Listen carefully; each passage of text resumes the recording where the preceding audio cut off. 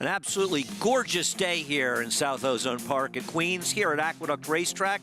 That's Central Park, but it's just as nice here at Aqueduct. America's Day at the Races, brought to you in part by ABR. Go over to ABR.net for more information.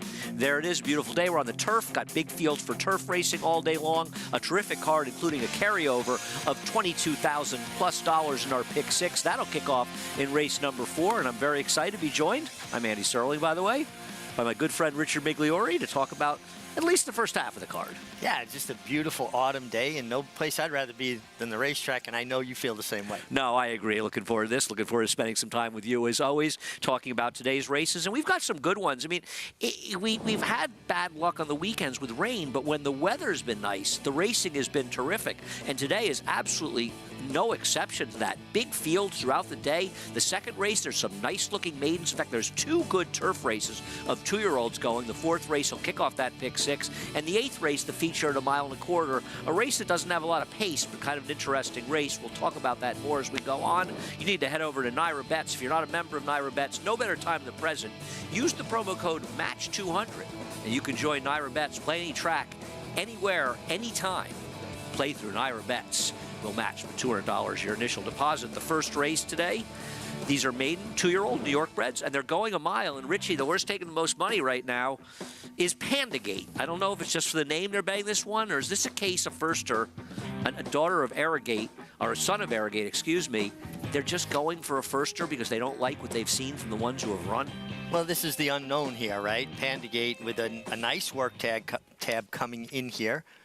But a mile's a tough distance to debut at. I agree, and I wonder if I'm not. Listen, I won't be surprised if the horse wins and Clavant's go with firsters. The one is Mama's Mitty going out. Trevor McCarthy riding for Mike Maker. Yeah, and this is out of a mare that Mama knows best, unraced, but Grandam was Mama Teresa, who's had a lot of foals be successful here.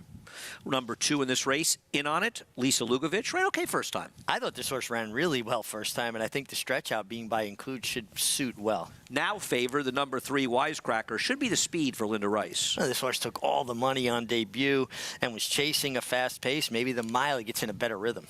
The number 4 In a Minute, a long shot going out for Jimmy Ryerson. Going to have to improve off of that first effort. Kendrick won the first 2 races yesterday. Not sure it's going to happen today. Arco Augusta, second-time starter. Romero Mirage riding for Jamie Begg. I thought this horse ran okay on debut too. A little bit one pace.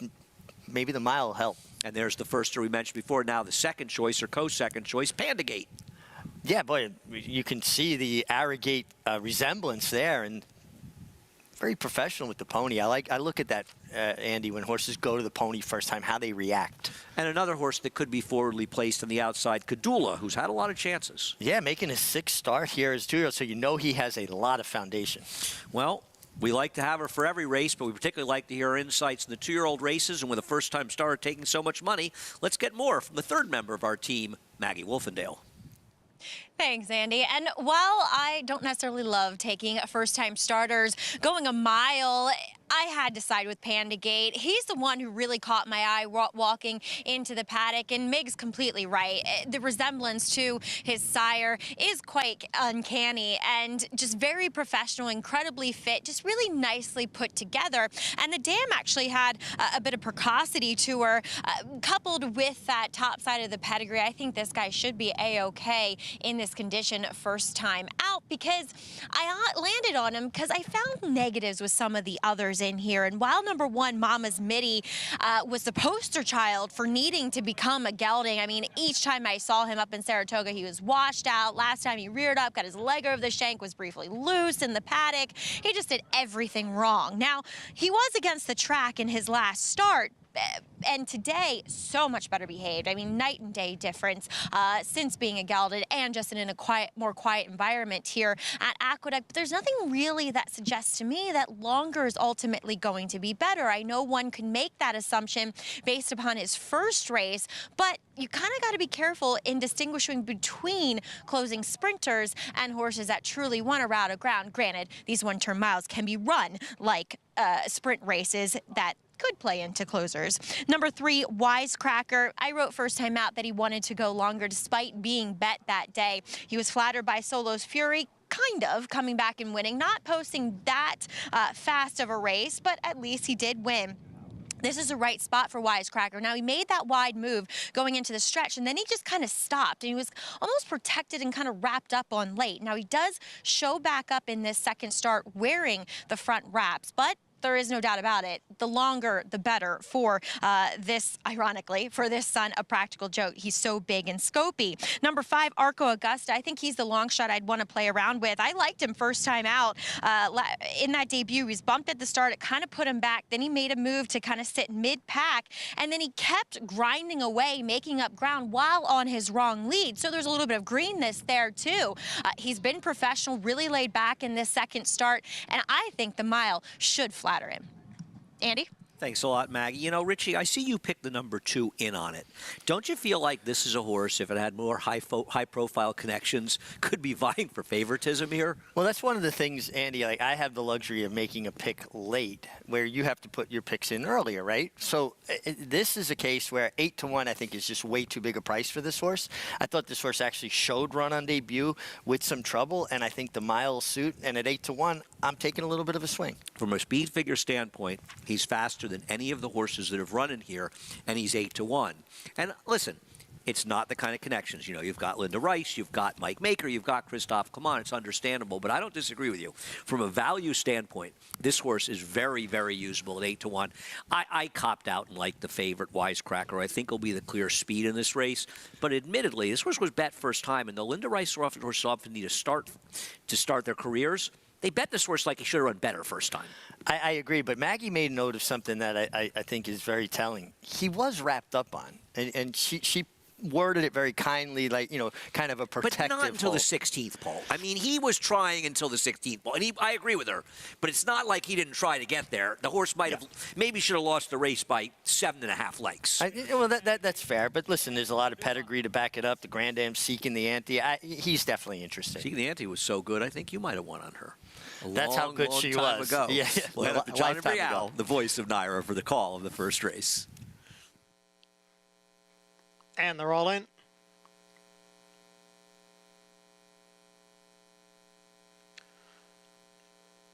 And they're off. Kadula bore out at the start, nonetheless is on the lead here. And then it is Pandagate who's racing in second, followed by Arco Augusta next in third. In On It is racing in fourth. Wisecracker in between horses. Then comes Mama's Midi in the white blinkers. And at the back of the pack is Pandagate. That's In a Minute, who is running second behind Kadula. Kadula is the leader. That's In a Minute, who's racing in second through a quarter in 23-2. Then 2.5 lengths to Wisecracker in third, followed by In On It and Mama's Midi. Now Pandagate begins to move up in between horses, and the trailer is Arco Augusta in seventh. Kadula leads here by about 2 lengths. In a Minute remains in second, half mile, 47 seconds. In a Minute is now getting closer. It's Kadula with the lead. In a Minute running in second. Pandagate has advanced up into third. And then farther back is Wisecracker. In On It. Down at the rail is Mama's Midi.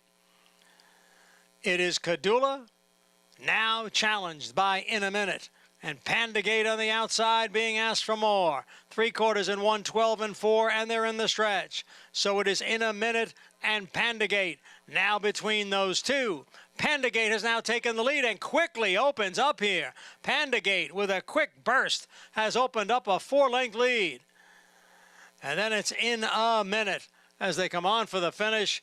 First-time starter, Pandagate, really handled this field, won by 7 or 8 lengths at the end. Mama's Midi came on to run second, and In a Minute was third.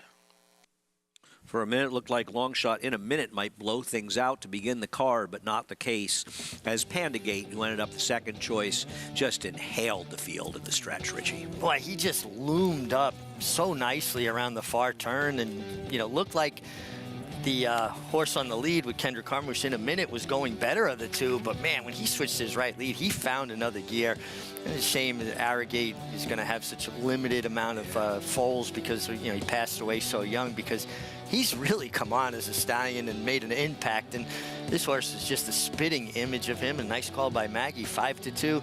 I guess We thought maybe it was they wanted the Stranger. Well, the Stranger was the right one. Yeah, the horse that hadn't run. I mean, I don't think he beat too much in this race, but he was impressive, especially for a firster breaking his maiden a mile. A little late to get him into that stake race to Sleepy Hollow in a couple of weeks. Keep an eye on the outside horse. This is what I talk about when young horse run. It wasn't as dramatic as I thought it was on the pan shot, the head-on, but he did duck out at the break and then showed high speed in his sixth start before stopping. But Panda Gate was very good here. And look at that beautiful stride, the way he reaches out and the length of his stride. That is something that we've seen with the good Arrogates. Yeah, he's going to have no problem with distance, whichever ones he gets. And Panda Gate gets it done quite easily to start the card. Dylan Davis gets the win for trainer Christophe Clement, who had a couple of firsters in yesterday's first race. He ran second and third. That probably should have run 1-2 in that race. Well, he had a definitive winner today. Nobody close to Panda Gate. And it's nice to see Dylan Davis. He was involved in an incident last night. In the last race, he was unseated, come right back and win. It's always good for riders. You put those experiences behind you, and it just kind of clears your head. You had quite a few of those to put behind you, as I recall, during your career. Unfortunately. Yes, unfortunately. Or you'd probably, well, actually, it's okay for me. You might still be riding if it hadn't been for so many of them. But it's good to have you here, and Panda Gate gets it done. Costa Terra, Linda Rice had the favorite in the first race that didn't have any speed. He broke a little slow, but no intention of showing speed. But she's got Costa Terra, who looks like the favorite in today's 10-furlong 8th race. So much more to come. Stay with us on America's Day at the Races. De Marchelier offers breeders a rare opportunity as the only son of Dubawi standing in Kentucky. Dubawi, one of the world's most celebrated stallions, is now a sire of sires. This son of Dubawi brings one of the world's most potent bloodlines to America. Now his first runners are hitting the track.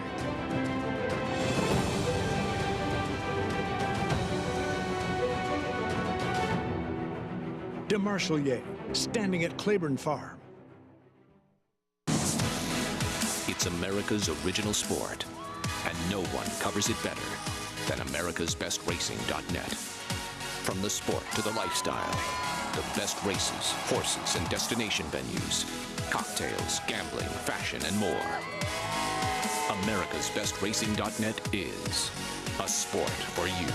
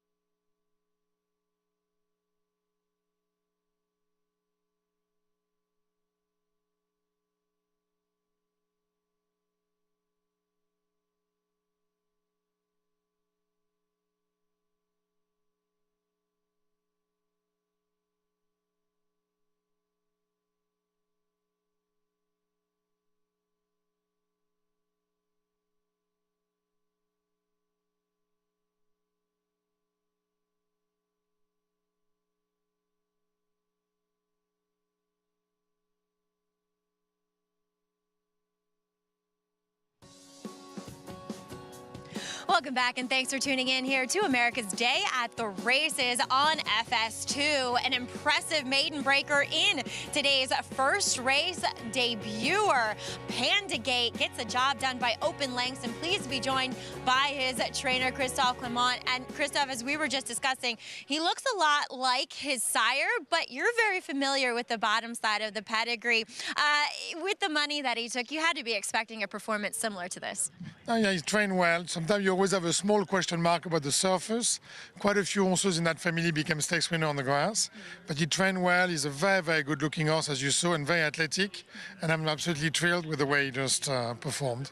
As you should be. Christophe, do want to talk a little bit about some more juveniles that you have coming up, especially in the next race. Twisted Romance paid $485,000 for this one at the Timonium sale. Notice a real nice daisy cutter stride to this filly. 6 furlongs on the turf seems ideal.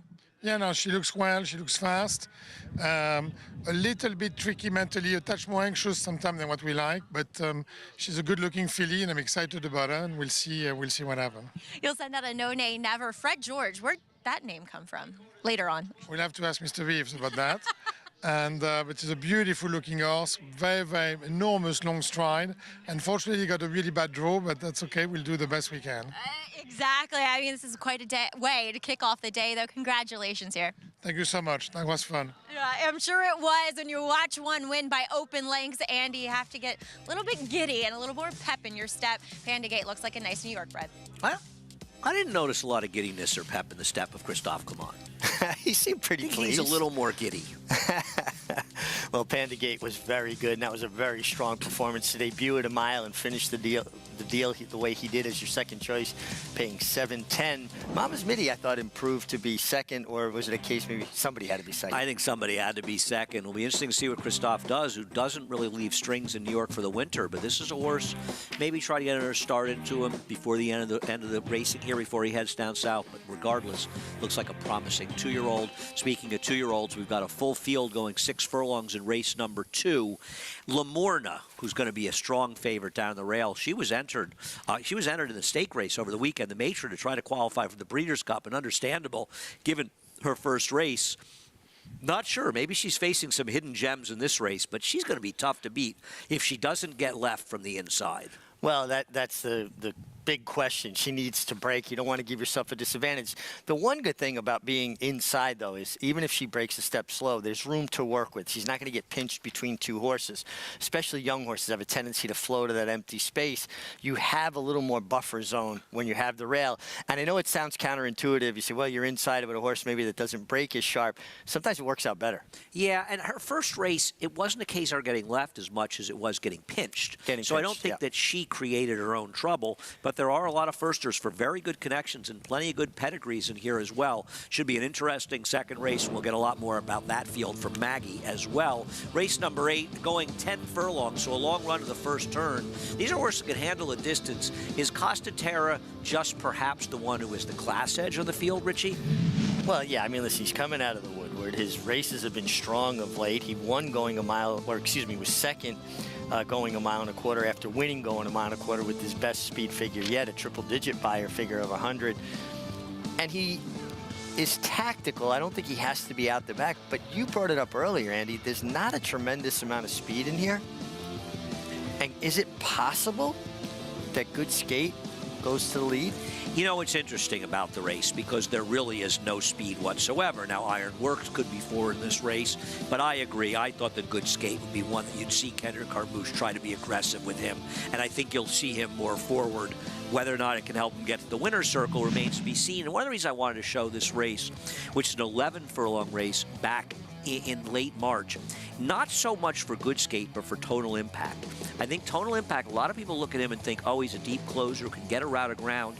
He's better with more distance. But, Richie, I'm not sure that a mile and a quarter, like a mile and 3/8 this day, is asking him to go a little farther than his best. Well, I don't think he gets the pace that helps his late run, and I think it mutes the ferocity of that finish, if you will. I agree with you. I think he's better a mile to a mile and an eighth, where you get a little bit of pace maybe, and he can actually really finish. Yeah, I mean, a mile with a faster pace here at Aqueduct or even Belmont really does suit his running style. We'll see if he can get back into form. An interesting race, but Costa Terra has clearly been keeping the best company. Did lose a couple of tough photos, though, in Saratoga. Well, we've got a nice stake race tomorrow, the Sands Point, and for me, it's going to be a great betting opportunity if they bet on this horse, Eternal Hope. She took advantage of, I think, a softer spot winning the Jockey Club Oaks. That Sands Point looks like a tough one tomorrow, Richie. I would agree with you.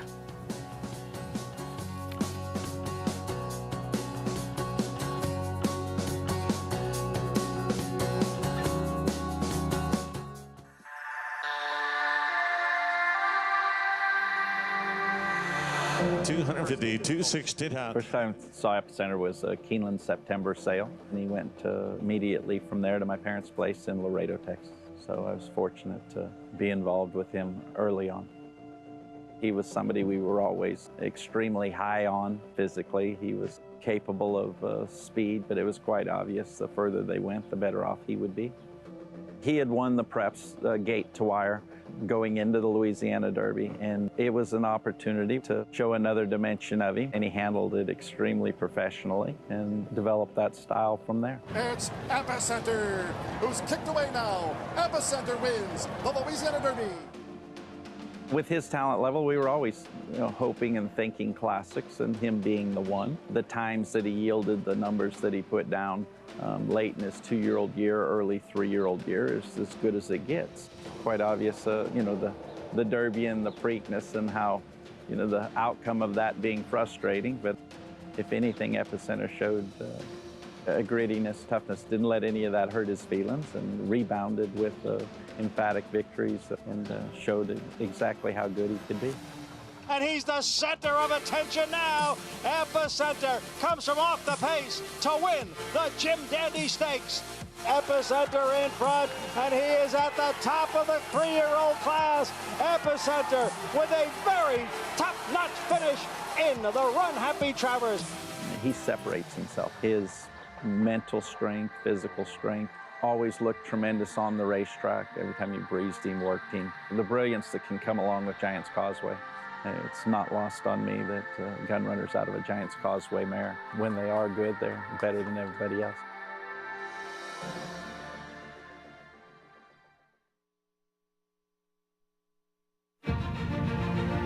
Danzig was with Woody Stevens special that he called Seth one day after he was 3 for 3 and was fast and had a problem and looked like he was going to have to retire him, and said, "You need to stand this horse." And he talked him into doing it, and he turned out to be one of the premier stallions of his time.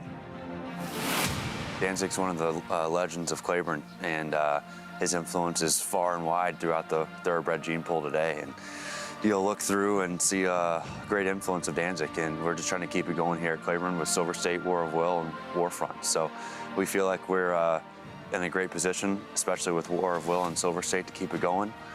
We love War of Will's foals. Like I said, Silver State has a great book of mares, and he's going to have a really big chance of continuing that legacy.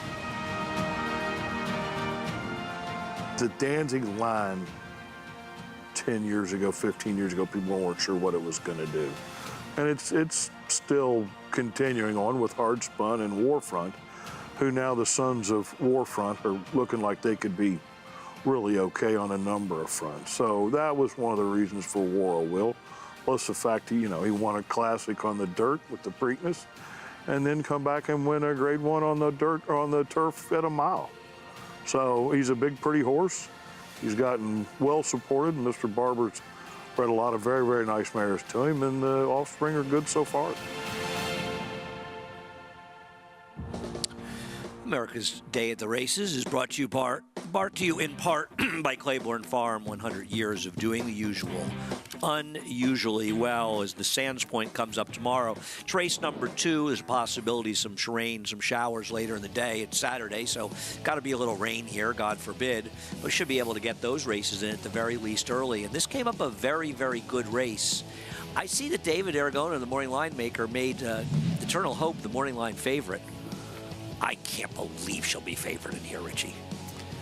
Well, listen, she ran well here, but she got real pace going a mile and 3/8 and needed every bit of that mile and 3/8. Now, she did come wide, but she finished. You think the mile and 1/8 does her any favors? No, I think she wants more distance. I think she wants weaker competition. I think the question you have to ask yourself is, where does Nisi Marie fit in here? Because Nisi Marie, she seems better suited to the mile and 1/8, actually, than perhaps Eternal Hope does.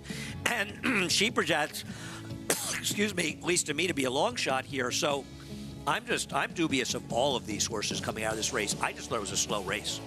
Well, I would agree with you. And it was an oddly run race, right? Yeah, they just run away, speed horse. I mean, if you can make a case, obviously the winner and the runner-up coming out of there, but I think then you can also make a case for a horse like Quarrel, who I thought made the first move into that pace And the other thing is, weren't these horses even aided in their performance by the runoff speed?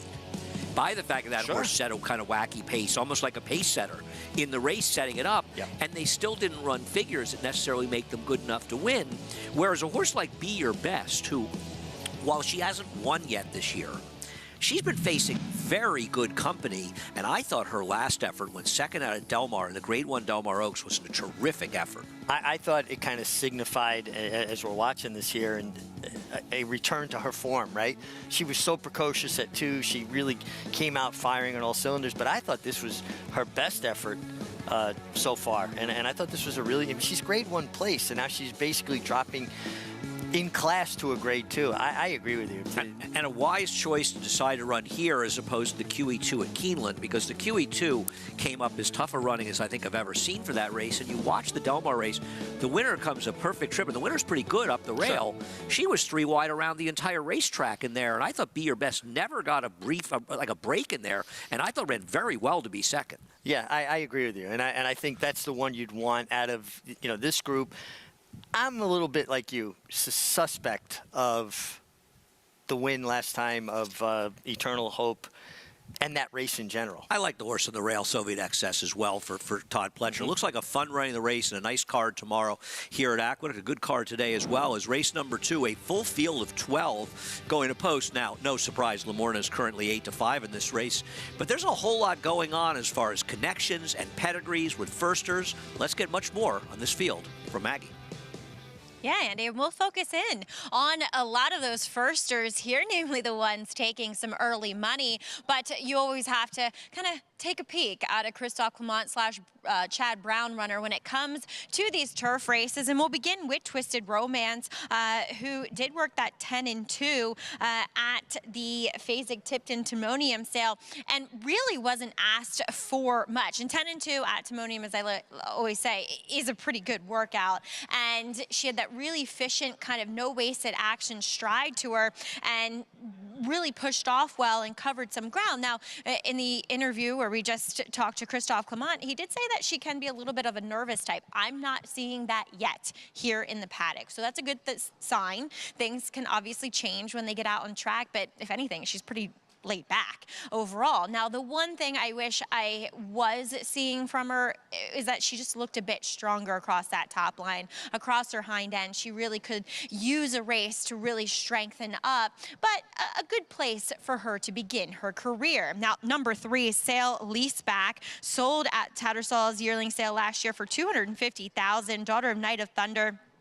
It's a very European pedigree. The foal was a 4-time winner on the synthetic and the turf in England and France. And if you want the prototype for what you think of when you look at turf sprinters, she is exactly it. She is short, stout, broad, massive turf hoof on her, just looks quick. And that's, I think, if anything, if you're going to pick a first-time starter, she's the one that I want because she just looks so well meant for these conditions. She's fit, she's strong, and she's a pro, much as we come to expect from these Chad Brown debuters. Now, on the outside is one going out for Cherie DeVoe.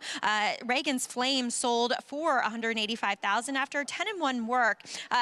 Looked like on that workout, albeit a long time ago, a pretty big filly. She's probably on the average size here in the paddock today, but she did cover some ground. She didn't look like she was going quite that fast. I didn't love the fact that she ran with her head kind of in the air a bit. I like my horses to kind of level off and run a little bit more parallel to the ground, if you will, just kind of leveling off their body with the surface that they're covering. But she does look like she should handle the turf, this daughter of Flame Away. And there's an abundance of pedigree, but there is one turf winner in the family, and she looks just strong. Yes, Cherie's horses tend to feel like they need starts to really truly get race fit, and that's the same vibe I'm getting from her. But definitely one I want to watch with some interest because I feel like there could be some ability there. As we'll move on to her outside with number 10, Save Us Melania, another OBS graduate, $150,000. 10-1 for this daughter of Constitution. She looked as though she had some gears. When she was asked, she kind of lowered herself, like I was talking about, and showed another gear to get that workout. She looked in that move that she could be quick. That's not necessarily what I'm getting here. And furthermore, while she is a daughter of Constitution, they like a little bit more distance on the turf. They can handle it. There is a little bit more dirt pedigree, although is a fool to colors in the win. Multiple stakes place going long on the turf. I guess this is an okay spot for her. I just kind of felt like it was a spot where they didn't exactly know what she wanted to do, so they just stuck her in here to kind of get a race into her, because she also has the appearance of looking like she might need one just for everything to come together. So one, I'll take the wait and see approach, Andy. Well, you're going to have to be runners if the one gets a clean trip. That's for sure here, because Lamorna did run very, very well first time out. But interesting to see the money the 3 is taking. And I know the Chad Brown firsters will take a lot of money, but this doesn't feel like a race where he has to get bet that strongly.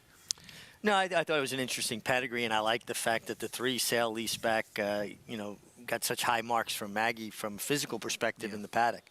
Yeah, no, I was encouraged to hear that as well. We heard Christophe thinking his 2 might need a start, so he'll probably win this, or she'll probably win this race. I'm just kidding. She worked well at the 2-year-old sale. But the 1 is Lamorna, Jose Ortiz from Belmont. Yeah, ran well sprinting, came back, stretching back out. I think particularly with her physicality and her pedigree, she'll appreciate the turn back again. Twisted Romance, Dylan and Christophe looking for a sweep. Yeah, kind of become a strong combination, Dylan and Christophe, and obviously proficient with firsters, Christophe. Sale lease back. Some of that money could be Irad Ortiz money. Yeah, it's full to Purple Bling, a 4-time winner in Europe. Ooh.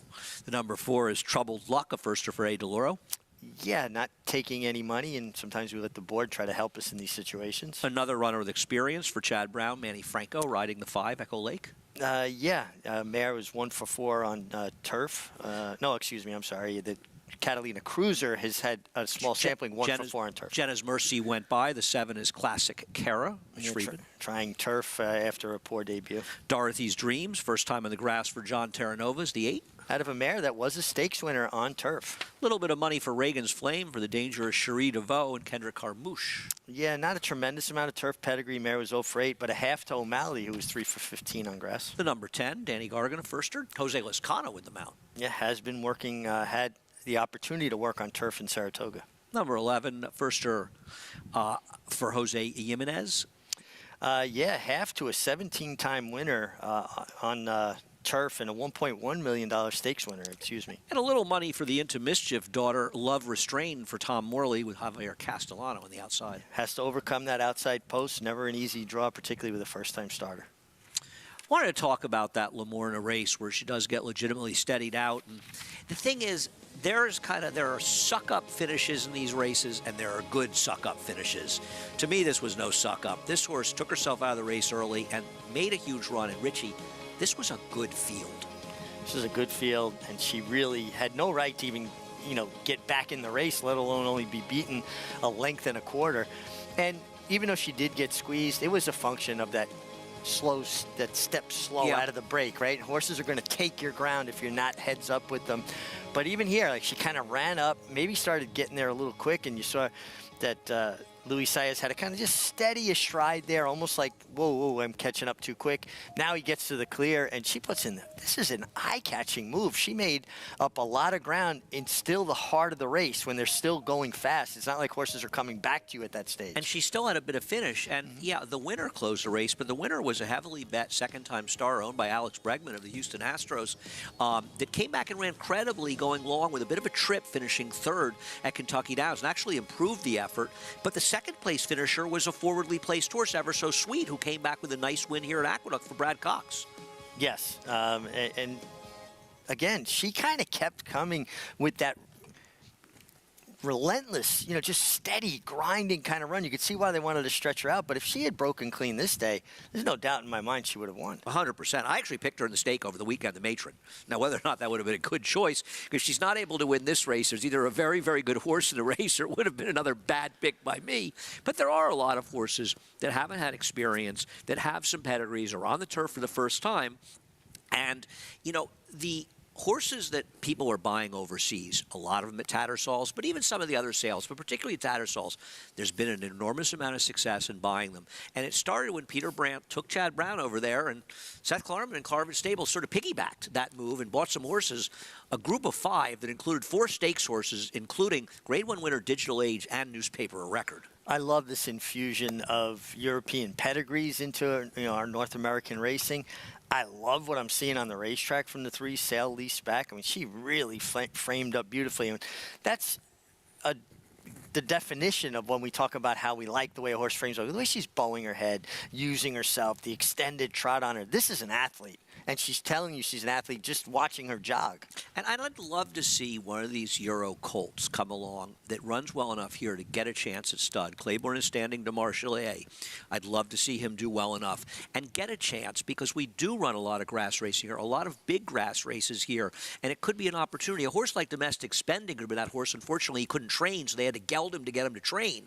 But you've got to get one of these Euro colts and get him a chance at stud. Now, Oscar Performance, not a European bred, but he's doing very well staying at Mill Ridge. And DeMarshall, he's had some winners here and over in Europe. Well, don't you feel like turf racing used to be much more of a specialized thing? And the evolution of turf racing in North America, we have as much turf racing as dirt racing practically now. Well, back when we were young, before Maggie was born, if a horse ran first time on the turf, it meant the horse couldn't run at all in the dirt. Nowadays, you see them start out in the turf to get distance. It's a very different game, and Maggie, turf is such a huge part of racing here, especially in New York.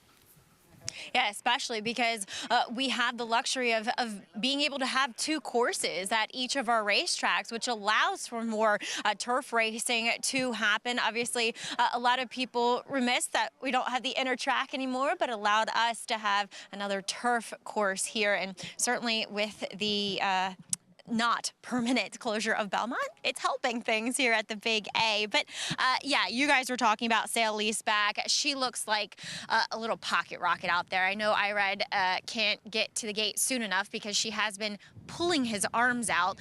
I wouldn't be surprised if she gets away cleanly that she'll have speed. But I do want to talk about the favorite in here, Lamorna, a pedigree that I'm very familiar with. Loved her dam, Freudy Ann. But the problem is that as much as I like Lamorna, Freudy Ann has not been the producer that she was as a racehorse. And she can win here, but I really thought that longer was ultimately going to be better for her. Now it's 6 versus the 5.5 that she caught first time out.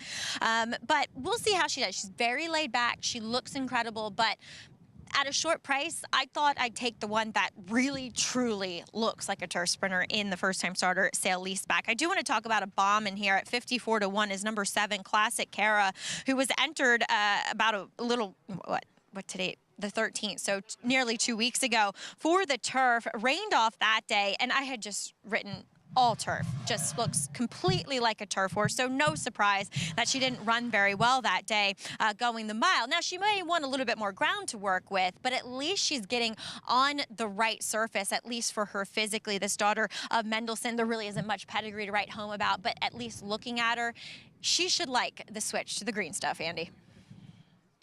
A long shot of a 50-1 on the 7. I know, Richie, you wanted to mention some things about the 6, a firster who is currently 55-1. Yeah, who did not have a good sales work, but did have an opportunity to work on the grass in Saratoga. It was a slow work, and I'm not big about times in works, but obviously Bruce Brown wanted to get her on the turf. She is a half to a horse named Student Body, who was a stakes winner sprinting on the turf. No, there's a little bit of turf. There were a couple of turf winners from the dam. Now, there were 4 that couldn't really run on the turf, but a couple of them ran okay. So, listen, I'm never going to knock a long shot. And if you're going to find long shots that whether they win or hit the board, these kind of big fields with 2-year-old firsters in the turf, these are the ones where you see some bombs run okay. Well, we don't have proven turf, or proven form on several of these, and trips in turf racing, and you never know who's going to wake up. And we were talking about, off camera, back in the day when on weekends, I thought it was weekends, maybe it was just Saturdays. Definitely Saturdays. They wouldn't have turf racing in Saratoga because they'd open up the infield to the crowd. Could you imagine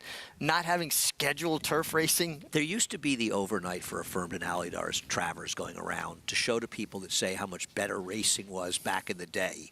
Believe me, the racing was not what people think relative to what's going on now. And I'll tell you something else. That's not just IRAD money on the 3, CL leaseback. This horse is taking a lot of play into the face of the 1, Lamorna.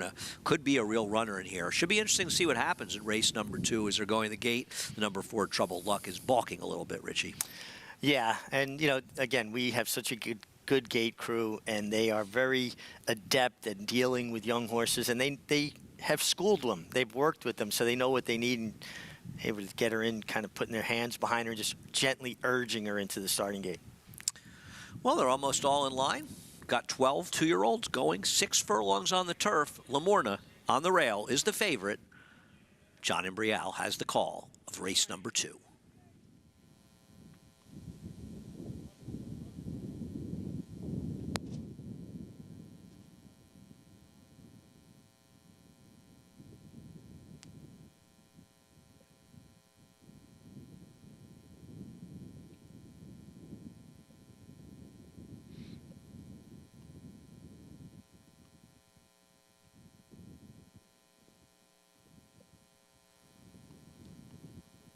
Field of 12 maiden 2-year-old fillies about to go 6 furlongs on the firm outer turf. Madame Leota, one of the many firsters in this field. She's a bit hesitant to go in.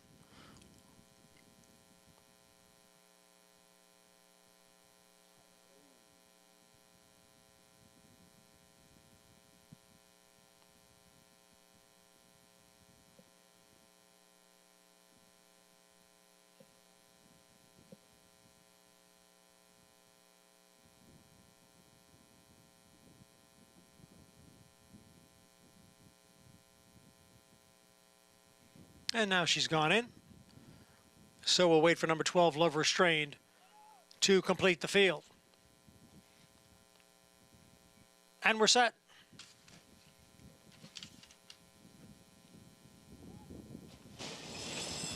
And they're off. And the favorite, Lamorna, came away last from that inside post position.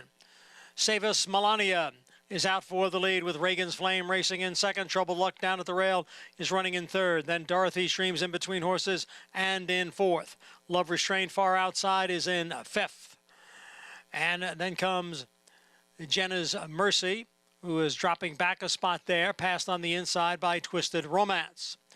Then it is Echo Lake, a break of 2 to Sail Leaseback.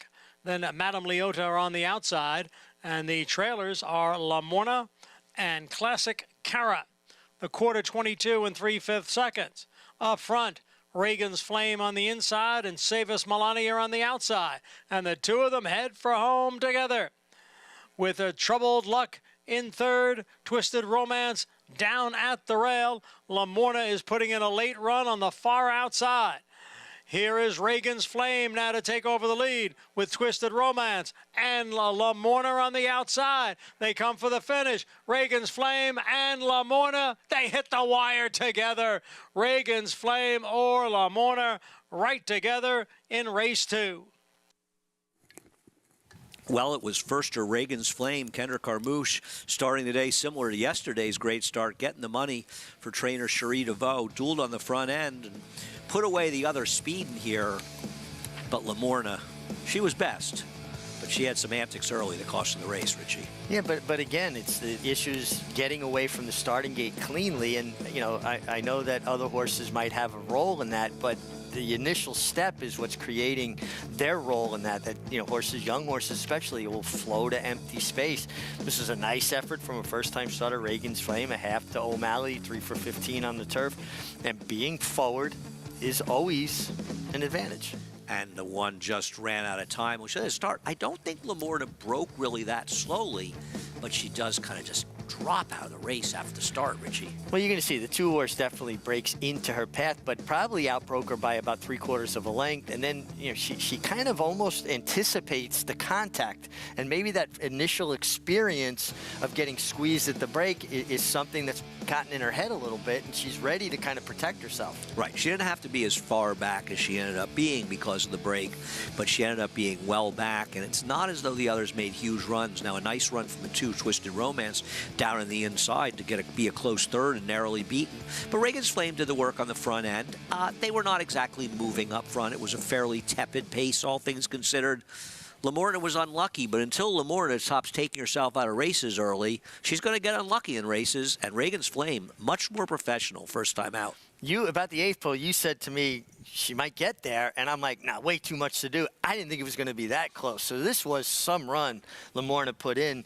And Reagan's Flame, though, you got to give her a lot of credit. First-time starter, she was very professional. She took the heat early, and she was the last lady standing. No, I agree. And you see a first-time starter getting it done is always a good sign for them. I think Lamorna is a horse that in time is going to turn out to be a pretty good turf sprinter, but she's going to have to get herself a little bit more professional. But an excellent race to start out the second race, starting out the early pick 4. Reagan's Flame gets it done with Kendrick Carmouche. More to come on America's Day at the Races. Curlin was the leading sire of Grade 1 winners in 2021 with 5 and 2022 with 6. In 2023, Curlin is the leading sire of Grade 1 winners with 5. Big race. Nest Clariere is too far back. A 16th to run, and Idiomatic has a 2-length lead.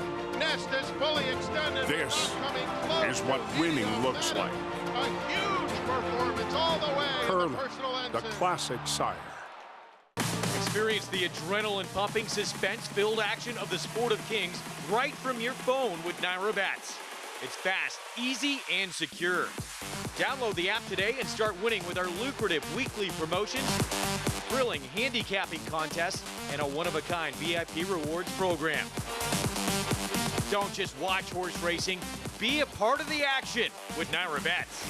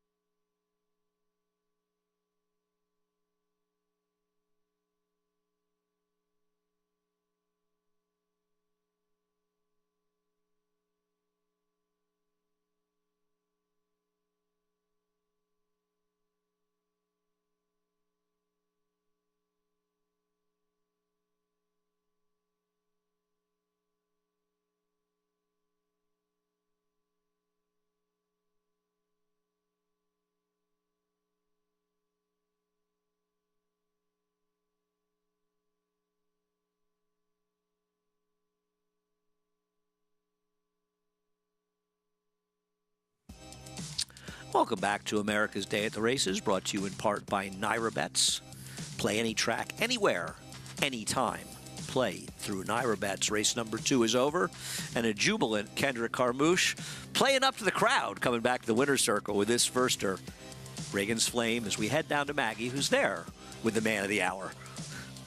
He's always playing up to the crowd. Andy, there's never a bigger cheer than when you win a race, Kendrick.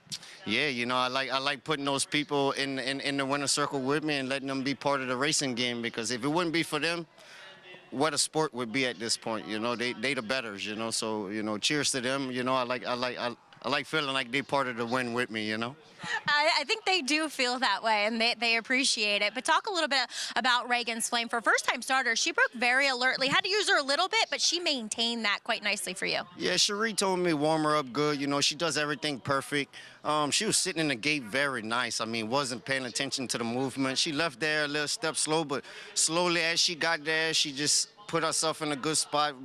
she was so relaxed. If you watch the replay, at the 8th pole, she didn't know how to run. You can see her hopping up at the 8th pole, and all of a sudden you see her start leveling off. The further she got, such a classic filly. I'm just glad to be part of it, That's ironic you said that, because I said that about her sales work. I wish she lowered her head a bit more, and then she did throughout the. You can see it in the race at the 8th pole. She started hopping like 3 or 4 jumps. Then all of a sudden she started leveling off. I say, oh shucks, I'm gonna win, But her gallop out, they had a horse gallop out next to her, man. She just pinned her ears back and went right around there, So talk about what it means when you're on a horse when they level off. Oh, it's a really good feeling, because like you can have a horse in your hands and he can be traveling good. Then all of a sudden you shuck the reins at him, and all of a sudden you gotta, he don't know how to grab his legs again in front of him. So now you gotta let him readjust himself, gather him up, put him back where you had him, and then he's gonna hook back onto the bit. Then you're gonna feel him like he'll level off with you. If you watch this replay, you really can see it with this filly if you want to learn something. It feels like they kind of lower themselves down and really extend themselves. And you could have seen like 10 jumps before the wire. She heard the horses coming. She really you could see her head start moving faster. That's the fun part about riding these racehorses. These are some of the things that I enjoy whenever I'm on top of them. Those little quirky things that they do to make themselves winner and make me a winner. So that's the fun about riding these racehorses, man. Oh, it's so much fun. It's a good thing both you and I have things in our hands, because we both like to talk a little bit with our hands. I think we'd end up hitting each other. Yeah, well, sometimes your hands can explain a lot of things by with you not saying anything. Well, Kendrick, job well done. Thanks for explaining all that, and keep them coming. You got it, Louisiana, baby. He told me he was going to come up with a new tagline. I'm a little... the boot's coming up later, Andy. I tell you what, I'm not buying, Richie. There was no shucks said by Kendrick Carmouche at any point during the running of that race. What he couldn't see was Lamorna. But anyway, Reagan's Flame, Kendrick and Cherie DeVaux get things started, 2260, a fun race. And he, by the way, as Richie told me, he's not coming for your job yet. Yeah, he said, but he left the door open for later. Yeah. And believe me, you wish you could be coming for his job, actually. Race number 3, we're on the turf, going a mile. And Waterville is favored at 2-1, Richie. Favored in multi-race bets. In my opinion, Waterville is a horrifically bad favorite in this race. But it is Irad Ortiz, and this one's going out for Christophe Clement, who's looking for a second win of the day after he almost got another win in race number 2 with his 3rd place finish. Well, I think we're starting to know what the field's going to look like for the Breeders' Cup Distaff in a lot of the races, and we'll talk about horses going to it, including the 3-year-old randomized, as well as Idiomatic, who's put together back-to-back Grade 1 wins when America's Day at the Races continues.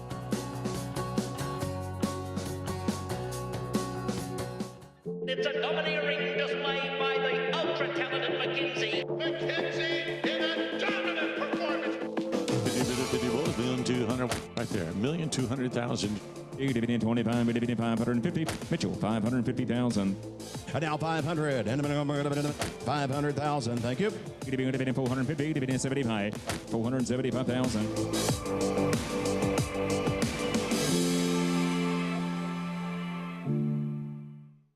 RaceLens is the most in-depth product in horse racing, with unique features found nowhere else. True odds, predictive analysis, and pace projection. RaceLens. It will change the way you follow horse racing and take your game to the next level.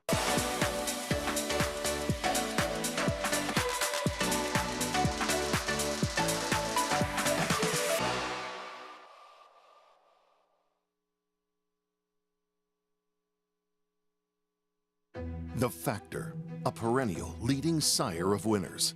He was 3rd in the nation by winners in 2021 and 2022. His progeny include Grade 1 winners Sistron and Noted and Quoted, Grade 2 winner Charmaine's Mia, and Millionaires Bound for Nowhere. And factor this, with dozens of 6-figure yearling sayings, he's a proven sire on the track and in the sales ring. The Factor, standing at Lane's End. Racetrack Television Network brings you every race, from every track, on every screen, every day. With monthly packages starting as low as $5, RTN gives you great value and access to more live HD streaming and race replays than anyone. Visit RTN.tv today to sign up and watch on almost any device, including Roku and Amazon Fire. RTN has packages that start at $5 per month.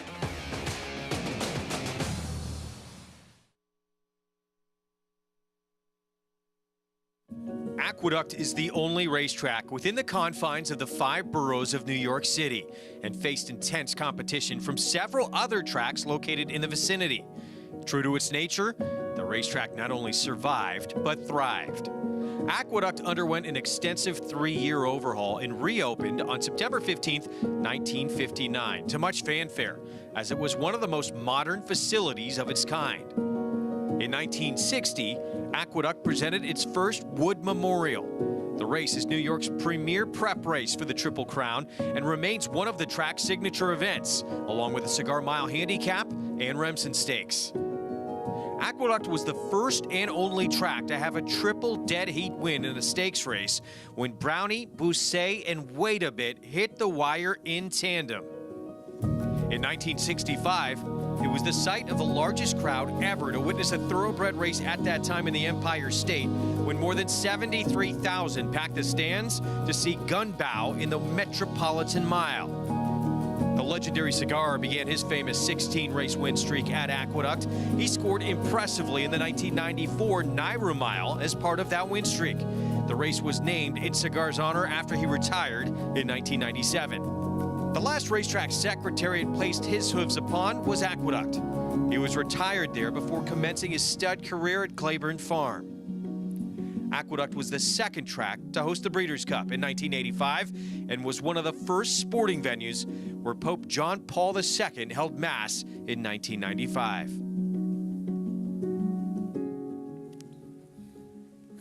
Aqueduct, a place very near and dear to the hearts of many of us in New York, and Richie and I, certainly 2 of them. I can remember my first trip here the Saturday after Thanksgiving, 1974, with my grandmother. I believe, and I could be wrong, that Green Gambados may have won the Queens County that day. You've got an incredible memory. I could be wrong about that. No, but I mean, you know, my first trip here was in 1976, and I remember seeing the Toboggan Handicap and first year of the Inter, 76. Yeah, first, and Due Diligence won the Toboggan Handicap, and on the train back home, I told my father I was going to be a jockey and I was going to win the Toboggan Handicap. Both things came true. Pretty great, those memories, too, coming off of the A trains, going to Aqueduct, and the thousands of people pouring down the platform coming out here. Had to get there for the double. So the 85 Breeders' Cup Distaff, the second Breeders' Cup, they ran at no other place than the Big A. Life's Magic getting it done as part of an entry that ran 1-2 for Wayne Lucas. Life's Magic, in the summer of 85, finished second against the boys in the Brooklyn Handicap. My question to you, Richie, is who won the race, for what trainer and jockey? Wow. She was a good horse, evidenced by that race. Man, she was too, and Angel Cordero picked up the mount here. Georgie Velasquez rode Life Secret, who's... Lady Secret. Lady Secret, excuse me. Lady Secret. Finishing second there. Finishing second, but Georgie had a pretty good day anyway, right? He won the Twilight Ridge, the Juvenile Fillies, and then he won the, with Proud Truth, the Classic. For John Veach. Late, great John Veach. Yeah, gosh, I'm coming up blank on that Brooklyn. Lady Secret, by the way, horse of the year the next year. She had won the test over Mom's Command, the Triple Crown for Fillies winner and Alabama winner. She finished second behind Bounding Basque, trained by Woody Sedlacek and ridden by Antonio Grael. Wow. I won on Bounding Basque, too. Breeders' Cup Distaff contenders. And there appear to be some speed in here with Adari Minor and Idiomatic and Randomized as well. She might be the speed of the speed. It's coming up a fun race this year. Seems to be wide open. No more Malathaat for them to deal with. Yeah, exactly. Now, listen, Randomized is just very good, and she has natural speed, and she puts herself in the race the right way. And you know, you see Joel Rosario was so confident on her. I actually thought he might be taking a little too much hold of her early on, but she kept finding, and this was a real nice effort, and she backed up that strong effort that she produced in the Alabama. Excuse me, obviously the Breeders' Cup will be the most severe test of her career from a talent standpoint and from a pace standpoint, but she's fast and she's talented, and she's not the only one for the connections as well, as search results also going out for them in what's a very wide open race, especially when you consider that Nest clearly is not the worst that people had hoped she would be. Clairiere, the questions remain after her last couple of races. Idiomatic, though, running well, but randomized. She's the only horse with a chance to upset Pretty Mischievous and be 3-year-old champion if she could win this race. If she wins the Distaff, I think she'll have earned 3-year-old filly champion. Yeah, and you can see that Beldame Breeders' Cup Distaff double going back to the 3-year-old. Well, oh no, Royal Delta was not a 3-year-old when she did it, nor was Personal Ensign, but that's a pretty heady threesome. How about that group? Pretty strong group there. Lady Secret, Personal Ensign. Personal Ensign is just so remarkable in so many ways. Obviously as a racehorse, but then the prolific producer she became.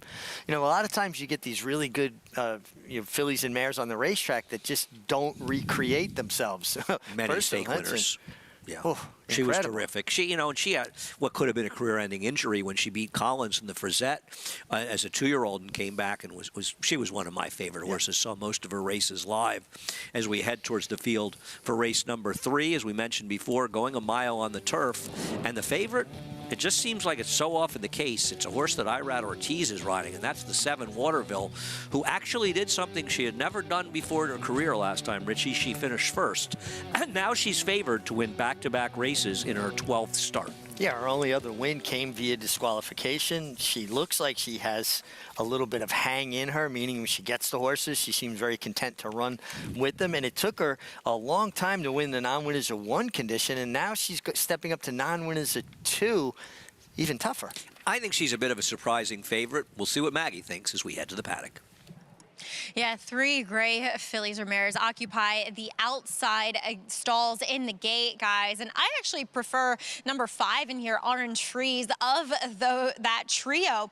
And I just think she looks fantastic overall. I think she was a little bit against the race last time here at Aqueduct, and she was out the back behind a slow pace, kind of looking to go wide the entire way, in which the winner, while she wasn't on the lead, was able to come up the rail. And I just think she continues to fill out, continues to get stronger throughout this 3-year-old campaign. So I know sometimes in these spots I would prefer to take a horse that's a bit older, but I think she stacks up quite nicely. As we'll move on to Collaboration. Look, I wasn't in the paddock for that September 14th effort, or non-effort, I should say, in which she reared up quite madly and obviously had to be declared a non-starter as the starter was just, I think, trying to protect her and her rider and putting his leg in front of her.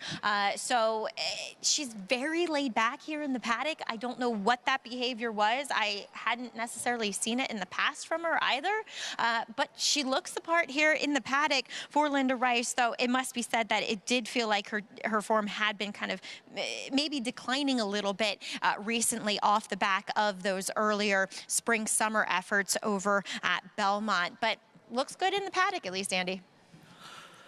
Yeah, Collaboration's funny because, I mean, she's the second choice in multi-race bets, so the likelihood you get 5-1 is pretty slight. She was a big favorite last time, and rightfully so in a lot of cases, because she projected to be the controlling speed when she didn't get that fair start. Now, there's a little more speed today with Master of the Tunes, who I kind of like in here, but isn't Collaboration a danger to wire this field, Richie? Yeah, absolutely. Some of her races earlier this year, Belmont before we went to Saratoga were very strong. I mean, the race she was disqualified in was a terrific effort and came right back with another big effort, and she should create her own trip. Yeah, no, I think she is very dangerous. I think it's a bit of a chess match race, and horses like Waterville and Orange Freeze potentially could be hurt by the pace. The one Stellar Mars can be forward, Nightpaul, Chatterpaul, and Ruben Silvera. I heard he loves the lead, Richie. Yeah, well, we've talked about that the other day, and then he didn't go. But I think he will be out-footed, but I do think she'll be forward, and she should get a good ground-saving trip from that post. I agree. Dylan Davis riding Master of the Tunes for Joseph Lee. Should be the speed, stretching out after showing decent speed sprinting. The number 3, Sweetest Princess, comes off a win off the turf for Jimmy Ferraro. Yeah, big effort off the grass last time, but turf... another story. She's going to have to improve on the grass. No excuse for Golden Rocket last time. Patty Farrow and Jose Gomez. Yeah, I mean, showed more speed than normal last time. The 5 Orange Freeze. Will she get enough pace for Manny Franco? Yeah, I just wonder. She seems a little one-pace to me. 2 grays in a row. Collaboration. She should be forward, too, with Jose Ortiz. Good Collaboration shows up. She's a major player. And the 7 Waterville. They just love Irad Ortiz. Well, and understandably, I mean, Irad delivers over 300 wins on the year already and just keeping a torrid pace. But this isn't. This filly just doesn't have a winning profile. I don't get her as the favorite at all. Master of the Tunes is a horse that she's been a bit unlucky at different times in her career situations. Now, we'll show her last race. I feel as though she's a horse that's just lost some races she was best in and just lost because others got better trips. In this case, she loses to Carey, the favorite, who comes up with a perfect trip up the rail. And I thought Carey ran reasonably well moving up in company yesterday to finish third. Well, I agreed. And listen, she had to come out into the stretch wide while the other filly was still in hand waiting for room. So her run's going to be more explosive, having been held up and getting to save all that ground. Reverse the trips, and you're going to have a different result. I agree. I think she's a good horse who's just been unlucky. I thought she ran very well here at a mile last year when she was forced to make an earlier move because she had an outside post and was wide the whole way, and Spongy, who beat her, would be odds-on in a race like this, and she beat her with an absolutely perfect trip. I feel as though Master of the Tunes, with only 2 and 20 wins and 24 starts, she's been unlucky more than being a horse that doesn't like to win. Yeah, I'm just curious, though, because, you know, Dylan Davis rode her back in that race against Spongy last year, right?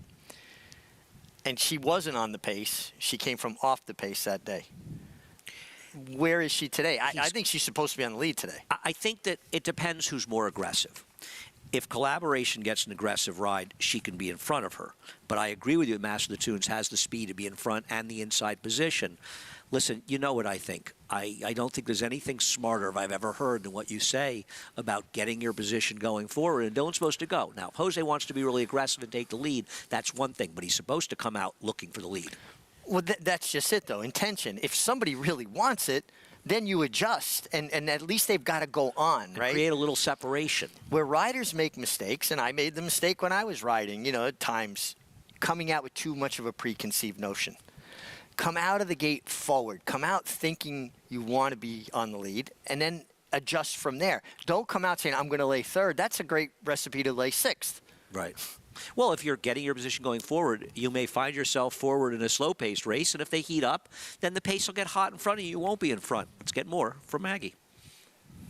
Where would we be on this show without our Megisms? I mean, they're just fabulous. I know I'd be lost in several occasions, as yes, he is the author of Get Your Position Going Forward. It's not how fast you're going, it's how you're going fast. Love all those things so much. So we'll see how Master of the Tunes applies those Megisms today, as she's one that I know this is definitely a horse person type of thing. It's, you know, when you see a horse without the tack on, you're like, meh. And then as soon as they get the tack on, they just look completely different. They almost come alive in a way. And that's exactly what Master of the Tunes has done. When I first saw her walk into the paddock, I was like, ugh, I don't want any part of her. And then she looked like a different horse once she had the tack on, once she got Dylan Davis on her back. She livened up a little bit, but again, you don't want her over the top with this stretch back out in distance because she can be fairly keen and sharp prior to a lot of her races, where today it's much more of a settled, controlled energy that I think is perfect for this mile. So I think she makes a good deal of sense, like that inside post for her. It's just that there was that initial of, ooh, I don't like her, but now I do. That, you know, just led me to go with the horse that I originally liked throughout, and that's number 5 in here, Orange Freeze. Now, Waterville, she's one that throughout this year has continued to strengthen up, continued to fill out as this 4-year-old season progresses, which I appreciate. But I agree with you guys. She definitely doesn't have that killer instinct. She's a little bit of a more meek and demure type of disposition to her. So I want a horse that is a bit more aggressive, or just a bit more, I got this, I don't care about anybody else type of attitude. And her, I think she is really accustomed to letting other horses go in front of her, guys. Yeah, we see these races a little bit differently, but you've gone to the number 1, Stella Mars. Yeah, listen, lower profile connections, Napal Chatterpaul, 6 for 66 on the year. see this horse getting a trip. I think she's going to be sitting right in behind the pace that I anticipate being set by the two Master of the Tunes, and I'm just looking for her to trip out. I think her recent form is certainly good enough to be competitive here. I don't disagree, though. Frankly, last time she was setting a very slow pace and just had no answer in the stretch. That bothered me a little bit, but I don't disagree with you. She should get a decent trip, and because of the connection, she's maybe a bigger price than she should be. I don't want closers in this race, and I feel as though the 5 Orange Freeze, as much as I respect Maggie's opinion, was able to take advantage of 2 fast paces that collapsed in Saratoga, and last time out she caught a slower pace and couldn't get it done, and I just think there's better horses in the race. It's interesting, there are 2 closers, 9-5 on Waterville. I'm maybe she'll make me look dumb. She won't be the only horse to do it, probably even today. But I think she's a horrible gamble based on that. What was so good about her last race in a race that basically fell apart? Well, she won. I mean, right, that's wins. the obvious thing, right? But she did get, a pace to run at. She finished the deal. She finally got up. But I just, as your favorite here, for a filly that's actually only officially passed the finish line first once. I mean, she was placed first via disqualification. Sort of jumped back to her left lead here. It's almost like she's almost a little bit reluctant to go by. I don't know. I don't see her as the favorite either. It's funny. You and I actually see this exactly the same way as, when it comes to Waterville and her chances. So we probably will be wrong. I'm sorry, but taking horses that are pace compromised, that aren't particularly winning types, in races on the turf that don't project to have particularly strong paces, and I am shocked by the odds right now in Collaboration, and she is the second choice looking at multi-race bets. I believe she's actually second choice in the doubles. She's a big overlay, and it sort of exemplifies the difference here at NYRA, where there isn't the CAW money dominating the win pools, so you see these aberrational prices. Now, she is the second choice in doubles and the second choice in pick threes. She's supposed to be the second choice in this race. What do I think? I think an argument can be made is she should be favored in this race. Now, I like the 2, but at 5-1, I actually think that Collaboration may be a better gamble than the 2 Master of the Seas. Well, if you go back to Collaboration's win when she was disqualified, look at the pace that day that she was setting, basically, head and head for the lead. And whether you agreed with that DQ or not, I thought it was marginal. She fought, and she really dug in. She was in great form back then. Now, the question there is, has she lost her form a bit? But she was a big favorite last week when they were in front of the money. She might have been like even money in there. And it seems like they've just forgotten that today because they can't get enough Irad Ortiz. And they're betting a horse that Irad's riding. And this is one of these cases, and I've had these conversations with Irad. He said to me, why is the horse I'm riding in this race favored? He's looked at the PPs, looked at the race, and said, I don't think I should be on the favorite. And I point to him, and I say he's favored because you're riding. Well, and he delivers. He does deliver, no doubt about it. I mean, if they have a good chance to win, Irad will give them their best chance almost every time. We'll see what happens. An intriguing race, and I think the pace dynamic will be intriguing as well as we head up to John and Brielle for the call of race number 3.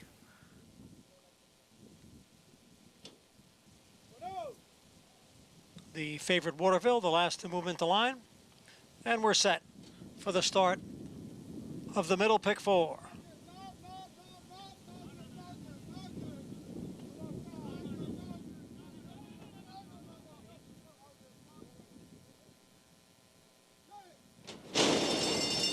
And they're off.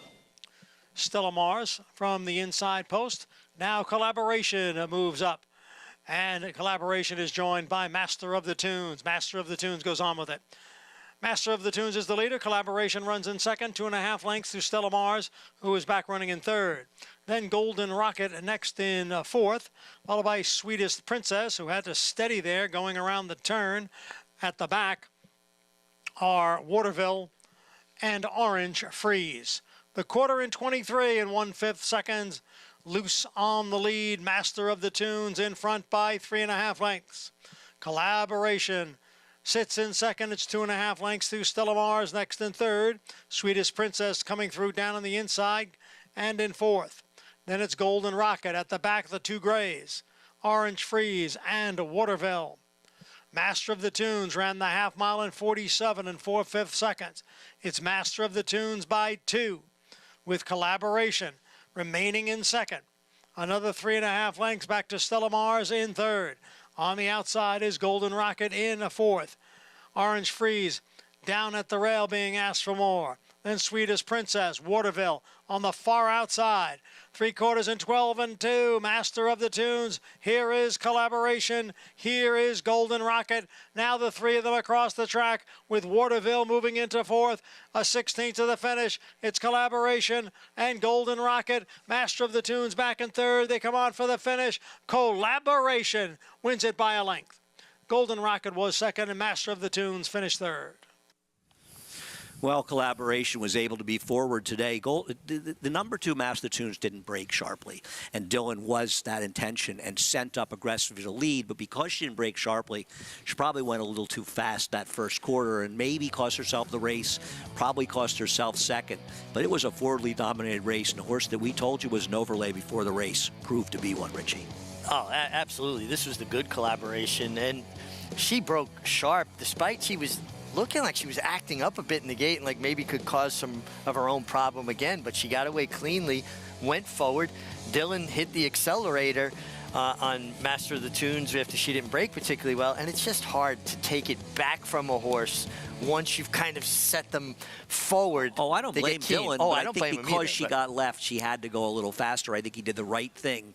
But if you watch the break, it's not that she gets left, but she doesn't break particularly sharply, right? And you see Dylan how aggressive he is. If you break out in front, you sort of get there naturally. But I thought Dylan did everything right.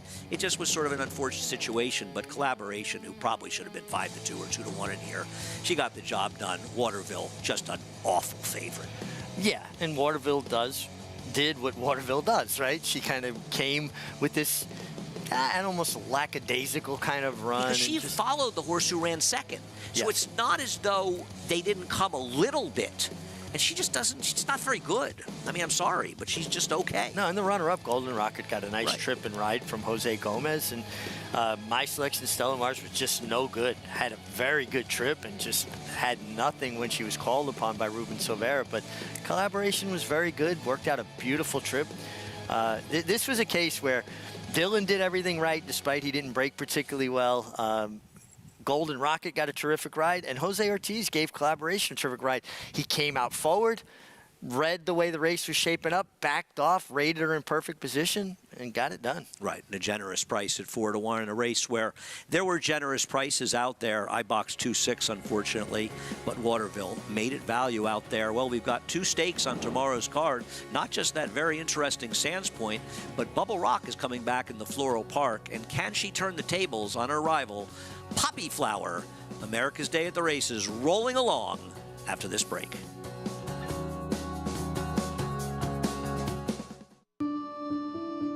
This has always been my dream, to ride great horses like Life is Good. He rode like a rocket from the gate. His acceleration, pure speed whenever I ask him. That explosive kick to the finish. Man, Life is Good.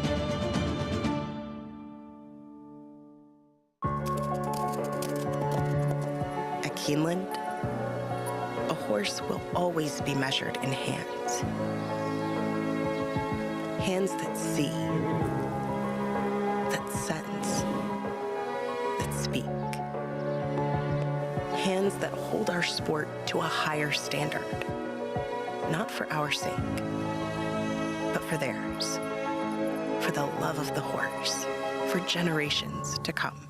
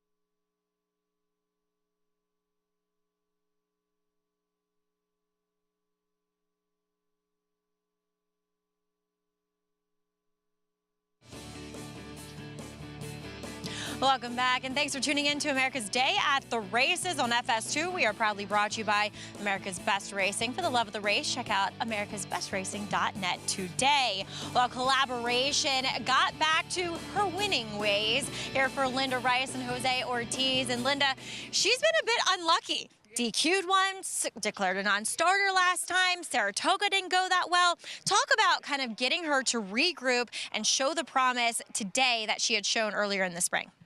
Yeah, last year as a 2-year-old at the end of the season, I told Barry Schwartz, I said I was really excited about this filly being a terrific 3-year-old. English channels get better with age.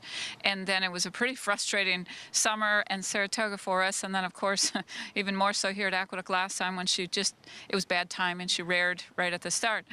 She was difficult at the gates again today, but she's a touch fragile-minded, and I'm sure with age and maturity, she's going to get better. What do you have to do with the horse? Talk people through who don't know the process of when one is a little bit bad at the gate, what you have to do in the mornings. Well, we've schooled her a lot in the morning, and I was glad that we were in an outside post so she didn't have to stay in there too long. But we've schooled her quite a bit between races this time, and she was still a little tough in there today. But Barry and I've talked about turning her out for the winner, and I just think that she's a little fragile mentally, but I think every year she'll probably get better. Those English channels certainly do. Linda, talk a little bit about Costa Terra, who you'll send out in today's 8th race. 1.25 miles. It seems like distance is certainly his friend. Yes, he, when I got him, I thought I started him once at 1 mile. It was just too short for him. He just can't get going in 1 mile. But he loved the 2 turns at Saratoga, the 1 1/8 miles. I think he'll be good at the 1 1/4 miles today. I'm hoping there's enough pace in the race to set it up. Linda, best of luck. You have another one coming up here in Joking Way. Congrats with collaboration, though. Thank you, Maggie. All right, sometimes you just got to have patience, and Linda and her team have had that with collaboration, and it pays off. Andy. Got to have patience at the racetrack, Maggie, no doubt about it. Good news for Linda. There's no pace in the 8th race, but Costa Terra can still get it done. But she got the win with collaboration, and she's got one of the favorites in race 2 on a big drop down. But Jose Ortiz, Linda Rice teaming up. They're a very big winning team. Collaboration, a generous 10-20 to win. As we've seen some opportunities in the early races today as we continue the action here. Race number 4 coming up, and Joking Way. Linda Rice made some great claims. So many good claims at Churchill that they changed the rules because of Linda Rice at Churchill Downs. Joking Way, though, not one of the good claims. But you know what? You got to cut your losses sometimes. Yeah, I think that's just it, being realistic and putting horses where you can cut your losses. And this is certainly a drop down that is significant. And just briefly getting back to collaboration, her half-sister Red Burgundy won yesterday, and that mare now, Park Monceau, 4 foals to race, all 4 winners. So another nice producer for owner-breeder Barry Schwartz. No, I remember she ran for Barry Mike Hushen Trader. She was involved in one of the great meltdowns. We're in a field with a fast pace at Belmont going 1 mile. The Floral Park, it is not just famous because Richard Migliore used to live there. Many racing luminaries living at Floral Park. Of course, the backyard at Belmont is Floral. Well, not the backyard, the backstretch at Belmont. The backside, that is Floral Park. Bubble Rock, she may have a pace advantage, but it just feels like she's had her opportunities this year. And hopefully for Poppy Flower, her last race wasn't as good, but can Bubble Rock live up to that sort of potential she has as a 2-year-old? Yeah, listen, she's consistent, hard-knocking, hasn't found the winner's circle other than once this year, but with 3 seconds. But looking at this race, Andy, don't you believe Bubble Rock's loose? What about Shoshana? Well, that's the horse that could probably give her a hard time, right, Shoshana? Then Shoshana's not the first Shoshana, because Nick Zito named a horse about a dozen years ago, Shoshana, named for my niece, actually, who was watching her work out with me one morning at Saratoga. Wow. And now, lo and behold, 12 years later, it's not Caress, but I don't think it was more than a dozen years later. I know it was working here, maybe 15 at the most. But Poppy Flower, I feel like she's the one to beat. And I know David's got Bubble Rock favored, but everybody likes Poppy Flower that I see, including myself. Well, yeah. I mean, Poppy Flower is the kind of horse that takes advantage of the pace that she's probably going to get because of the force Shoshana and Bubble Rock. It does feel as like the other contenders are Scottish Star and Can't Buy Love. Can't Buy Love is a closer like Poppy Flower. I thought she ran well in this race because the speeds ran 1-2 around the track, but I worry that she might just be a cut below the very best horses in this race, but not impossible. No, and again, it comes down to trips. Doesn't any turf racing? It's all about the kind of trips you're going to work out. And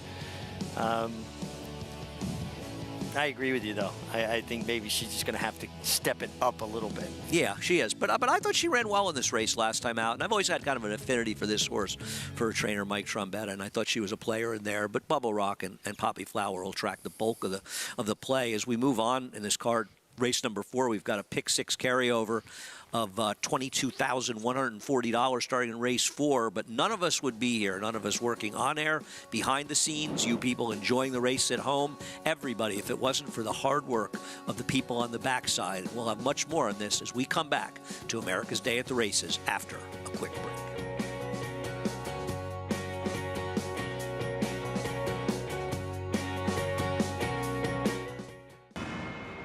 Catholic Boy, a Grade 1 winner on both dirt and turf, including this romp in the Run Happy Travers Stakes. He's so impressive today, the others didn't even have a prayer. This 6-time graded stakes winner was the fastest 3-year-old of his crop over 10 furlongs. Now his first runners are hitting the track. Dual Surface Grade 1 winner Catholic Boy, standing at Claiborne Park. Any success that we've enjoyed is directly attributable to the men and women who first bring horses to us to sell. It's not a chicken and the egg situation in the thoroughbred industry or in the auction industry. You got to have good product. If we're able to attract quality horses to our sale with quality men and women selling them, we're going to have good sales. We provide a platform for the auction of thoroughbred horses. Our mission is to do that with the highest level of integrity and service. We are the oldest thoroughbred auction company in North America. The stops at Fasig-Tipton are circled on a calendar and are not to be missed. The product that our customers are able to provide is sought after throughout the world. Well, I believe the future of Fasig-Tipton is extremely bright. Everything that we do is going to be to achieve success tomorrow by doing things right today. It's a commitment to get up and do the right thing every day in a consistent and a professional fashion, and that's a great recipe for success long term. There's a big, bold, beautiful world waiting to be explored by you and your friends, of course. But not just any friends, the best of friends. The kind of friends who let you do you. Because in this world, it's positive vibes only. And when you get in the zone here, you stay a while. These aren't just good times, they're the best of times. And your time is now. So come explore. Resorts World. We are also very grateful to be celebrating with you here today and into the future as we continue to expand our services to the backstretch families. It's a wonderful time for allowing us to build something for our stable help, our backstretch community, where they will find the encouragement in a different scene where they're used to, from a trailer to a building that will have a facility that will be multi-purpose use and office spaces enough that they could feel comfortable getting the help that they're looking for or encouragement as well. So we're thrilled to be open to everybody within the racing community and our community abroad as well that surrounds the Belmont racetrack. People on the backstretch, they work hard, tirelessly, and often thanklessly, and it's just so important that they have a place that they can call home, a place they can come to. Today is a special day because the Racetrack Chaplaincy is able to open up its doors to be able to serve this community, to keep it healthy, to encourage them, to provide services to them. And thanks to NYRA and all of the organizations that have been there for us, we're able to say welcome home to all the racetrack workers and all the people in the backstretch and their families. Well, it was really wonderful to see the chaplaincy get their new and permanent home at Belmont Park, and it's so important, and I know that you feel very strongly about this, Richie, that to do what you can to help the workers in the backstretch who do so much. And there are three wonderful organizations, the New York Racing Association, Backstretch Employee Services Team, BEST, the New York Chaplaincy, of course, and we'll talk more about Anna House and, of course, the Belmont Child Care Association. But, Richie, I know that you've been involved for many years. No, it's just tremendous. And, you know, you think about how hard these men and women work and how early they're up in the morning to have the support that they're getting with these programs and things like the facilities. People that don't know, Backstretch is a city unto itself. Sure. I mean, you have, you know, healthcare and Anna House and the chaplaincy and restaurants. And, I mean, it is its own little world. Absolutely. And, you know, we can't tell people how they should give their money, and it's a personal thing and often need it. But if you can ever help, they are great organizations, as well as the Belmont Child Care Association, well, that Maggie and I are always involved with them in the summer. I do the early work, and Maggie is the great auctioneer at the annual charity for the Belmont Child Care Association. Well, Andy, it's truly my pleasure to be a part of the Racing for the Children event up at Saratoga every year. Joanne Adams and Rachel Battle, they truly put on some great fundraisers, but it all started several years ago when owner Mike Dubb, in conferring with many people on the backside, said there's really no place for the employees' children to go during the morning because, let's face it, taking care of horses is a 24/7 job. It's more like a lifestyle. So he got together with several others and built what we know now as Anna House.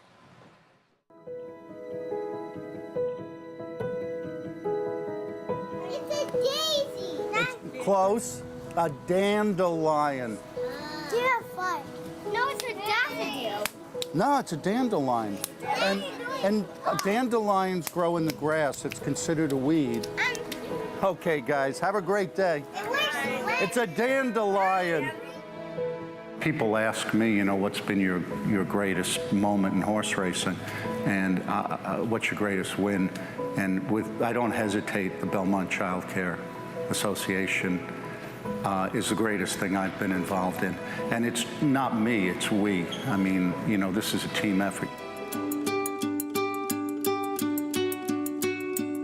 Jerry said, you know, the kids at the track, of the people who work there, they're sleeping in cars, they're left unattended, there's nobody to care for them. It would be a great idea to build a daycare center. You know, Jerry, I'm a builder. I've always wanted to do something for kids. I'll do it. And I always thought I would build a daycare center and ride off into the sunset. But here I am, addicted to horses and addicted to the daycare center. You know, picture going into school and you have a problem with, you know, understanding what the teacher says. So we eliminate that. And now you're going into school and you're actually ahead of what the teacher is teaching. Think of the confidence it instills. So we put the children in such a great position to excel, and they do. And it's great. And the parents have complete peace of mind. Not only are the kids being cared for, but they're given such a strong foundation and such great love and affection. And, you know, when they come out of here, they're really ready for preschool, and they get into preschool and they excel. You know, it's like having a strong foundation on your house. And they don't necessarily go away at pre-K. They come back for after-school programs. They come back and do volunteer work. They come back and help out. So the pleasure of watching these children, you know, grow up and be successful and be good people is just, you know, enormous, because we know that it all begins with the foundation, and that's what we do. It's the greatest gift. I mean, if you said to me, win the Kentucky Derby or this, I would choose this. So that's how I feel about it. Now, I'd like to do both, but that's a different story. Well, as somebody who has personally reaped the benefits of the Belmont Child Care Association with our two daughters, having attended now Faith's House, which had just opened a few years ago in Saratoga, I have to thank Michael Dubb, that we just saw in that piece, as well as BCCA President Libby Imperio, for all the hard work that they do, ensuring that our backstretch community is covered when it comes to children. And these children truly have have gotten a leg up in life in that one of the recent graduates, Xochitl, is now attending Northeastern University and just really excelling with a full ride. So, Andy, it's so near and dear to my heart, and it just puts a smile on my face every time we get to talk about BCCA. Couldn't agree more, Maggie. I always love, and I know Maggie agrees, when you go, we were at that the fundraiser in Saratoga for BCCA, and they show the videos of the kids and stuff and singing the songs and doing things. It really is wonderful, and it's a great organization. A lot of credit goes to a lot of people.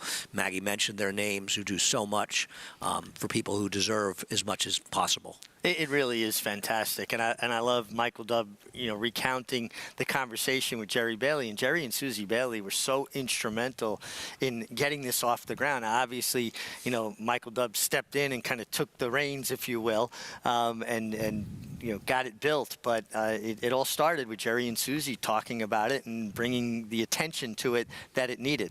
No, I agree, and it's just a great organization, and encourage people to find out more about that. And all the organizations, whether it's BEST or BCCA or the chaplaincy, all terrific organizations as well. So much more to come. There'll be a lot of pink we're staring at in another monitor on our TV screen. Pick 6 starts in race number 4. More to come on America's Day at the Races. Number 1 is Mo Donegal by Uncle Mo.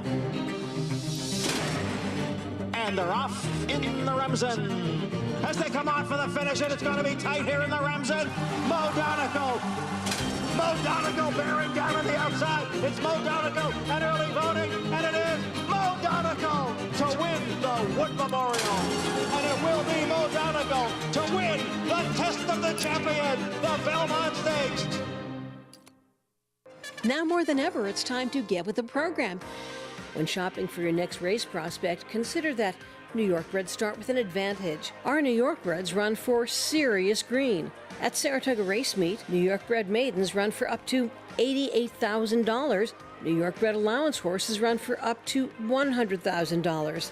And New York bred owners can collect awards of up to $20,000 per horse per race. So get back with the program. Seriously.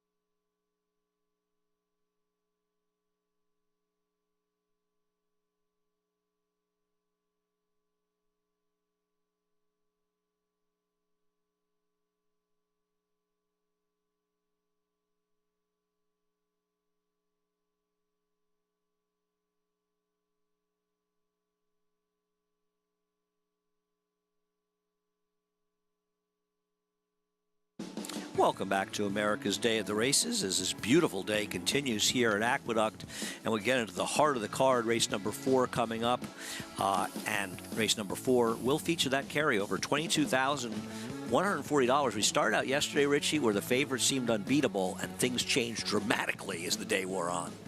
Yeah, absolutely. And even though you have this big drop down in the 2-horse Joking Way, I see a couple other directions I'm interested in as well. This is a tough horse to put all your eggs in one basket on it. Currently at 3-5, Linda dropping. Her number second off the claim, Taking Precipitous Drops, not that good. Race number 5 seems like a wide open race. An important scratch in there with the 3. The speed came out. That could affect the running of that race and maybe help a horse like Harry Hood, the 6th race. A lot of firsters in there. I think Vodka Mardini could be the biggest single in this sequence, a horse off a layoff. Linda Rice having perhaps the 3 biggest favorites that we'll see in this entire sequence. See what happens. And just one with an overlay in collaboration. Right. You missed the $4, and now you're going to have to get through these horses, as you say, and that's an interesting point. The first horse to hit the track will be the number 2, Joking Way, the drop down for Linda Rice, and Jose Ortiz looking for back-to-back wins. Yeah, taking a precipitous drop in class down on the inside. Is going to have to work out a trip. I'm seeing ample speed signed on here. Yeah, I agree. I don't know about that. We'll see. The number 3, Big Save, coming in for Wayne Potts, moving up.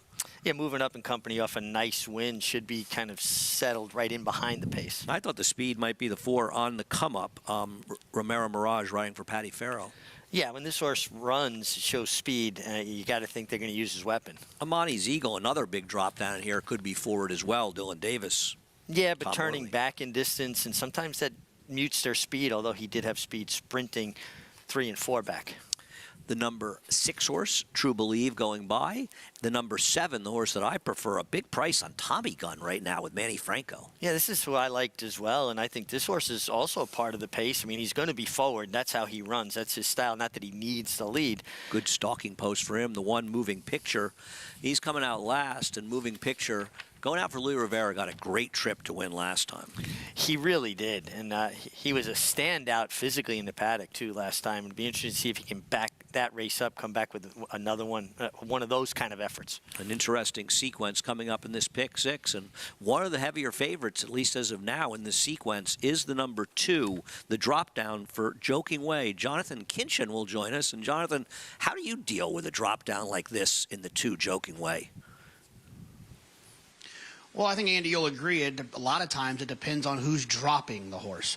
Someone like Linda, who's so proficient in the claiming game, she's one of those people that she's not usually, she'll aggressively drop to win, where I think some people aggressively drop to lose the horse. I think that a lot of times, if you look at Linda's just kind of the success she's had really in this last calendar year, there's been a handful of aggressive drops that she gets in there. I think she's kind of got her owners under the they got kind of understanding that, like, look, if we're going to play this claiming game, you have to sometimes part ways with a horse you might think is worth a little bit more, get the win and get out. And I think that when you see horses like Joking Way dropping down, it's a little bit more encouraging when it comes from someone like Linda Rice's barn. If you look at Joking Way's past races going 6 furlongs, this horse absolutely fits in here. And even if you look at the pace figures of the 7 furlong race in Saratoga on a sloppy racetrack, it suggests that the cutback could help quite a bit. I'm not crazy about the even money, but the problem is I really like the 7 as the alternative at 5-2, and with those price comparisons, I much prefer the 2 Joking Way at even money than what you would get on the 7 Tommy Gun at 5-2. Now, if Tommy Gun creeps up to 3-1, 4-1, something like that, obviously there is a ton of value there. But I think based on what we've seen on paper when it comes to sprinting, I think the 2 Joking Way should be tough, Mags. Yeah, I prefer Tommy Gun. We'll get to Tommy Gun in a moment, JK.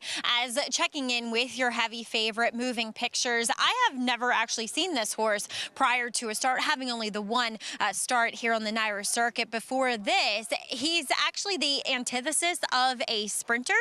He's very tall, leggy, rangy, lacks a bit of a hind end to him. Wasn't that energetic in the warm-up, but hey, as we mentioned, I think there is some pace in this race. I think Amani's Eagle only has one option to go because he's a little bit faint-hearted, as well as the horse coming in here for Patty Farrell on the come-up. And Tommy Gun will likely be on the outside stalking. So maybe Joking Way gets the right setup, but I don't know. As I just want to point out the number 1 Moving Pictures, he was the one that had us held up in the paddock because he did need a shoe repair. He looks fine overall. As Mick said, he may have been a standout in the previous field in that non-2 for 16. not so much here today, as Tommy Gunn looks great, very healthy, warmed up fantastically with Manny Franco aboard, who I think is going to play things out well. I always like when Manny has a speed horse, but there's other speed, and he draws the outside. And I really like how he has progressively gotten more into the bridle as this warm-up continues out on the racetrack. So, Andy, I like Tommy Gunn too. I think that she's reliable. I found some interesting stats for Linda Rice with the 2 Joking Way. Overall, she has terrific numbers if you just look at her drop-down numbers. She had a big winner, I think, yesterday on a drop-down. She seems to win with these horses. But if you look at her numbers, 50% drop second off the claim. She's 7 for 31, 22%. 7 for 31, 22%, $1.12 ROI. With Sprinter, she's just 3 for 17 with a 63-cent ROI. And I think the second off the claim is what scares me. It's like she's readily admitting she made a mistake. It didn't work out. I'm not saying he can't win, but I'm a little suspect to this one. Yeah, I would agree with you. And just watching horses warm up, the energy level on the 7, Tommy Gunn, was just so apparent, and I love the way he framed up and really got in the bit, and I think his outside draw really aids him as well, where Joking Way, listen, the drop-in class, and he certainly has races more than good enough to win here, but it just feels like you said, Linda said, okay, you know, this was not a good claim. Let's just make the best of it and put him in a race where we give him a chance to get it done. We'll see what happens as that pick 6 is going to kick off right now. I'm not really sure what the pool looks like, how much is in bet, but this is going to go a long way to determining it because a lot of people are going to be leaning heavily on the number 2 Joking Way. Myself, I'd probably start out with 2-7. We'll see what happens. They're heading into the gate. John Embrial has the call of race number 4. Waiting now for True Believe and Tommy Gunn.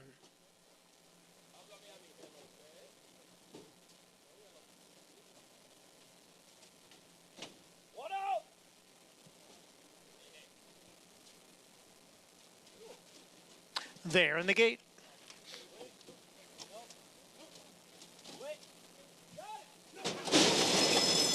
And they're off. And they all came away to a good start with Tommy Gunn on the extreme outside, trying for the early lead. Now coming on through is On the Come Up to challenge. Then it's Joking Way, who's down at the rail. And on the outside is Amani's Eagle. Amani's Eagle takes 3rd. Joking Way, the favorite, is in 4th. And then it is Big Save down on the inside in 5th, Moving Pictures, and True Believe. On the come up, leads here by a neck. Tommy Gunn on the outside in 2nd, the quarter 22-2. And it's 2.5 lengths to Amani's Eagle in 3rd, another 2 to Joking Way in 4th, who's 6 lengths from the front. Then comes Big Save, and at the back are Moving Pictures and True Believe. Tommy Gunn on the outside. On the come up on the inside, and the 2 of them right together through a half and 45 and 4/5 seconds.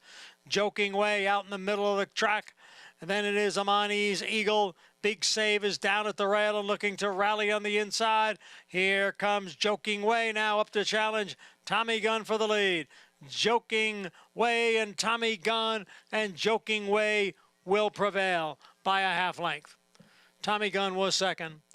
Then came a Big Save and Amani's Eagle. Not exactly winning as an even money shot should, but Joking Way and the drop down, Linda Rice found the right spot as she and Jose Ortiz win back-to-back races. Well, the right spot and the right setup as well. I mean, there was pace going on. Tommy Gunn broke alertly. Manny Franco was intent on trying to make the lead here, and the 4 on the come-up was having none of that. So they, for lower-level horses, they really hooked up and threw it down early, and I think Tommy Gunn was unlucky here to lose, where Joking Way back off of that pace, got in the clear, and got it done, and not without a fight. Tommy Gunn didn't just lay down for him. He kept fighting all the way to the finish. I agree. If he had stalked a little bit more comfortably off the overmatched 4, probably gets the money here, but Joking Way, right place at the right time, getting it done and saving a lot of people in the pick 6, though I imagine a lot of people use the 7 as well at 2-1, but Joking Way, one of the shorter prices in the sequence, he starts it off for a win as Linda Rice gets her 2nd win in a row as she's starting to pile up the wins as well here at the Aqueduct Meet. Richie, I've had a good time hanging out with you. Yeah, I have to leave you. Too quick. Sad. Little too fast. A little sad to leave you, but I'll see you again. Yeah, but lucky me, I get Acacia now. You so do. It's a good trade, believe me. You're on the winning end of that trade. Anyhow, it's been a lot of fun, but the show will continue. Acacia Clement is going to join us up here to host with Richie. Sarah Al-Badwi will be up a little bit later, of course. America's Day at the Races continues on a gorgeous day here at Aqueduct. Curlin was the leading sire of Grade 1 winners in 2021 with 5 and 2022 with 6.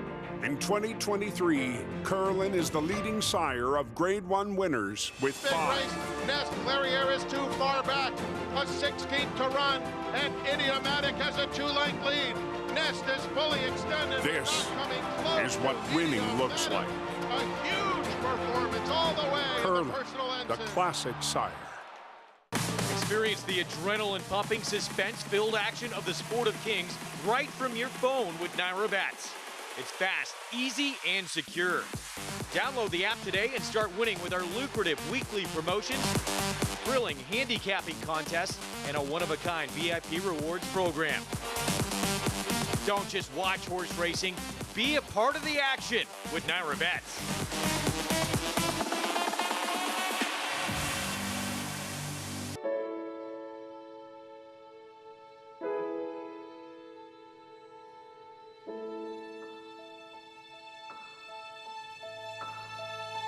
And Echo Zulu puts her away. Echo Zulu, most impressive in the ballerina.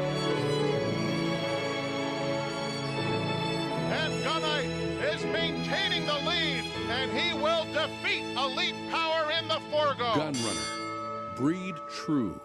Racetrack Television Network brings you every race, from every track, on every screen, every day.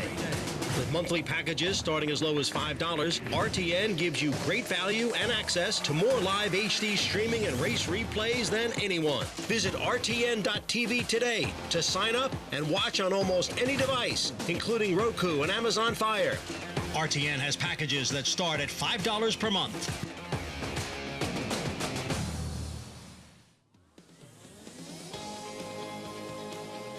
You're watching America's Day at the Races, brought to you by America's Best Racing. For the love of the race, visit americasbestracing.net today. Thanks for sticking with us on this beautiful Friday afternoon, Friday the 13th. Hopefully it's good luck for you. I'm Acacia Clement, stepping in for the rest of the way. Happy to join you, Rich, at least for a little time. And you'll be actually reporting a little bit later on, getting to enjoy some of the sunshine. Yeah, I get lucky. I get to get outside on this beautiful day and be in the paddock a little bit later on, but always great to be here with you on set. Looking forward to talking about some races still to come. But in this fourth race, we just saw Joking Way on the aggressive drop in class for Linda Rice find his friends and find the right spot to get back to the winner's circle. Yeah, back-to-back wins for Linda Rice and Jose Ortiz, and Joking Way needed the length of the stretch to get by a very game Tommy Gunn. But well-placed, Joking Way gets it done. As you mentioned, Linda and Jose teaming up for back-to-back wins here. And Jose, a big, big part of the team, and he's standing by with Maggie. Yeah, you said it, Acacia, and we were just talking, Jose, about how much you and Linda Rice have had success, I mean, for the past year. Talk a little bit about that relationship you have with her. Obviously, your wife being her niece adds to the equation. Yeah, I mean, other than that, we have make a good team together. I go there and work almost every morning. Linda is all business, and she's gonna do what's right for her and the clients, and I understand that. And I mean, my wife being her niece, I mean, yeah, sure it helps a little bit, but I'm just happy that she gave me the opportunity. We're having a great year. How much feedback do you give to her, like after races? How much is there that back and forth? Well, Linda is very easy to deal. She understands horses got levels, and she got all kind of levels. So sometimes I tell Linda this is probably not good enough for this level. She kind of drop her, and it worked out. Like this horse today, we knew it wasn't good enough for the level we run before. So she dropped it today, and we got the win. I think you have a very good gauge on that. Even as a person, I've watched your career, that you can work a horse in the morning and you can give a pretty astute analysis of where horses belong. Talk a little bit about kind of honing that skill. Well, I think it developed with years, the experience that I have now. I've been riding for 12 years. So, I mean, especially in New York here, I know what the levels are, and so it's. If I go to another track, would be a little bit more complicated. You're being humble. But I'm right here a lot, and I kind of know the horses here, and it makes it a lot easier. My agent do a great job to help me to figure out something when I got a question. But I mean, like I said before, Linda's great. She knows her deal, and I'm just happy to be along for the ride, you know. Well, congratulations on the 2 winners. Hopefully a few more later on. Thank you, Mike. All right, Jose Ortiz talking about New York. Acacia certainly knows his circuit well. We'll see if he sticks around this winter or not. We'll see what his plans are. Maggie, thank you. And Richie, I think you said this before, and I totally agree that you thought Jose could potentially even be a trainer one day. And I think it's his horsemanship coming through. And I totally agree with Maggie. He's one of my favorite people to interview and kind of see how that brain is working and the insight and the feedback that he gives. He really knows his horses so well and is very, very perceptive. Oh, absolutely. And you could see he's very thoughtful in his approach about the horses. It's not just, strategizing for the race. It's strategizing how we're going to make this horse the best they can be. And he excels in that atmosphere, in that climate where he's working with the barn, and he's got a very good barn in Linda Rice that he's the go-to guy. You see him out there a lot of mornings. And that was a situation I always felt most comfortable with when I was riding for Michael Hushin or John Kimball, Kieran McLaughlin, being a part of the team, not just the rider, but being in the pit crew with them. And, not only being familiar with the horses, but understanding your goals and your approach. All about the long term for horses, as well as we'll take a look at our America's Best Racing Race of the Week. First, we'll take a look at race 5. I'm sorry, I just got so excited about the race of the week. Here's a look at the field for race 5. Coming up, we'll be going 1.8 miles on the turf in this starter allowance. As now, we will take a look at our America's Best Racing Race of the Week. It is tomorrow in the Grade 2 Sands Point. Carded early in the day, Richie, is race 2. Hopefully, we'll get a chance to avoid some of the rain that's in the forecast, because naturally it's Saturday and there's rain in the forecast, but it looks like that could come later in the afternoon. So hopefully we get a chance to see this on grass, because it's a really interesting race. And that does include Be Your Best, who we see coming out of the Grade 1 Del Mar Oaks last time out for Horacio de Paz, where she had a wide trip and the winner was able to come up the rail. Yeah, and listen, Be Your Best showed so much ability early in her career. She was so precocious. And then things kind of felt like they went a little bit sideways, but I thought this was a signal back to form, and she rallied up while the winner's slipping through on the inside. You switch trips here. Be Your Best probably finds the winner's circle. And boy, what a sweet run along the inside for the winner here, Anisette. But Be Your Best is talented, ran all the way to the wire, and this was a Grade 1 in the Del Mar Oaks. Now this is a Grade 2 in the Sands Point, and the good Be Your Best is certainly good enough to win here. Yeah, just missed, going 1.8 miles in the Wonder again, behind prerequisite. Probably doesn't want to go that far when trying the 1.25 miles in the Belmont Oaks. She's a major player in this race tomorrow. As far as Soviet Excess, she will stretch out a little bit after finishing 3rd last time out in the Winter Memories. Now, in large part, the horses that were up close in 2nd and 3rd were the ones that finished 2-1, whereas Soviet Excess was the one that really made up the significant ground. Yeah, she did. She had to come out into the stretch a little bit wide, but finished with really good interest. And I think she's a major player here. Pace makes the race.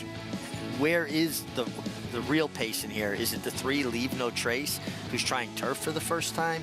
She has a turf pedigree, actually. Turf pedigree and a really strong turf work up in Saratoga, and a filly that's a Grade 1 winner already in her own right, but on the dirt. Last time in the Jockey Club Oaks, it was Stephanie's Charm who ran off on the front end, setting the pace way ahead of Coral, who was stuck kind of chasing in that no man's land. There's Stephanie's Charm and Coral on the front end. The blinkers come off Stephanie's Charm, I would imagine, to try to get her to settle a little bit. But the beneficiary of all that pace was Eternal Hope, the Charlie Appleby runner, who was last in there. Closing late, Nisi Marie, who slips up the rail, just ran too well to lose in here. Richie, can Eternal Hope do it again? Is this too short for her? Is she really quite that good? I think she's got some things to prove tomorrow. Well, she does. And listen, this was a nice effort from her, but you saw where the winner and the runner-up came from. They're last and second to last. The runner-up, Nisi Marie, got that dream trip to slip through inside while Eternal Hope had to come wide, but they're also backing up a quarter of a mile, and it was an oddly run race. And I almost, in some ways, prefer Quarrel out of that race than the winner and the runner-up, because Quarrel was the one put in that unenviable position of chasing a runaway lead horse. And like you said, kind of a no man's land. And I thought Quarrel actually maybe ran the best race of anybody in there. She did. She actually held on. She did fade for 5th in there, but she held on for as long as she possibly could in that effort. And we'll see how the horses coming out of that Jockey Club Oaks do fare, cutting back in distance to the 1 1/8 of the Sands Point. I think as far as Eternal Hope is concerned, she will take money just by virtue of the fact that it's a Charlie Appleby Godolphin runner. And I remember I interviewed Jamie Spencer last time, who rode her, and he'll be aboard once again. And he said it was very firm. She likes a little bit more cut in the ground. She may actually get that tomorrow. Well, the potential's there. I mean, what would be a Saturday in New York without a little bit of rain, right? But, you know, it's early on in the card, so maybe we'll get it in before it gets that cut in the ground. But listen, she did everything right, and I'm not trying to be hard on her. She did win the race. That being said, I don't think the 1 1/8 does her any favors, and I think this is a tougher race than the Jockey Club, you know, Oaks. So. We'll see how it plays out tomorrow. That's our America's Best Racing Race of the Week, race 2 for the Sands Point. And still to come, trainer Jenna Antonucci will join us on the show for a weekly update with her Breeders' Cup Classic contender, Arcangelo. He won the Belmont, he won the Travers, and now he's prepping for another big one, the first Saturday in November. This proven son of Giants Causeway has sired 7 millionaires. With over 10% stakes performers, his recent top runners include Tarabi, placed in the Grade 1 Spinaway and Breeders' Cup Juvenile Fillies, Grade 2 winner Plum Ali, plus these standout performers.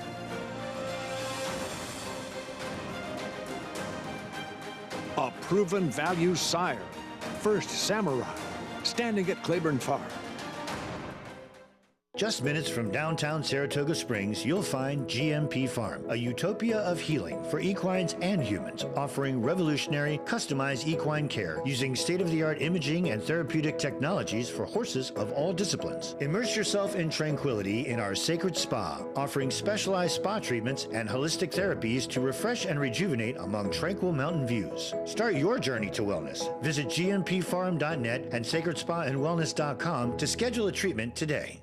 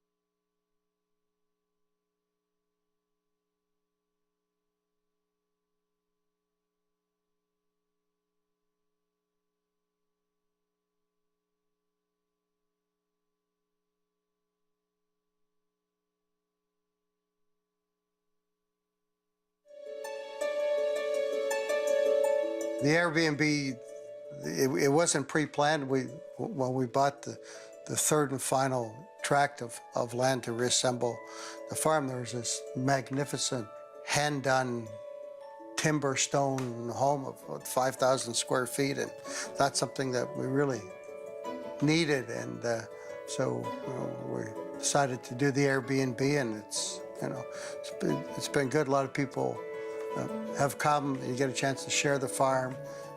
They have the option of taking a tour, and my wife Angie gives a tour. It's probably a 2-hour tour. It really wasn't done from a motivation of revenue, even though there's a revenue component. It was really to share the farm and have people spend a couple days, and a lot more intimacy if you spend 2 days on a place versus a 2-hour tour. So everybody that's been has loved it, and the first guest was Gladys Knight when we did the Toba event here. So that was a great way to start it off.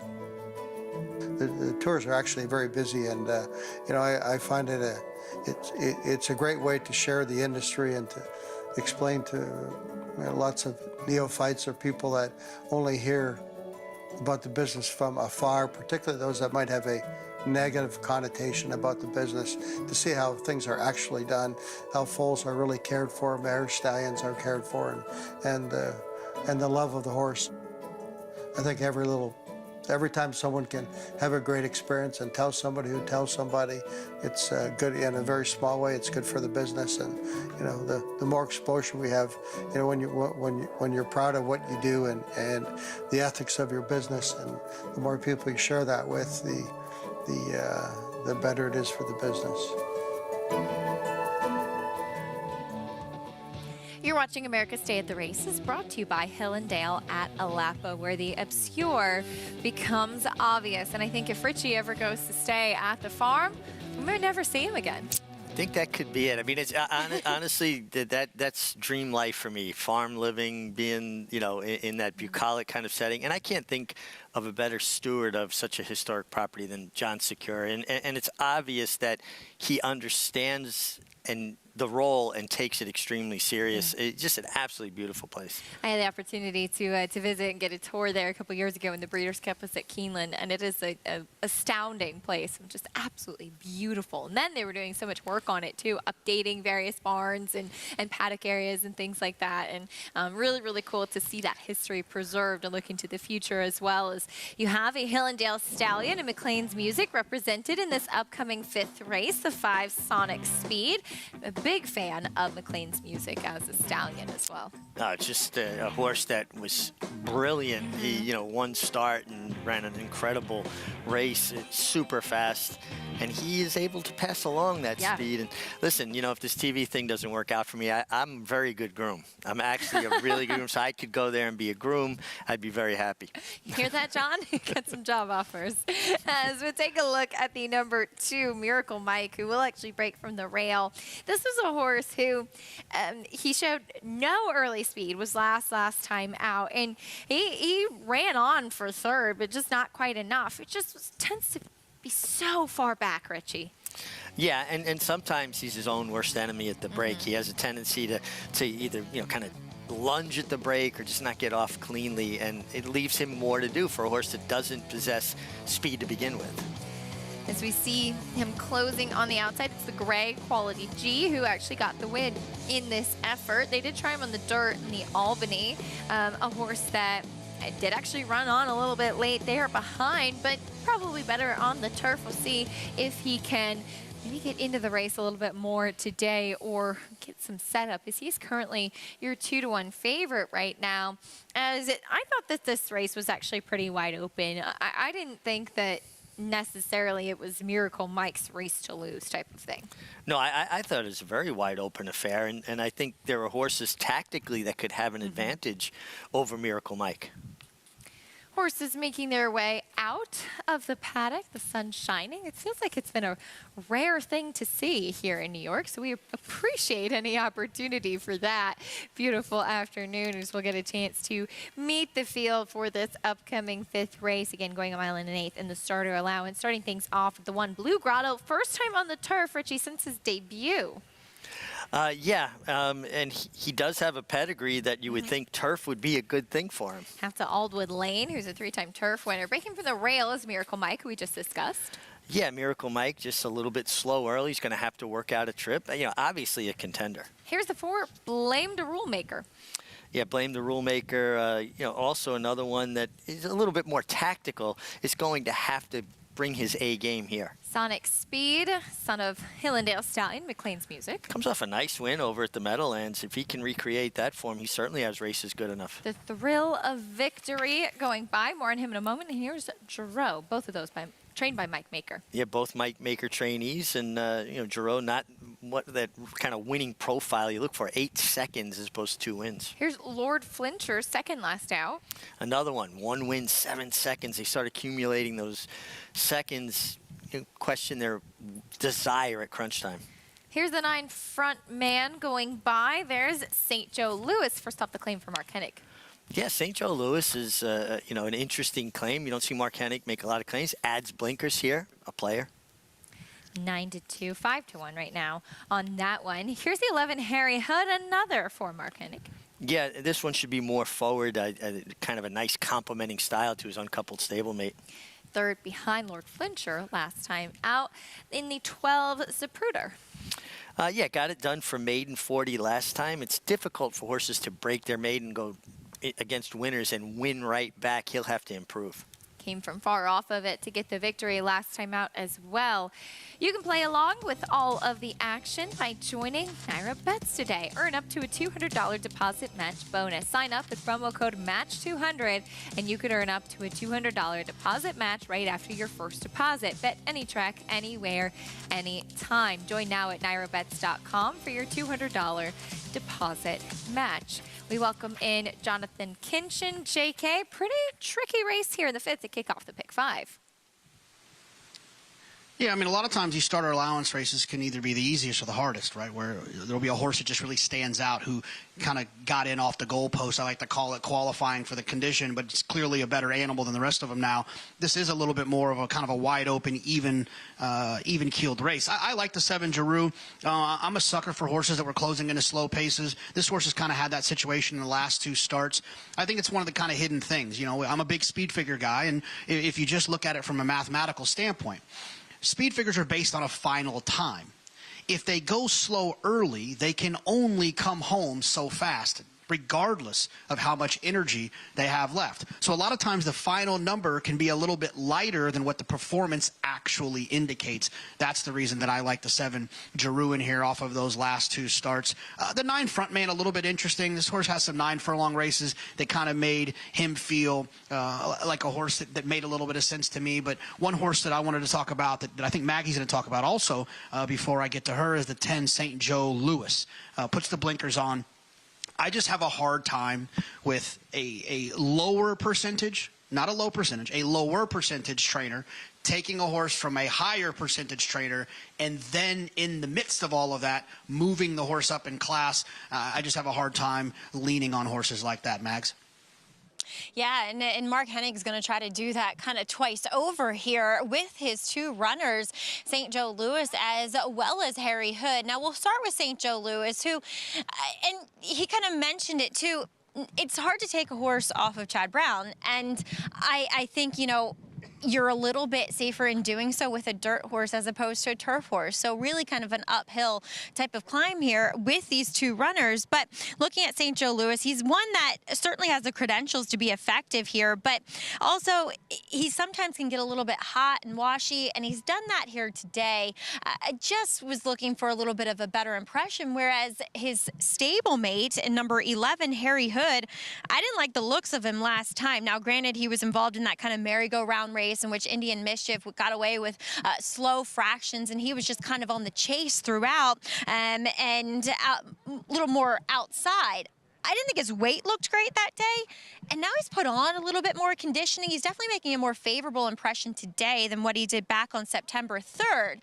The problem is his post, obviously. He could work out to be quite forward in here, but a horse that I thought that maybe Connections were going to try to change things up on, and I don't necessarily love him as a win candidate here, but he is a big price. That's number 6, the Thrill of Victory. He's a 3-year-old who last time, you know, what happens at Kentucky Downs often stays at Kentucky Downs, but with him getting out to 9 furlongs, with him showing speed in that last effort, he is awfully sharp throughout the preliminaries here. And he's a horse that's continued to fill out and get stronger and just grow throughout this 3-year-old season. So I thought he could be, you know, a part of the pace scenario here, which I think could be interesting. We'll see how it heats up. Oftentimes it doesn't heat up at all. And that's why I landed on number 8 in here, Lord Flincher. I wanted to go with Giroux. He's a much better price this time around, but I've signed the divorce papers, but I agree with Jonathan in that he was totally up against it last time. But I just thought that looking at these two horses who have often been in the same race throughout the summer, that Lord Flincher just looked a bit better this time around here for Kerry Bryan. Yes, he was a beneficiary of staying inside in that paceless race and just kind of got that perfect trip just to secure second behind Indian Mischief. But he's also the one that's very much proven at this 9 furlong distance, Acacia. And I just really liked what I saw from him in these preliminaries. Fair enough, Maggie. Thank you, Lord Flincher. He should be forwardly placed as well, Richie, as we take a look back over to the number 10, St. Joe Louis, who puts the blinkers on. Not the highest marks from Maggie on the track, but Mark Hennig does send out 2 in here. And you wanted to make a comment as far as a barn like this claiming off of a barn like Chad Brown. Yeah, listen, I think what Jonathan says is valid. You know, you look at a high percentage barn, and then they claim by a lower percentage barn, and no one's going to question Mark Hennig's ability as a horse trainer. He's a good horseman.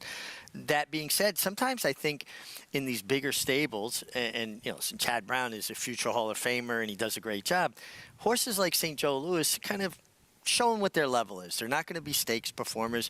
And I often wonder if horses like that don't get a little bit lost in the shuffle maybe, right? And then they put him where he belonged, 35, he gets claimed. Now he goes to a barn that maybe he holds a stronger hand in that barn, right? He means a bit more in the bigger scheme of things. Again, and also, anytime a horse improves from one stable to another, it's never an indictment of the former stable. Sometimes horses just respond to something a little bit different, a little different training approach or a little different feed program. They're loading in, so I want to go to the 5 Sonic Speed. Your selection, as this is a horse that's a generous price at 13-1. I think he's way too big a price. A horse that has races certainly good enough. Isaac Castillo won with him at Meadowlands. He's a horse that can create his own trip and get that kind of coveted pocket spot. I think 14-1, 13-1 on Sonic Speed, way too big a price, as is with the 9 Frontman at 33-1. And you get Jose Lezcano, who consistently rides well. He is, to me, one of the most consistent riders we have in New York. 34-1, a huge price on Frontman right now. A horse that has run some good races, was not too far behind Miracle Mike, who's 9-5 right now as your favorite. A horse that typically does not show any early speed. As they load in, final thoughts on how this pace could potentially play out. Well, big field, you usually get some pace. Kingfish Stevens has been showing consistent speed, and you get Kendrick Carmouche. Unfortunately. Yeah. Oh, he scratched. I missed that scratch completely. So it makes the pace scenario a little murky, It'll be really curious to see how this pace works out. It does. It makes the pace scenario a little bit murky. We'll see who takes the bull by the horns. 9-5, though, on the number 2, Miracle Mike. As they load in, John and Brielle has the call.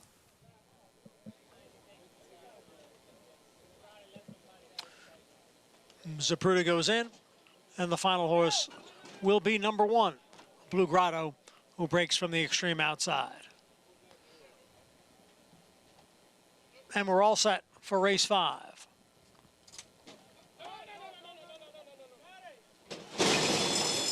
And they're off. Awkward beginning for number 4, Blame the Rule Maker. Up front, going for the lead is Lord Flincher, along with Frontman in the red blinkers. And on the outside, moving up, is St. Joe Louis. St. Joe Louis to the front. And Frontman is racing in second. Lord Flincher has made his way down to the rail and is running in third. As they go around the clubhouse turn, on the outside is Harry Hood, who is next in fourth, followed by Sonic Speed in fifth. Then comes Giroux, who's in 6th position. The Gray, the Thrill of Victory, in 7th. Followed by Miracle Mike down on the inside in 8th. After the awkward start, Blame the Rule Maker is now in 9th. Then a break of 4 back to Zapruder, and a big break back to Blue Grotto.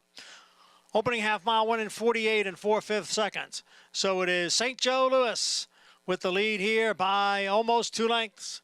Front man running in second.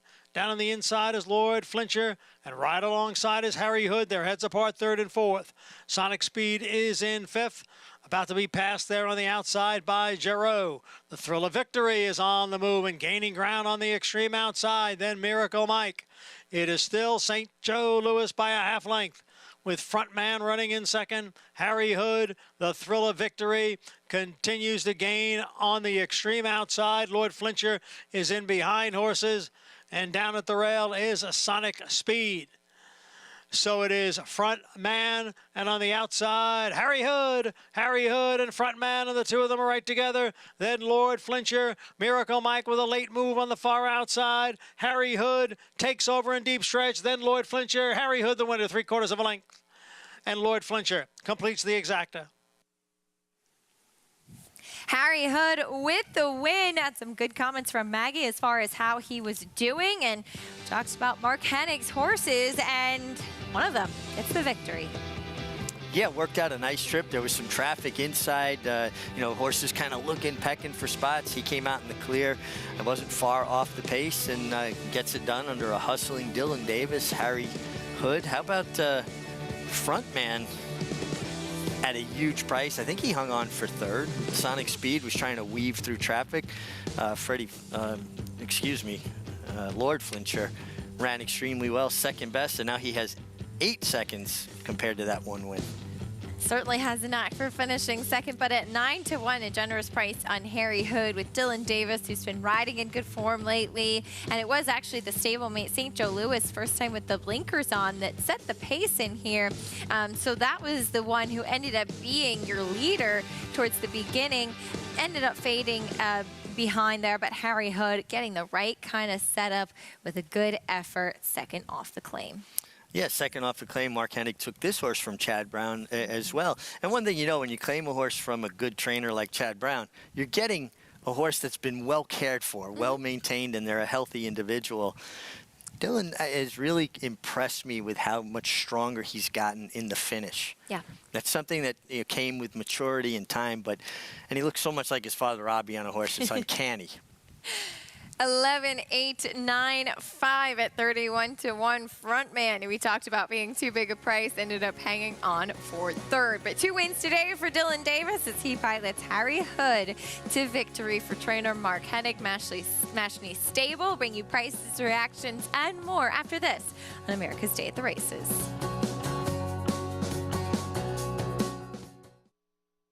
The sun shines bright on Caraconte. His first crops of racing age are showing brilliance on the racetrack with a high percentage of stakes winners. His versatility is evidenced by winners on all surfaces across the globe. Spandarella could not have been more impressive. The sun shines bright on this value sire. Fair down 25, fair down 25, fair down. Thank you. Right here, 525,000. Caraconte, standing at Gainesway. There are more than 3,500 reasons buyers came to Keeneland November last year. Because as you look to the future, this is where you'll find whatever you're looking for. And then some. And then some more. The place you have to be to find the one you have to have. Join us as the world comes to Keeneland, November 8th through the 16th. Browse the catalog at november.keeneland.com. The momentum continues for War Dancer as War Smoke delivers at Finger Lakes. War Smoke in front, another one for Andre Worry. Barrage runs down the field at Saratoga. Here's Barrage with a final surge. Barrage got him. And Born Dancer goes wire to wire, outlasting all comers. It's going to get close. Be of Courage coming inside. Born Dancer. Photo finish. Shouldn't you have a War Dancer? War Dancer, proud to stand in New York. On a perfect day, there is no finer place in all of sports. Nerves, excitement, and anticipation. Than beautiful, truly stunning.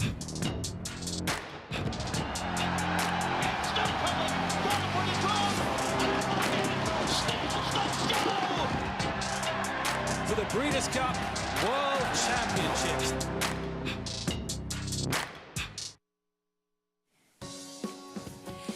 You're watching America's Day at the Races, brought to you by Naira Bets. You can bet any track, anywhere, anytime. Look at those pumpkins, Richie. It's awesome. I love it. It's the frost is on the pumpkin, the hay is in the barn. James Taylor, come on. Love when the hay's up in the barn and you get the pumpkins. Perfect. I love it. I love fall. I love Halloween. Yeah. I love all that stuff. Me too. My favorite time of year. It's just, I'm not a pumpkin spice fan, though. No. I like looking at them. I don't want to eat them. Fair enough. $20 winner is Harry Hood. Let's head down to Maggie. Yeah, I'm the only person on the show who likes pumpkin. But, Mark, congratulations. Harry Hood, we were just discussing a little difference of the way the pace turned out than we were both expecting. Yeah, I thought Harry Hood would be on the lead, and I didn't know St. Joe would go 23 and change out there, so I was glad they weren't together out there once I saw that develop. But, you know, we saw the race as Harry Hood in front, the other horse tracking, but, you know, they can't run it on paper all the time. Well, talk a little bit about this horse. He was lightly raced when you took him. He feels kind of almost like a work in progress, that he still has some growing to do. He's such a frame of a horse. He is. He's a big, strong horse, and he's a 3-year-old, you know. And, you know, big 3-year-old turf horse, you never know how they could advance as they mature to a 4-year-old. So we've been patient with him and, you know, wanted to protect him, and you know, I think he can run a long way too. I don't think he's very limited distance-wise, which could be, you know, useful down the road. I couldn't agree more. As Mashney Stable, we see them kind of breeding horses, and talk a little bit about, you know, kind of branching out and claiming some. Well, this was something we wanted to do at Saratoga. They wanted to jump in and claim one so they'd have more to run, and you know, they stepped up and we got lucky. We tried to buy something at the Horse the Racing Age sale prior to Saratoga and weren't successful at that. But, you know, fortunately we were able to pick up a nice horse for him. Oh, congratulations. Job well done here. Thank you, Maggie. All right, Harry Hood stepping up and upping his game. Second start for the Hennig Barn. Guys? Promising 3-year-old Maggie, thank you, Harry Hood, getting the victory. And just as Mark Hennig was saying, you know, for a barn that had a very strong Saratoga too, sometimes if you are looking to find maybe some more economical ways to add horses to your stable, to have some excitement, to have some action, if you're creative with your claims, you can have a lot of success that way. Well, and particularly, it seems like in Saratoga, everybody's trying to put their best foot forward, and it's so competitive and so hard up there. You will get horses that are dropping down to find an appropriate place to be competitive, and then when we get out of Saratoga, that same spot maybe becomes a little bit easier. Sure. We turn our attention now to race 6. We'll be on the turf for this maiden special weight. It is our Spendthrift Farm 2-year-old race of the day, brought to you by Spendthrift, home of North America's 4-time reigning champion, General Sire, Into Mischief. And this looks like it could be a good one coming up here. Big field of 12, 9-5 right now on Tom Collins. To the inside for Shug McGahee, who just missed behind Agate Road, who we saw come back to win the Pilgrim in his subsequent start. But that horse will be ridden by jockey Kendrick Carmouche, who's been riding in terrific form here at this Belmont at the Big A meet. But he has a lot of special memories here at Aqueduct in general as we take a look back at his favorite race.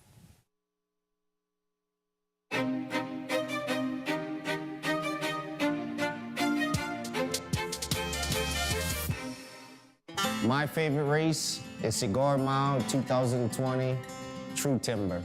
I know how much my horse loves the sloppy track. I got outside position, you got speed horses, and you the horse that can sit right behind them. Jack Stinson, he texted me that morning, Kendrick, what do you think? I said, don't worry about it, brother, I got you. My horse break good. I want to send him a little bit so I can let him relax a little bit going down the chute.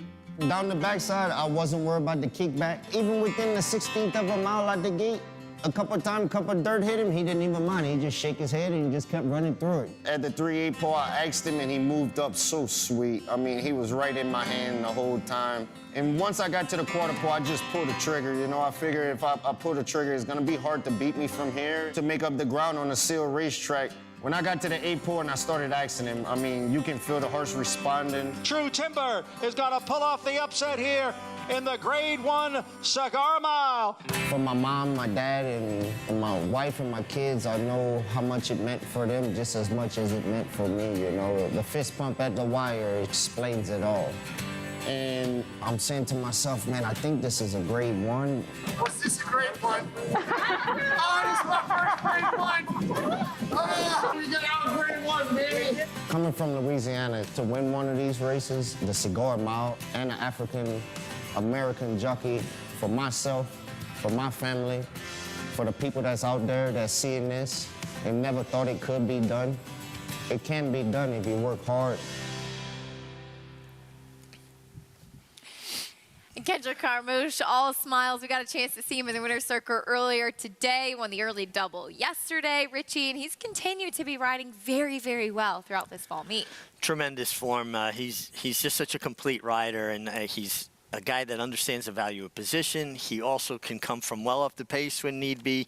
He's really as well-rounded a rider as you can find. I don't see many weaknesses in his game, and there's a lot of strengths in that game. And then his enthusiasm is infectious, and I believe horses feed on positive energy. He comes with that positive energy. One of the most entertaining post-race interviews, too, that's for sure. He'll be aboard Tom Collins coming up in this 6th race. Neither of us gin fans, but we'll see if Tom Collins can do the cocktail, the worthiness of getting to the winner's circle today. As Richie, that'll do it for you, but you'll be back in a little bit reporting. I'll be outside enjoying the sunshine. And we look forward to it. Spencer Farm 2-year-old race of the day coming up, the late pick 4.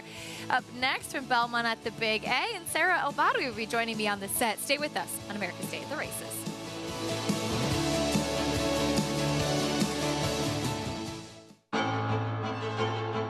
Jackie's Warrior quickly in front here by 2 lengths. Here comes Jackie's Warrior up the inside to take over the lead from Life is Good. Jackie's Warrior remains undefeated here at Saratoga, and he wins an unprecedented Grade 1 stakes at the Spa for the 3rd straight season.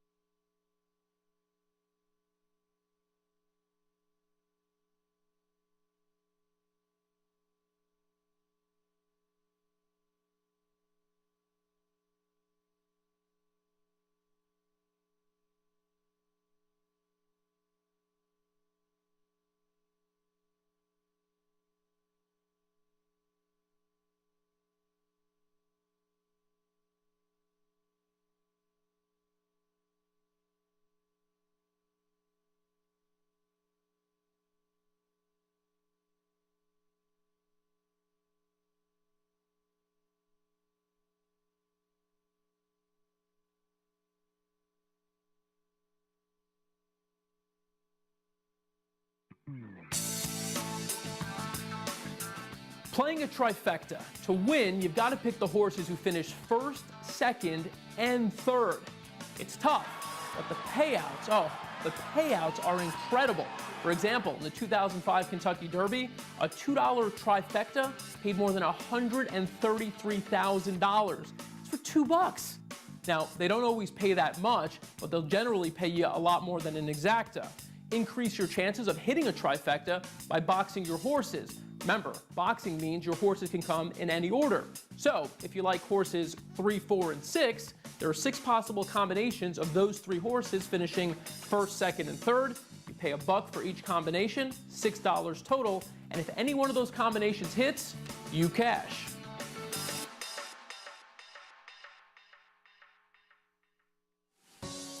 Welcome back to America's Day at the Races, brought to you by America's Best Racing. For the love of the race, visit americasbestracing.net today. Happy to welcome in Sarah El Badri here with me.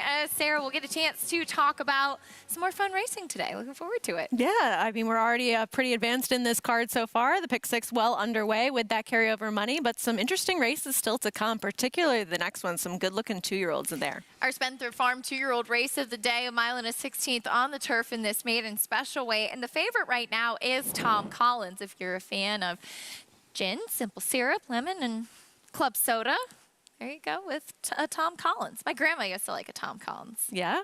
You and Richie were talking about how you're not a fan of gin. I have to say, me either. No, it's not the drink of choice, but a clever name. Yes, I love it. Out of Party Now by Frosted, which is fun. And this is a horse who obviously was turf meant, got to the turf last time out and finished third, kind of running in place, but behind Agate Road, who we did see come back to win the Pilgrim.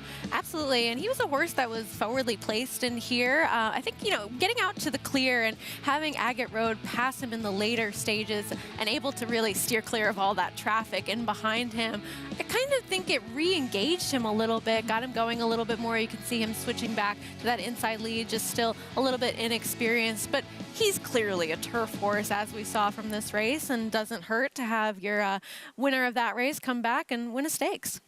There he is, Tom Collins, getting saddled up for trainer Shug McGahee. We'll learn a little bit more about Kendrick Carmouche as he will be aboard your favorite in here. Several interesting first-time starters in this upcoming race. The 11, Fred George, thought we'd touch on him because I know Maggie asked Christophe Clement about his name earlier. Now, I have not met Fred George. I've not had the pleasure, but he is named after a person. And it all started on my husband Miguel's bachelor party, which is usually how all great stories start. But he did his bachelor party in Turks and Caicos, where Dean Reeves has a home, and one of Dean's friends in the Turks is a man named Fred George. And from what I understand, he is one of the most fascinating individuals you will ever meet, an absolute legend.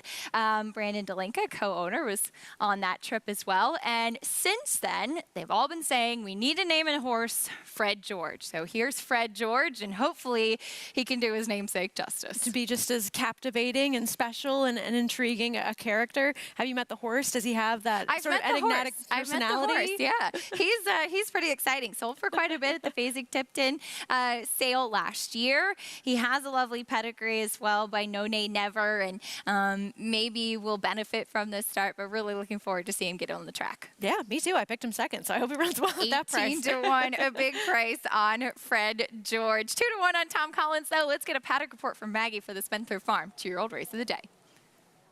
And occasion, we'll start with a horse who has 2 previous starts, both of which on the dirt. But I'm excited to see number 4, Anchises, get to the turf here. For me, he's one that from the get-go I thought looked more like a turf horse, despite not having an abundance of turf pedigree, to be fair. But this son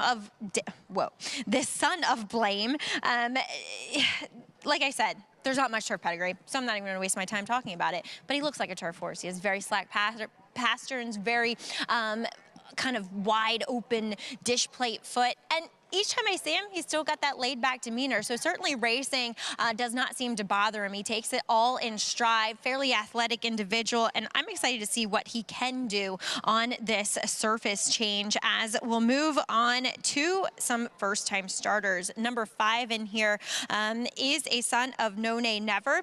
The dam won on the turf, and the half-sibling won a Group 3 in England as well.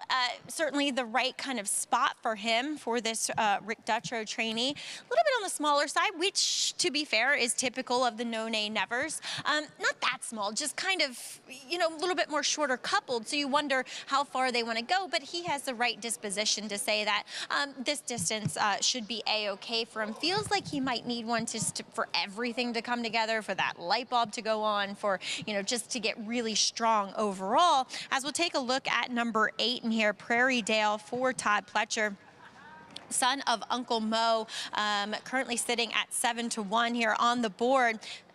It feels like Uncle Mo is that one singular stallion that every single one of his horses looks exactly the same. I mean, he stamps them so well that they tend to be big. They tend to be, as 2-year-olds, a little more up behind that front end, not quite catching up, and pretty much all of them, all brown paper wrappings. Very little have any white on them whatsoever, and this is just that typical Uncle Mo kind of walking around with his head down on the ground, as they do.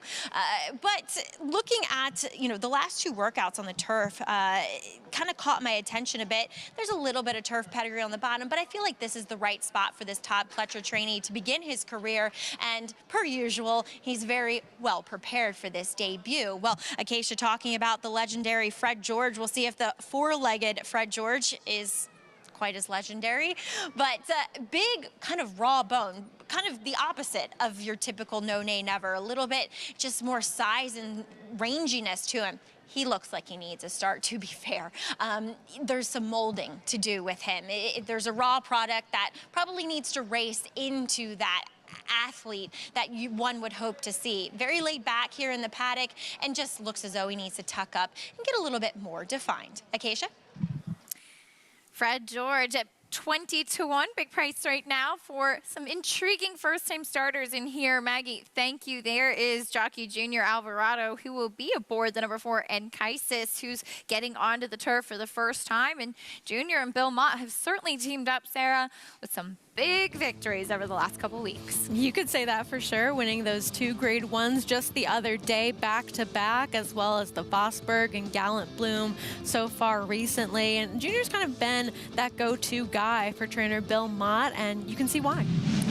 The Joe Hirsch Turf Classic, where Warlike Goddess defended her title, beating the boys once again. She was coming out of a couple of races where she had legitimate excuses. She settled so nicely this day, and she really just pulled away from this field in a tougher Turf Classic than what she beat last year. Absolutely, and she's a horse that Bill Mott has sort of said that she's a little bit tricky to ride and get along with, but Junior did a great job with her.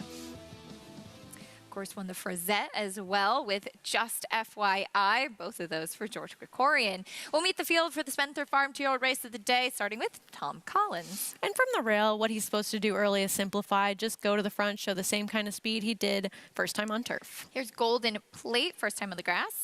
One that ran once on the dirt in a loaded maiden special weight field. Can he handle the turf? One of 2 for Bill Mott is Inherent Promise. Blinkers go on for this one that does have some turf pedigree.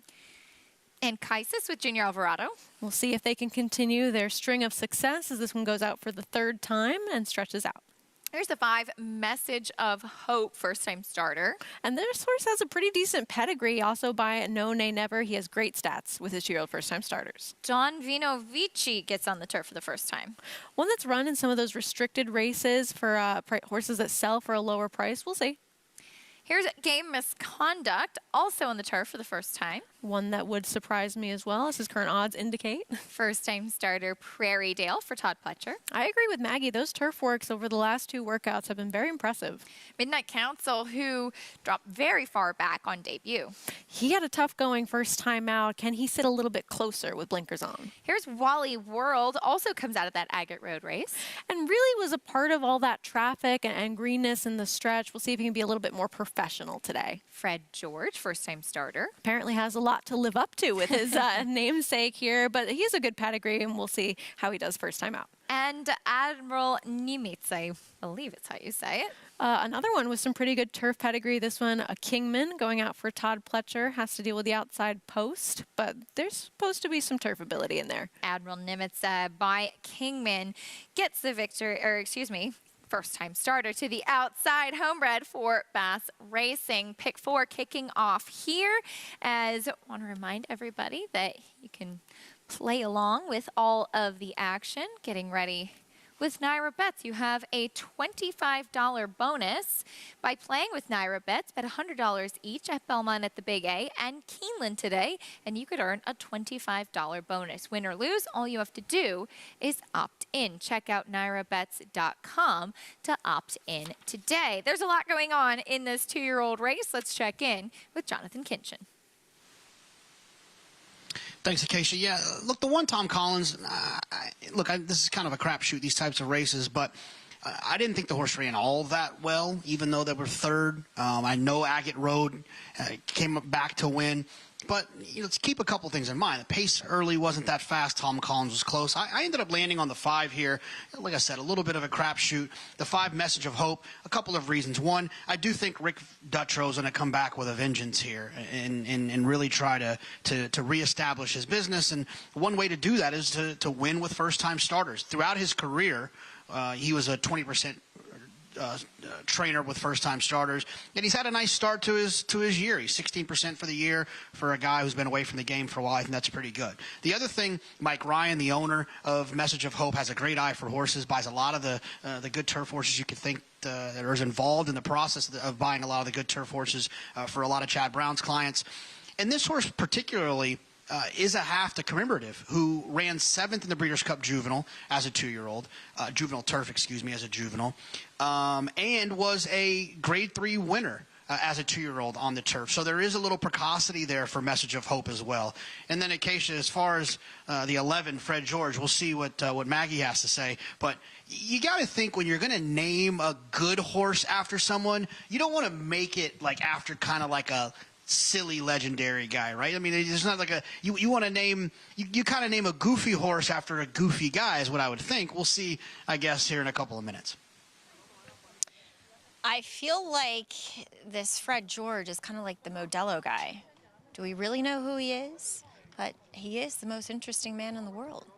Anyway, let's take a look at the two Chad Brown runners in here, both of which have experience. And we'll begin with Midnight Council, who comes in here from Monmouth, took a pretty hard bump coming out of the gate that day, and then just showed no interest in going forward in the early stages. I mean, just really well behind that field. So the Short Cup cheater blinkers do go on. The winner that day was sitting second for most of the race. So he did make up some ground late, but was it an optical illusion? Was it just kind of picking up some pieces from some horses who had already done some dirty work? I don't know. He's a good-looking type. Most of these Omaha Beaches are, but he also feels like that horse is just going to take a while to get it. You know, he just seems still a little bit clueless, still a little bit on the heavy side for a Chad Brown runner, whereas his stablemate in here, Wally World, as Sarah said, rough go around down the lane first time out. He'll add blinkers, and today he's a lot more awake. You know, he wasn't completely outpaced early on. He kind of sat mid-pack. So I wouldn't be surprised if this guy is a little bit more involved, even more so, stronger out of the race. He is the one, I think, of the two Chad horses that has more upside, and he's nearly double the price. So he just made a better impression on me, Wally World, second time around, as the other Todd Pletcher first-time starter Admiral Nimitz. Plenty of turf pedigree, looks like a turf horse through and through. He's wearing blinkers first time out. And I know when I bring this up, it seems like that odd Todd Pletcher horse with blinkers on a win, but they usually don't. And plus, that's a very tough post to overcome. One that could run well here, but I just don't think first time is necessarily going to be the winning one, Acacia. Fair enough, Maggie. Thank you. We'll have to overcome the outside post. As far as the two for Chad Brown, the one that's taking more money, Sarah, is Midnight Council. I know you had some stats to share. Well, speaking of blinkers, Maggie brings up a great point about Todd Pletcher first-time starters and blinkers not necessarily being a good sign. And with both of Chad Brown's runners, it's interesting to me that first-time blinkers with 2-year-old maiden second-timers, he is 0 for 10 with 3 hitting the board the past 5 years. And with the amount of horses he has, it shocked me a little bit that he's really only done this with 10 of them, and that it's not a successful move. Neither of these horses are favored. If you want them, I understand completely, as they both have plenty of upside and perhaps had some legitimate excuses on debut, but I just thought it was intriguing that this isn't a move that he goes to correct some of that greenness or horses that didn't break out of the gate all that quickly. We'll see how it does helping those two second-time starters. As far as the 5 Message of Hope, did want to point out that this horse was actually an RNA at the OBS April 2-year-old sale. Did not meet his reserve for hammering at 200,000 after a 21 flat work where he was pretty much asked throughout. So curious as to what he'll do first time out for Rick Dutrow. Obviously, as Maggie touched on, has the pedigree to be in the right spot. Absolutely, and it's really a European turf pedigree, not really taking any money whatsoever. And we did see Rick Dutrow with a 2-year-old first-time starter, Where's Chris, win recently on the dirt. We'll see what we get from this one. Very, very interesting race coming up. 2-year-olds going long on the turf. It's our Spencer Farm 2-year-old race of the day. Let's send it up to John and Brielle for the call. Number 5, Message of Hope, now moving into the starting gate, along with the 11, Fred George, and that will leave us with Don Vino Vici and Admiral Nimitz.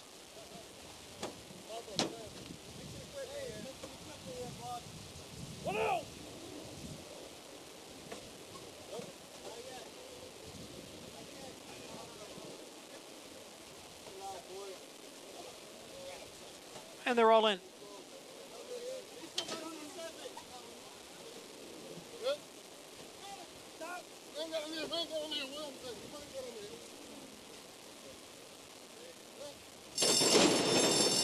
And they're off. A hesitant beginning for number 8, Prairie Dale, and he trails the field. From an outside post, it is Fred George who's trying to get to the rail and get the lead, and he has done that. Fred George is on top. Game Misconduct is racing in second with Wally World next in third, and the gray Tom Collins down on the inside in fourth. Midnight Council alongside is in fifth, followed by Golden Plate in sixth. And then Anchises on the outside running in seventh. It's a break of almost 3 lengths now. Back to Don Vino Vici. Then comes Inherent Promise, followed by A Message of Hope. And at the back of the pack are Admiral Nimitz and Prairie Dale. Opening quarter in 23 and 4/5 seconds. So it is Fred George who has the lead here by a length and a half, with Wally World running in second and Game Misconduct next in third. Midnight Council up on the outside and in fourth. Then it's the duo of Golden Plate and Tom Collins, 1/2 mile and 50 seconds. As they head for the far turn, it is Fred George the leader, 3/4 of a length. Wally World now getting closer on the outside, and Midnight Council is on the move from third. Tom Collins is now advancing in between horses. Game Misconduct is down at the rail, and on the outside is Golden Plate as they head for home, 3/4 and 1:15. Wally World has taken the lead, but here's a challenge on the outside from Midnight Council. It is Wally World in front. Wally World by 2.5 lengths. Midnight Council in second. Tom Collins is in third. They're coming on for the finish. And it is Wally World to win it. Close for second between Tom Collins and Midnight Council. Wally World with the win. Another fun name, I know, named by Bob Edwards of E5 Racing's son Riley. Wally World out of Forced Family Fun. It's a win at second asking. Yeah, and just was so much more professional today and sat close to the pace, able to kick away from this field. And it was a race that was more dominated towards the front end. And of course, my stat with trainer Chad Brown put them 1-2 right into the exacta in here. But serious improvement from his debut, where he was just so green and far behind. Gets the victory today under 1-3. Manny Franco, as we were watching through the running of the race with the fractions when they went 23 and 4 the opening quarter and then down to 50 for the half. Probably not exactly accurate in there, Sarah, but as you said, Wally World just positioned in the right spot and really benefiting from that first start, which so often can be the case with 2-year-olds. Of course, absolutely. And then actually 1-3 for Chad Brown, as Tom Collins able to get there for second, who was coming from off the pace a little bit today. Fred George with a brief thrill on the front end, and I agree with you. I don't think that we went from 23 to then 50 for the half, but you never know around here. That's true. It was 10-1, 9-8, 3-2 on Tom Collins, who will have to settle for second. Wally World, a big price at 9-1. Second-time starter, much more clued in with the addition of those blinkers for Chad Brown. Bob LaPenta, E5 Racing, the son of More Than Ready, breaks his maiden at second asking. And certainly, as is always the case, some trips you can take out of this race, and that's part of the fun with two-year-old races, is looking for horses that could improve out of it. Sure, and I think we saw a good field in general, and we'll see some of these horses come back to do well. This was certainly a very intriguing field to look at on paper before the race, and I won't be surprised if we see a couple other contenders improve next time out.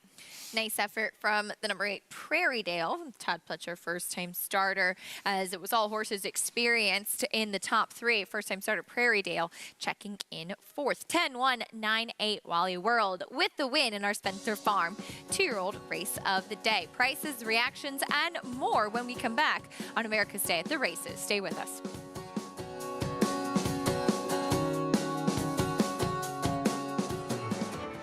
Connect, a Grade 1 winning millionaire, now making his mark as a sire.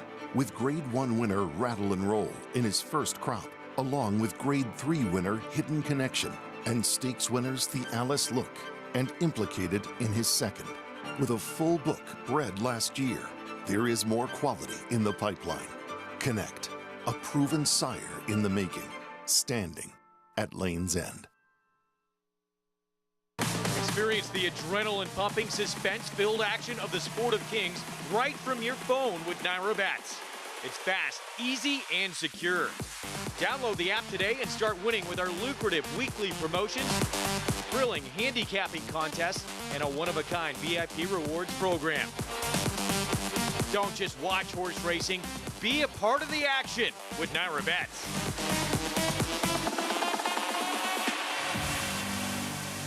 Introducing Venezuelan Hug, the tenacious, towering son of Constitution, now standing in New York. After breaking his maiden at Gulfstreet, he dispatched Cityman and Allowance Company at Saratoga, going on to 6 wins in 10 starts, finishing with 3 straight stakes victories, including the Grade 3 Canadian Turf. Now a versatile sire, complementing any mare with size, looks, and athleticism that's been called the best-kept secret in New York. Venezuelan Hug, standing at Mill Creek Farm. Visit millcreeksaratoga.com to book your mare today. Racetrack Television Network brings you every race, from every track, on every screen, every day. With monthly packages starting as low as $5, RTN gives you great value and access to more live HD streaming and race replays than anyone. Visit RTN.tv today to sign up and watch on almost any device, including Roku and Amazon Fire. RTN has packages that start at $5 per month.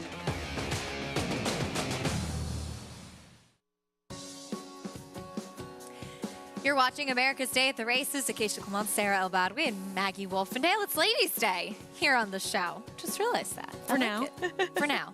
I like it. Enjoy while it lasts. There's Manny Franco with Wally World coming into the winner's circle. Much more professional second out. Absolutely, and just was able to sit so much closer, and so much of that greenness really gone from that first effort. 9-1. You got a generous price on Wally World. $20.80 winner over your 3-2 favorite, Tom Collins. Chad Brown, the winning trainer, though, and he's standing by with me. Here with Chad Brown, we were just both talking, Chad, about the 9-1 price on Wally World, because I know you, Bob Edwards, you were excited to see him finally get to run at the tail end of Saratoga. And what a great name. Out of Forest Family Fun, man. Bob's son Riley named this horse. I want to give him a shout out. It's a good name.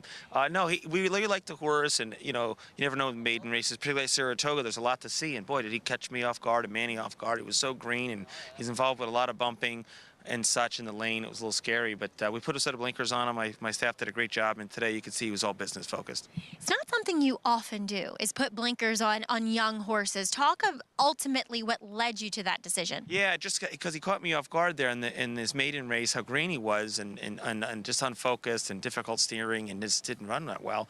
You're right. I generally like to let him see everything, particularly my turf horses.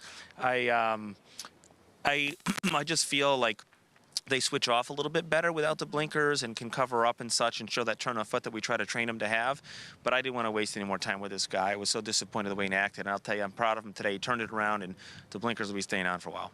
I know Manny was also saying that he used his voice a bit to kind of get him to move forward. Yeah, still, you know, these inexperienced horses. I mean, he found himself now on the lead in early stretch. And Manny said he felt like maybe he was trying to put his ears up and ease up a little bit. So he says, I was just hollering at him and stuff. He says, you know, nice effort, but still a little bit to learn.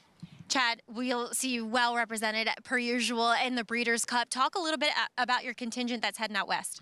Well, Goodnight Olive is doing really well, so she's on target to defend her race in the Philly Sprint race. And I'm still trying to figure out some of these turf horses, what we're going to do with Gina Romantic and an Italian. If I'm in the mile or mile and a quarter, I'll probably cross center horses like that. And Hard to Justify filly that we saw here that really ran well. It's shaped up to be a good race, a juvenile fillies turf. And a couple of horses I'm not really sure if General Partner's going to go out there. It's doing fine. And the distaff randomized and search results seem to be doing super. And we're looking forward to that. And I'm sure I'm probably forgetting some horses, but well, you know, we might not be bringing quite as many as the last few years, but I'd say somewhere between 7 and 9 really nice horses to try. Great. Well, looking forward. Thanks for that, and congratulations here with Wally World graduating. Thanks. Nice day out here. Thank you. It is gorgeous, man. I feel like I'm working on my tan out here, Acacia. I love it, Maggie. Enjoy it while it lasts. Unfortunately, we're heading towards the cold gray weather at the Big A. But for now, we turn our attention on to race 7 furlongs on the main track. Maiden Claiming coming up next with 3-year-olds and up. We'll take a quick time out. When we come back, we'll continue that Breeders' Cup discussion that Maggie teed up so perfectly as trainer Jenna Antonucci will join us on the show to give a little update on her Breeders' Cup Classic contender, Arcangelo, setting his sights big and what that preparation has entailed. Stay tuned. You don't want to miss that after this. A Grade 1 winner of nearly $2 million, Silver State hails from the sire line of legendary Claiborne stallion Danzig. And his second dam is full sister to Kentucky Derby winner Monarchos. After winning the Oaklawn Handicap, Silver State defeated Knicks Go in the Grade 1 Metropolitan Handicap. Now his first foals have arrived. Grade 1 winner Silver State, standing at Claiborne Farm. Adelphi Racing Club, offering a truly personal thoroughbred ownership experience. Again, I have to point towards the success, which has been great, but also the communication and having firsthand access to all levels, the trainer, the barn, get to go see your horses. It's been great. We're not just a syndicate, and our members aren't just investors, we are partners. Contact us online to get a taste of the Adelphi difference.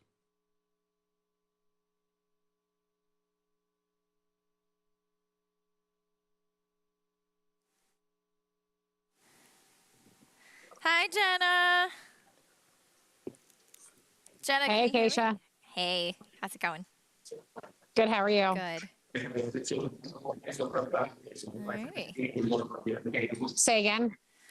I think we're ready. Thanks for doing this. Yep. What airport are you at, by the way? Sure. Lauderdale? Orlando. That was my second guest. I was so close. I said, having spent a lot of time at both of those airports myself, it's got to be one of the two. Yes. Thanks. We'll talk to you in a bit. Okay.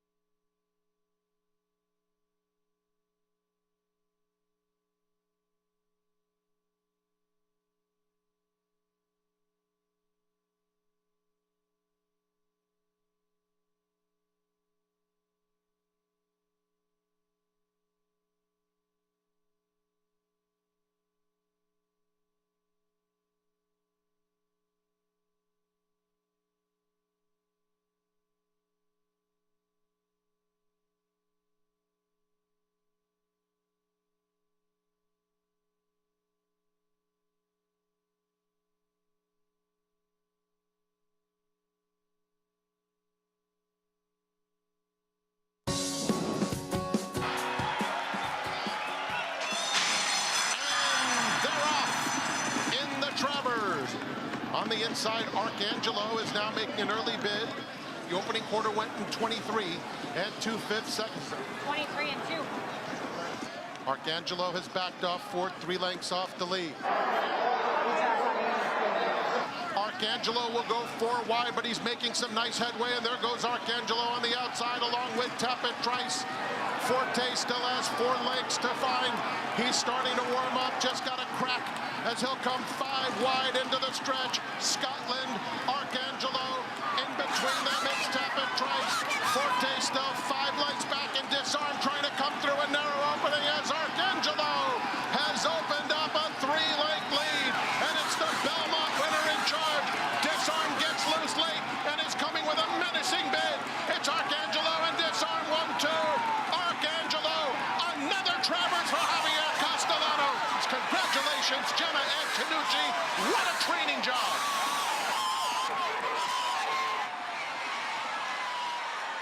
Miguel, thank you. Gracias. Thank you, good boy, son. I'm so proud of you, Papa. I'm so proud of you. If you're a fan of racing, I don't know how that could not put a smile on your face. Arcangelo in the Travers, a record 7th Travers for Javier Castellano, and the first for trainer Jenna Antonucci, who, as you heard in Frank Miramatti's call, indeed, what a training job. It's been so fun to follow. And Jenna joining us now live from the Orlando airport. Jenna, you are a star and always so accommodating. We're really grateful. But, I mean, looking back on that Travers and hearing that race call again, it gives me chills. What does that feel like for you? Yeah, it definitely sucks you kind of right back into the moment, and it's just awesome, and so proud of that horse and what the team's been able to accomplish. So yeah, super cool. Absolutely wild. We saw the final Longines Breeders' Cup Classic rankings leading into, of course, for the Classic, and Arcangelo on the top of the rankings. And this was a horse that I know you always said was going to be a little bit of a late bloomer, and he really blossomed as a 3-year-old. How special is it seeing him at the top of the group that he is right now? Yeah, I mean, it's kind of wild, to be honest. It's not stuff that you really speculate or think, you know, hey, this is what and how is going to happen. And so to watch him standing strong of this group of 3-year-olds is pretty amazing, and, you know, pretty grateful for the journey that we're on. You're getting ready to head out to Santa Anita to meet up with Arcangelo, who's been out there for about a week now. We got a chance to speak when he had just arrived and just had his first work over the Santa Anita Strip. He seemed like he was kind of taking everything in. Can you give a little update on how he settled in there at Santa Anita? He's doing really well. Robert is super pleased with how he has transitioned out there. It's just really enjoying the surface. The environment has really settled into his routine round pen, and, you know, learning the surroundings and all of the new players kind of around him. So extremely happy with how he's settled in and how he's adjusted body-wise and mind-wise to the shift. He seems like he's handled everything really well, of course, starting out in South Florida, coming up to Belmont Park, being based at Saratoga throughout the summer, and now out in California. Does it take him a little time to adjust, or is he a pretty easy horse that, like you, that wherever he is at the moment, he takes it all in? You know, for me, I just want to always give him that space. So if it takes him a minute or two, he typically handles things pretty well in stride. But, you know, he is a good feeling boy, as all of these kids are. So I, you know, probably the worrying mother, try and give him a little bit of extra space to ensure that, one, we're not forcing something or rushing something. And so allowing him to have that little extra time that he might need or might not. And if he doesn't, that's only benefits us on the training side. You're heading out there, as I said, to go see him. What's going to be the next workout for him? What's the game plan as far as this week is concerned? We have, you know, kind of the schedule we talked about before. We're aiming for the 15th, hopefully, for his, you know, a serious work, you know, towards the Classic. And so that's our focus right now, is getting that good body of work underneath us and continuing to march forward after that. For a horse that has done so much right recently, I know it's hard to put into words, and like you said, you're just hoping to kind of step closely and be the worrying mother and give him everything that he needs leading into this Breeders' Cup. But have you taken a moment to kind of reflect on this journey and what it means going into the World Championships with the horse that could potentially be the favorite? No, we're keeping the white noise quiet, staying focused on, you know, the day-to-day tasks. And obviously we all have busy schedules. So it's really just staying super focused day in and day out, making sure we're watching all the details, as everybody does in this position. And so not yet. I'm sure once this journey finds its, end point, we'll have a lot of time to reflect and really rejoice and enjoy it. But right now we're in business mode. As you should be. Well, Jenna, safe flight. We know that you're so busy, and thank you so much again for taking the time, and we look forward to hearing some more updates and hope everything goes smoothly with the next step in the preparations for Arcangelo. Thank you, Keisha. I really appreciate and hi to all the ladies on the set today. We love it. Thank you. All the girl power. That's the theme for this year. Jenna Antonucci, thank you so much.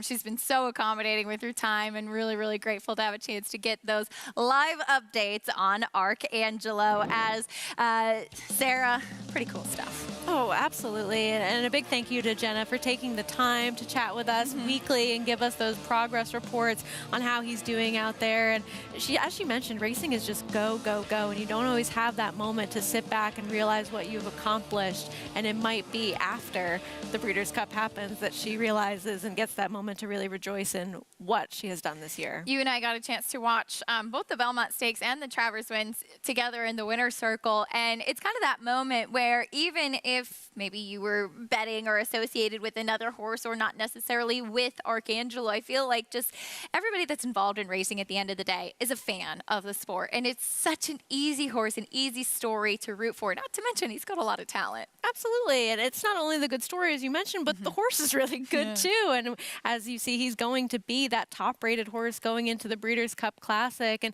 those are those moments in racing that make you remember, because we do this every single day. We look at so many races. Those are the horses that make you realize why you love this sport so much. So well said. Couldn't have said it better. And again, big, big thank you to Jenna Antonucci. As we turn our attention over to the 7th race, but first we hope that you have your Breeders' Cup tickets. It's coming up. It'll be here before you know it. Breeders' Cup World Championships coming up on November 3rd and 4th at the Great Race Place, Santa Anita Park. Make sure you check out breederscup.com/tickets.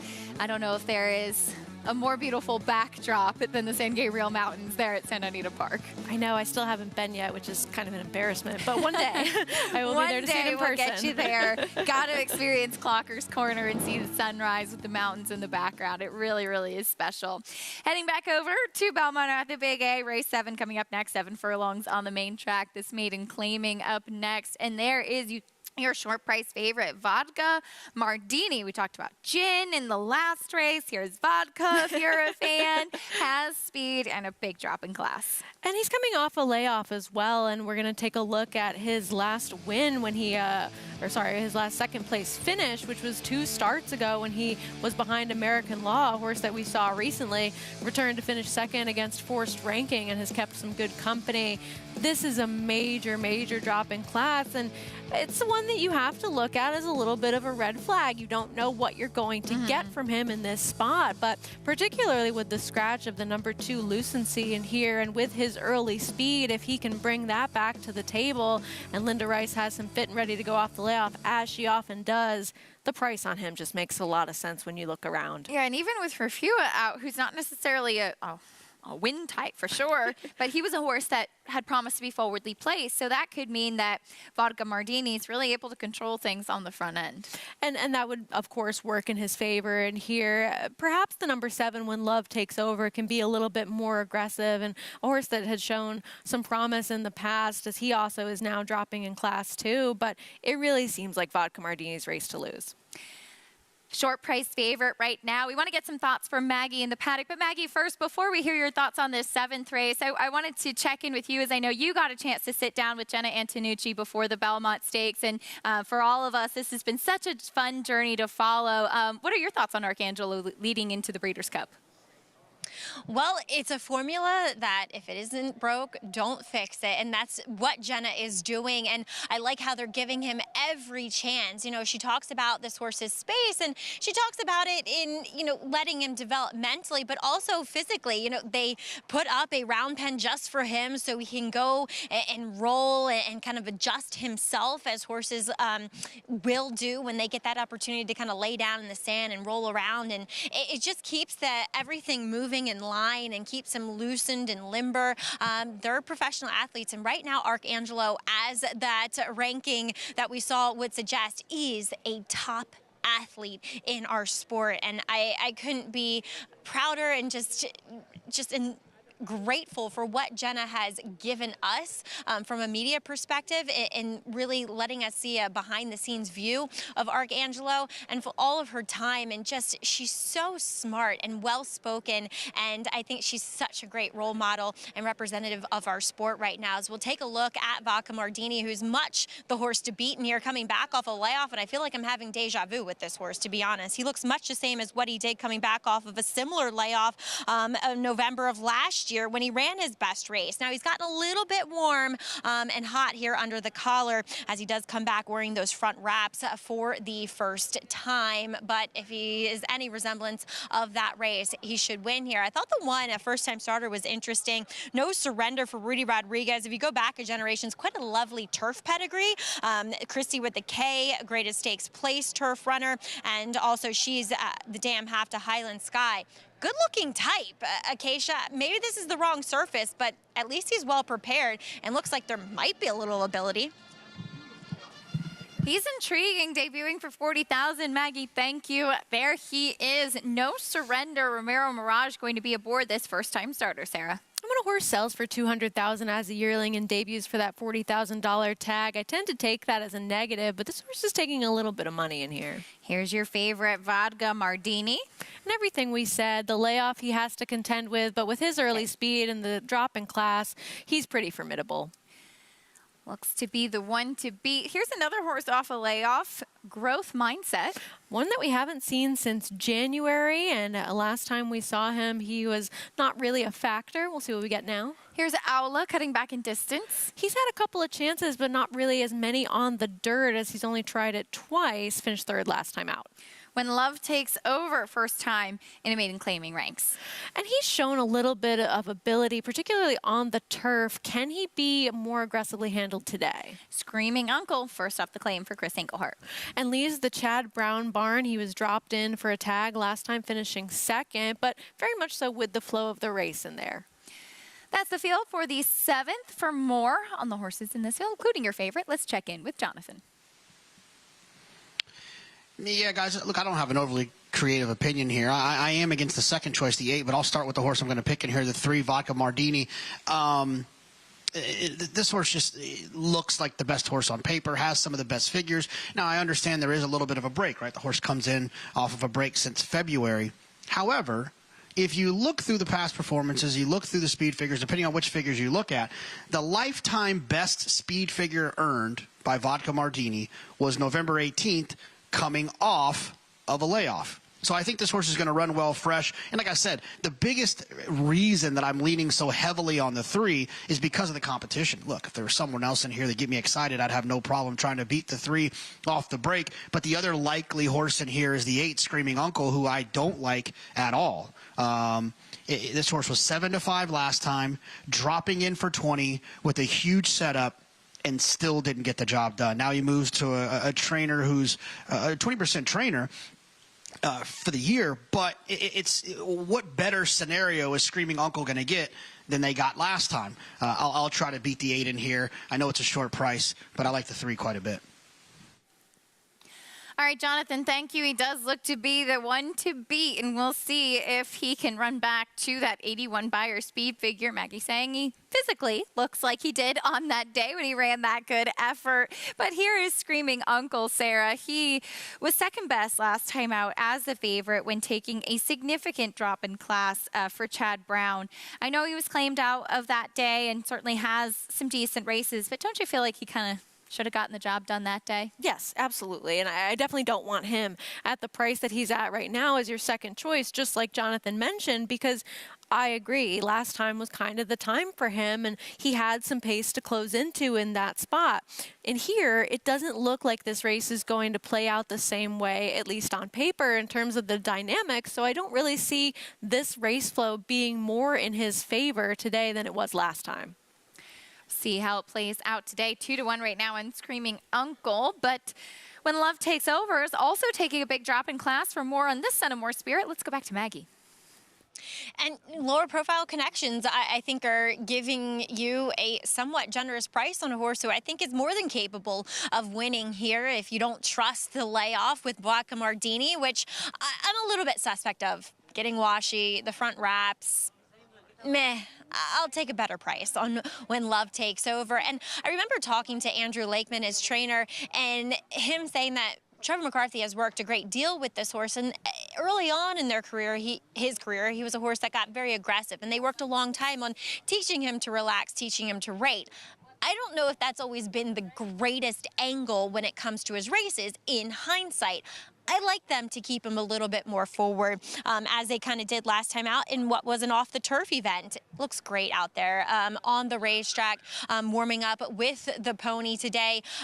So I think he's just a very viable alternative to the favorite and would prefer him. Acacia?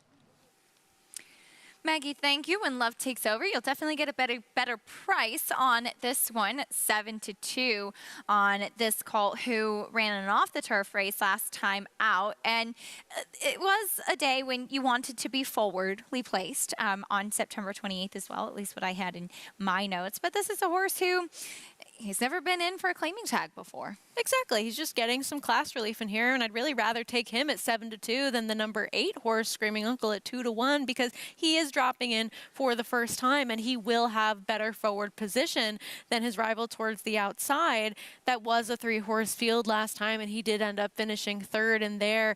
But he seemed like a little bit keen in the early stages of that race, and instead of just going on with it, he was kind of taken slightly off of horses, but again, just better company that he's faced, and that was his first start off of a little bit of a layoff as well. So perhaps now they're just being realistic with a horse that had perhaps shown some promise early, but he's raced 7 times, not getting the job done. It might be time to change something up, and today could be that necessary change. We'll see if that helps him to step forward as far as Vodka Mardini is concerned, also dropping in class for the first time. Obviously a horse with a top-class pedigree who Linda Rice looking for her 3rd win today. This one out of Hot City Girl, who Linda trained to great success as well. And this is a horse at the start of his career. I mean, he ran against the likes of Mo Donegal and Stellar Tap and, you know, obviously just some much better horses. He's never kind of taken that step forward, though, and sometimes you just have to be realistic with a horse. Exactly, and this seems like that realistic type of spot for him, and with the speed that he used to show, if he has any semblance of that still left and still capable of doing what he's done in the past, he should end up getting the win. And here you're taking an awfully short price on a horse with some question marks, and a lot of that the function of the scratches in here, but he just seems like a logical type that I'm not trying to beat.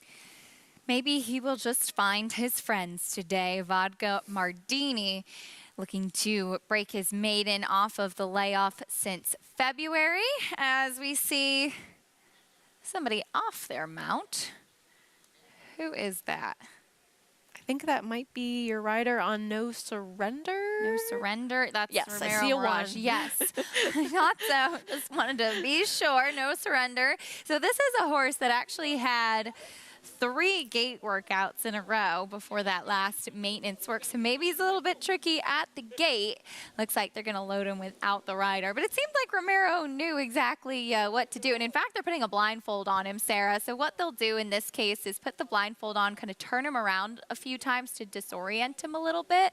And it looks like he was being a bit obstinate with the blindfold, which can also happen. And now they're just going to They got the front of the gate open for him. Yes. So a great point in bringing up those gate works, perhaps hinting at him not really being totally comfortable and experienced with that. Of course, he is a first-time starter, but again, knowing that about him, they can prepare to give him his best opportunity to be settled and be successful, and that's what they did here. He's standing quietly at the moment. There we go. At the moment, the key word. Hopefully that will stay the case. No surrender loading in. A little bit quirky, but gate crew well prepared for any of those antics. As we continue with the load for this 7th race, graduation day from somebody here going 7 furlongs. We'll send it up to John and Brielle with the call. Waiting for When Love Takes Over and Screaming Uncle.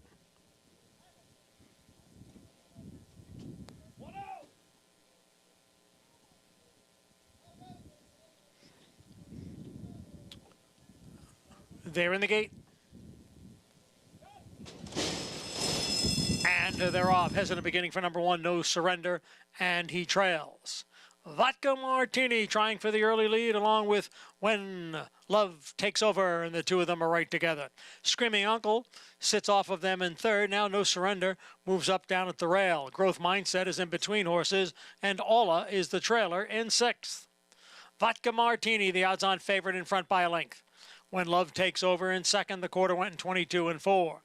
It's a break of 2. Back to Growth Mindset, third by a head. Screaming Uncle is on the outside and in fourth. Ola has advanced into fifth, and No Surrender is now the trailer as they head for the far turn. Vodka Martini leads here, length and a quarter. When Love Takes Over remains in second, with Screaming Uncle in third, 3.5 off the front.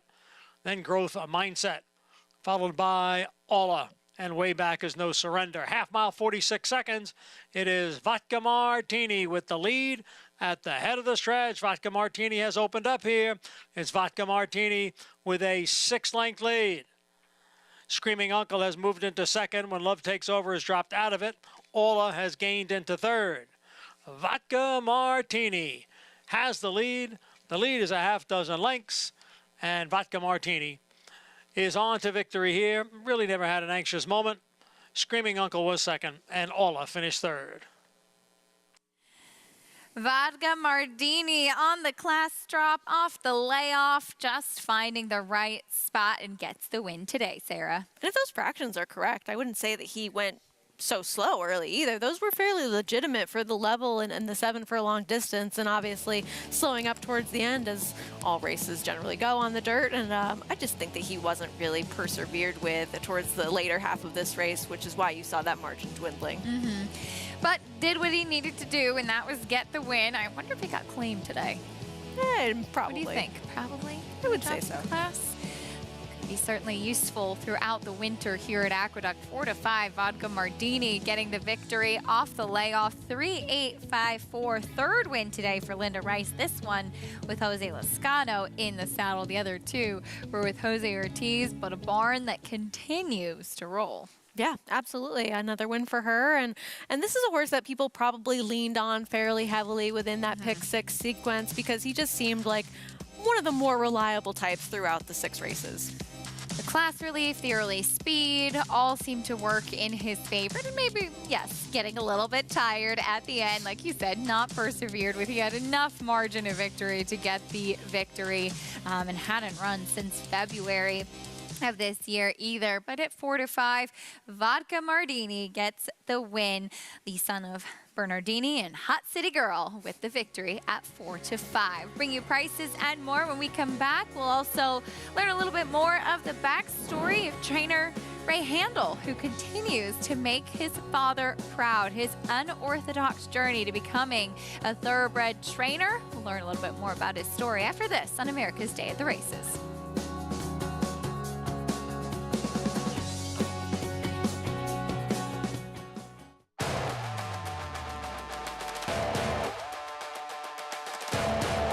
And the stage is set. Bright Work will make Ways and Means work. She is running on strongly. Ways and Means still a length back second. These two are dominating. Bright Work is a superstar.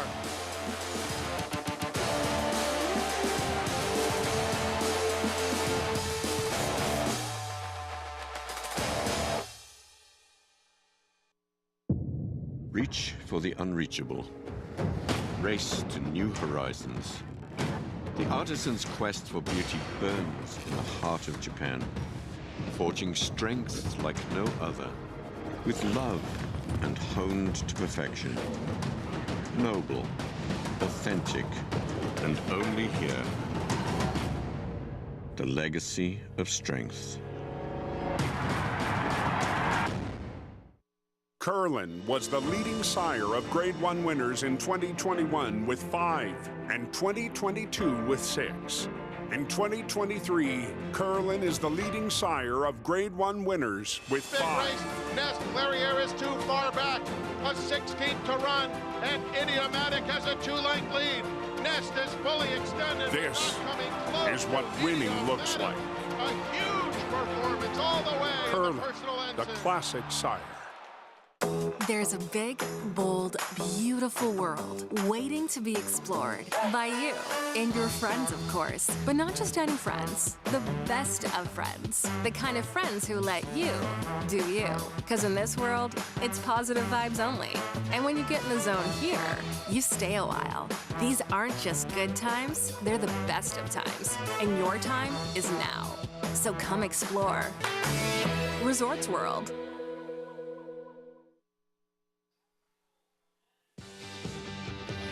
You're watching America's Day at the Races. So glad to have you with us on this Friday afternoon as Vodka Martini gets the victory in his first start in the maiden claiming ranks. Third win today for Linda Rice.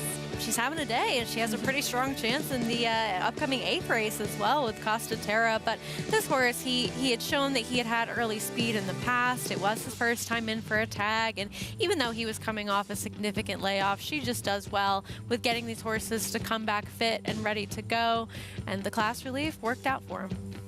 Combined with that ever-dangerous early speed, gets the victory. Jose Lezcano in the saddle. And as you said, as far as the multi-race sequences are concerned, this one at $3.60 winner certainly helped if probably a very logical single, perhaps, if you were playing the pick 5 or the pick 6 as we take a look at the pick 6 follow along.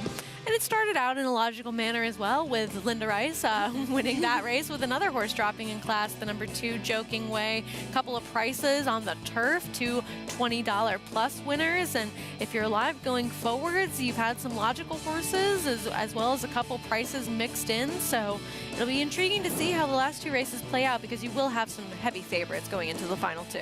Taking a look at the field for this 8th race, Costa Terra currently 6-5, also trained by Linda Rice, as you mentioned. The big question is here is who can handle the 1.25 mile distance?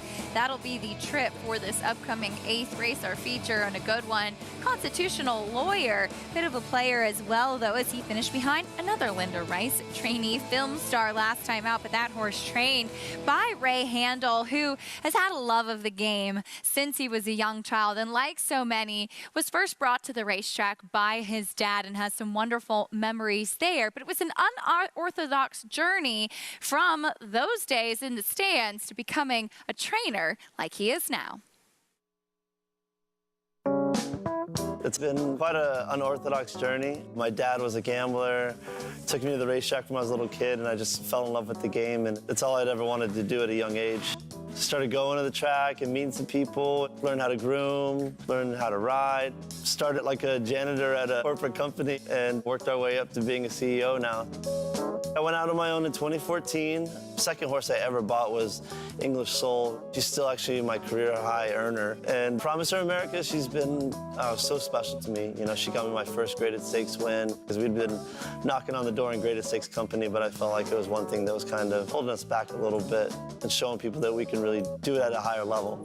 Winning races and kicking butt helped me kind of keep getting better and getting better stock and bigger clientele base that's kind of helped me elevate my game to the next level. Dad calls me after every single race. He's my biggest fan and my biggest critic. You know, I'd be like, what the hell happened out there today when one doesn't run good? He's the first one to call me before I get to the winner's circle. I'm a competitive person in nature, so to go out there and compete against these guys, it's fun and it's very fulfilling when you claim a horse and seeing them do better and improve and then perform on the racetrack. All of it combined is just everything that I could imagine. There's Ray Handel. As got he the shades. Always with the shades, a little way for the camera, getting ready for this 8th race with Constitution Lawyer coming up next. Looks like he's holding court in Patrick's office there. I guess so. I'm just waiting for everybody to stop by and say hi. That's usually where you can find him before the races. Of course, Patrick Davis, paddock judge, and that's where you usually will find a lot of trainers hanging out in between races, getting a good look at the replays and watching the show. And also, it's warm in there. Right? If it gets chilly, it's much warmer in there. Good place to be. But as far as Ray Handel is concerned, he does send out Constitution Lawyer. There's a look at the son of Constitution making his way over. And Ray's had a very, very good year, Sarah. And this is a horse who found his home kind of on the main track when running in that off-the-turf race back in May. Disappointing effort after that behind Bright Future, who would, of course, go on to become a Grade 1 winner, but then second behind the Inform Film Star last time out. He's just one that I'm so glad that he's back to running on the dirt. I know they tried the turf with him, and he didn't run badly on that surface whatsoever, and completely understand wanting to keep him on it if he's continuing to perform, but sort of by accident now he's back on a surface where he's been a little bit more successful lately, and that was a nice win in that off-the-turf race. Completely can understand not performing against horses like Bright Future and Speed Bias at Saratoga, and then really back to a solid race last time. And it's really this distance that will be sort of this great equalizer and is kind of a question mark for a lot of these, and he's one of them. A mile and a quarter. Who can handle it? We'll soon find out. Getting ready, making their way over for this 8th race, Belmont at the Big A. We'll learn a little bit more about the rest of the field, who are the main contenders, who have some questions to answer. Stay with us on America's Day at the Races.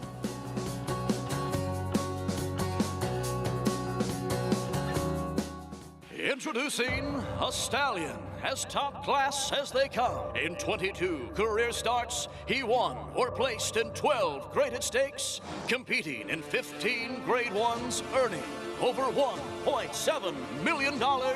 His undisputed speed is evidenced by 7 100-plus Spire speed figures, a 3-time Grade 1 winner, Raging Bull.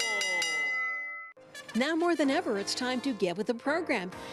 When shopping for your next race prospect, consider that New York breds start with an advantage. Our New York breds run for serious green. At Saratoga Race Meet, New York bred maidens run for up to $88,000. New York bred allowance horses run for up to $100,000. And New York bred owners can collect awards of up to $20,000 per horse per race. So get back with the program. Seriously.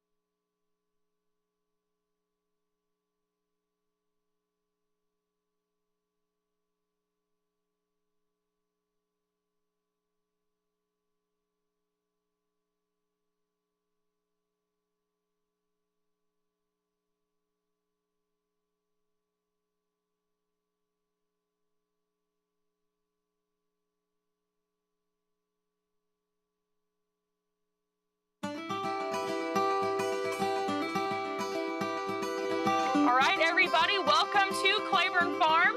Claiborne Farm has been around since 1910. The tour is a backstage look at how we operate as a large-scale breeding farm. These are parts of the farm that have always been off limits to the public. You know, you would only see these barns and these horses up close if you worked out here. So it's been really exciting to open that to the public, to show that end of the industry and just spread that knowledge. You know, you take a group out, they get to scratch on a mare in full, they think it's super cool, and hopefully create a lifelong fan. So our stallions stand from anywhere from $5,000 to $100,000. That is a stand-and nurse guarantee. So that fee is not paid until the next year after the mare has had her baby, the full stands, and everything is good. We have conceived 22 Kentucky Derby winners, 19 Preakness winners, 22 Belmont winners, and 29 Breeders' Cup winners. In addition to that, 6 of the 13 Triple Crown winners have been conceived in our breeding shed.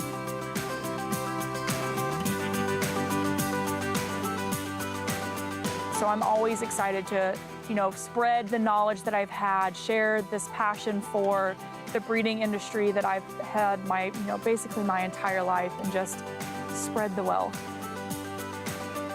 Basically, all of our tours are sold out. That's just absolutely fantastic. Sometimes we'll try to sneak in 1 or 2 extra people onto the trolley. It's a yearling colt field. Actually, this field is home of 2013 Kentucky Derby winner Orb, as well as Breeders' Cup Classic winner Flame. The cemetery is extremely popular. It's on both types of tours that we offer, so the trolley tour and the walking tour. People travel from all over the world to see Secretariat's grave. So it's really exciting to see people's reaction to seeing that. Secretariat, the 1973 Triple Crown winner. I just want to thank everybody for coming on this tour. This is a tour that we've been really excited about. We're really excited to open up this side of the operation to the public. I think Claiborne is just absolutely iconic when it comes to horse racing. I don't think you can think of horse racing without thinking of Secretariat and Claiborne Farm.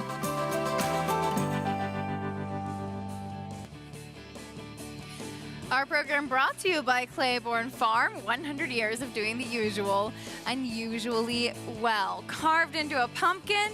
Doesn't get much better than that, Sarah. No, Halloween quickly approaching. It is the season. Friday the 13th, a little spooky. Spooky.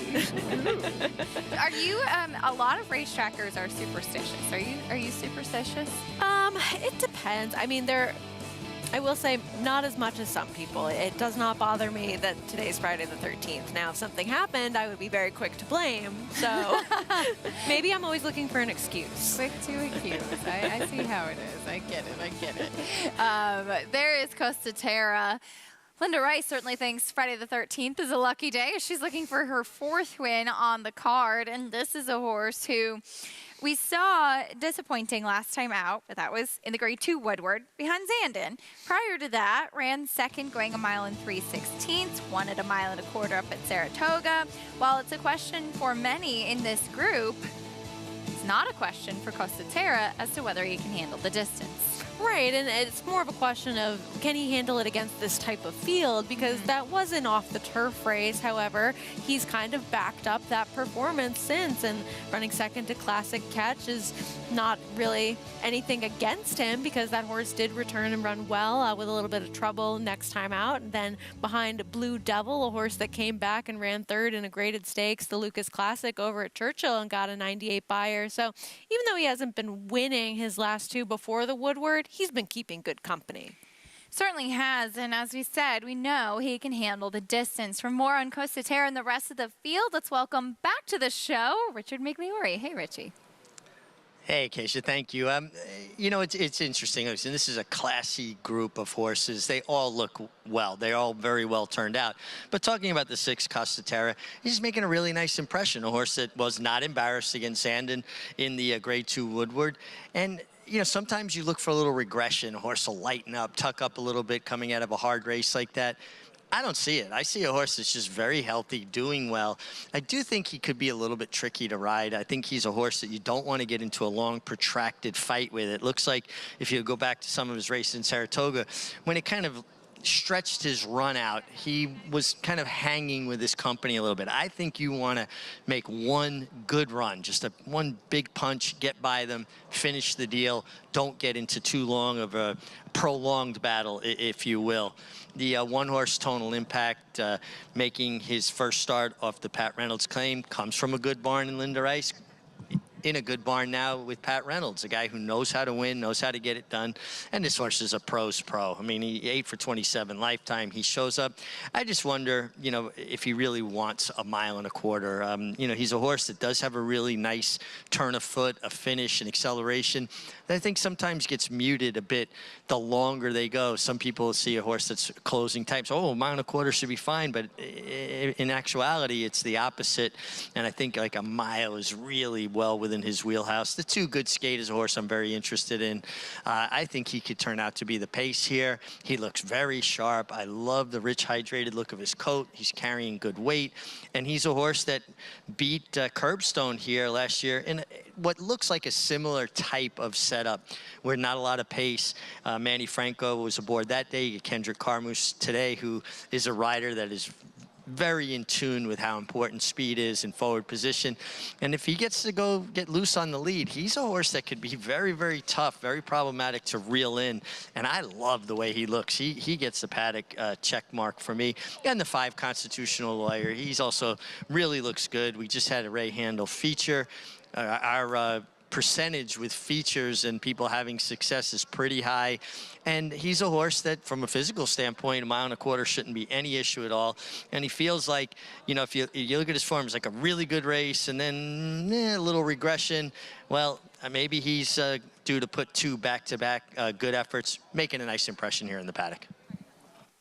Richie, thank you. We'll see how Constitution Lawyer handles the added ground today, coming off of that second-place finish behind Film Star. It's a very interesting race, and there is Ray talking to Dylan Davis, and that's his horse, Constitution Lawyer. As Richie said, the feature angle sometimes can be the key on the show. We've had a lot of success with that so far, and Dylan Davis looking for, I believe, his third win on the card today. So Linda Rice looking for her 4th, Dylan looking for his 3rd, and this looks like a race where this is a good field. It's not your typical just regular allowance optional claiming race. These are some good horses. A lot of them have tried some stakes races as well, so it'll be interesting to see how this one plays out. Richie touched on the number 2, Good Skate. That's your favorite, Costa Terra. But as far as Good Skate, I thought he brought up a really interesting point with him almost trying to do a repeat of what he did last year. I mean, or I should say earlier this year in February when he won at 1.25 miles when wiring the field that day. He has speed. We know he can handle the distance on turf and dirt, and he's arguably run his better races on the main track, which he goes back to now. Absolutely, and maybe you thought his form was perhaps tailing off just a little bit, but I don't think that's the case anymore after seeing some of the turf races that he put together up at Saratoga. I will be curious to see how aggressive Kendrick is with him. We know that he's a rider that likes to use a horse's speed early, but the number 4, Ironworks, is likely to be forwardly placed as well. And we'll see how that pace does play out, and maybe it will set up for a horse like your favorite, Costa Terra, who's 6-1 on the outside. Meeting the rest of the field, though, first off the claim from Linda Rice now with Pat Reynolds. Here's Tonal Impact. A horse that Linda Rice had a lot of success with, and I don't know that 1.25 miles does him any favors. A horse that will be pace compromised. Did finish behind Accretive, who would come back to run 2nd in the Grade 2 Vosburg in his subsequent start. Here's Good Skate. Back to the dirt. And had those good turf races, as we mentioned, has some speed. Where will he be early, and how aggressive do they get on the front end? Mystic Knight for the Cantermossy Barn. Blinkers come off this one, who was favored last time and finished 3rd. Stretching out for Ironworks, who should be forward, as you mentioned. And he's taking money, but some of that you have to consider the My Racehorse factor. They do like to bet their horses. And we're very thankful for that as well. Here's Constitution Lawyer, Ray Handel's charge. Yes, one that I like on this surface more than the turf. The distance will be the question mark. And Costa Terra coming out of trying Zandon in the Grade 2 Woodward. And you know that he's just been facing good horses throughout. That Woodward, of course, being a good example of that. But just the numbers that he's been able to pair together so far over his last really 4 efforts make him much the horse to beat. He's even money right now on the board. Costa Terra. As we bring in Jonathan Kinch and JK, does Linda Rice make it forward today? Yeah, I mean, I think she does. And I don't hate. Well, I'm sorry, never mind. I forgot Tonal Impact got picked up. Costa Terra. So here's what I'll say. If you look at Costa Terra's past performances, you'll look at races that Costa Terra has run since switching to Linda Rice that are over 9 furlongs. There's a couple of 10 furlongs. There's a 9.5 in there. This horse runs well when going longer. The figures that this horse can earn going in these longer distance dirt races, they kind of lay over the rest of this field. And the other thing that you can ask yourself is, well, why did this horse run so poorly? And the Woodward was trending in the right direction, really took a regression from a speed figure standpoint. And when you're asking yourself that question, it's nice to have an answer so that you can kind of lean back on some of the old races? And the answer to me is the horse didn't have Lasix last time. Gets back on Lasix this time. Obviously, it was tougher competition, but I still would have expected Costa Terra to run a little bit better than he did. But I think there's an excuse there based on the fact the horse didn't have any Lasix. I look for him to run one of the races he ran up at Saratoga this summer. If he runs one of those races, to me, he will give Linda her 4th win on the day, and he will get his picture taken. I will say this about Ironworks. Sarah brings up a great point. You have to be careful a little bit with horses taking money when it comes to My Racehorse. That's not a bad thing. But they do have a lot of micro share owners. And if you own a horse, you want to bet your horse. Whether it's $5, $10, $20, it adds up quite a bit and sometimes can be a little bit skewed from the win pool of what the horse's chances actually are. With all of that said, it is still Todd Pletcher and is still stretching out a horse on the dirt. And I don't think there's too many people in the game that do that better than Todd does. I do think Ironworks is interesting. And I do think that if you see 7-2 on the board, expect that you're going to get a little bit better in the exactas, trifectas, and multi-race bets.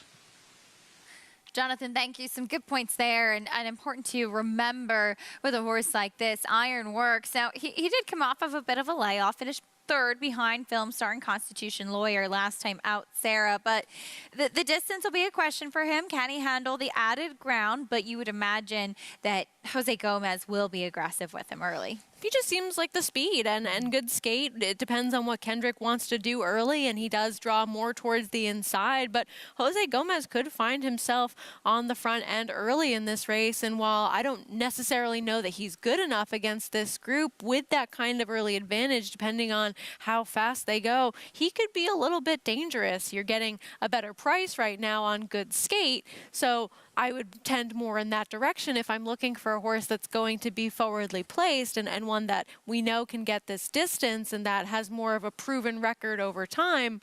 But Ironworks, second off the layoff for Todd Pletcher. He's a trainer that I do really trust getting horses to stretch out effectively. Yeah, he's very, very good at that. It's a proven track record for sure, but a generous price on good skate at 6-1, who does boast a win at the 1.25 mile distance. This is back in March when he finished 2nd, going 1 3/8 miles behind Locally Owned, and tried to use that spot every step of the way. But this is a horse who's shown an affinity for the longer distances. And he was in really good form at this time. He just kept stepping up in class and showing up each and every time. And in the race before this, when he won at 1.25 miles and got a 90 Beyer speed figure, he was benefited by the racetrack that day being inside and being more aggressive. But I think that he certainly did not disgrace himself finishing 2nd in that race and ahead of a horse, Tonal Impact, who he's going to be facing again, who's a shorter price than he is. So I'd much rather take good skate than his rival towards the inside. Tonal Impact 9-2 right now, but for more on good skate, top pick for Richie. Let's head down, check in with him trackside. Yeah, I really liked everything I saw about good skate in the paddock and continued to like him on the racetrack. And watching Kendrick warm him up, I just got the impression that Kendrick and I are on the same page as far as tactics.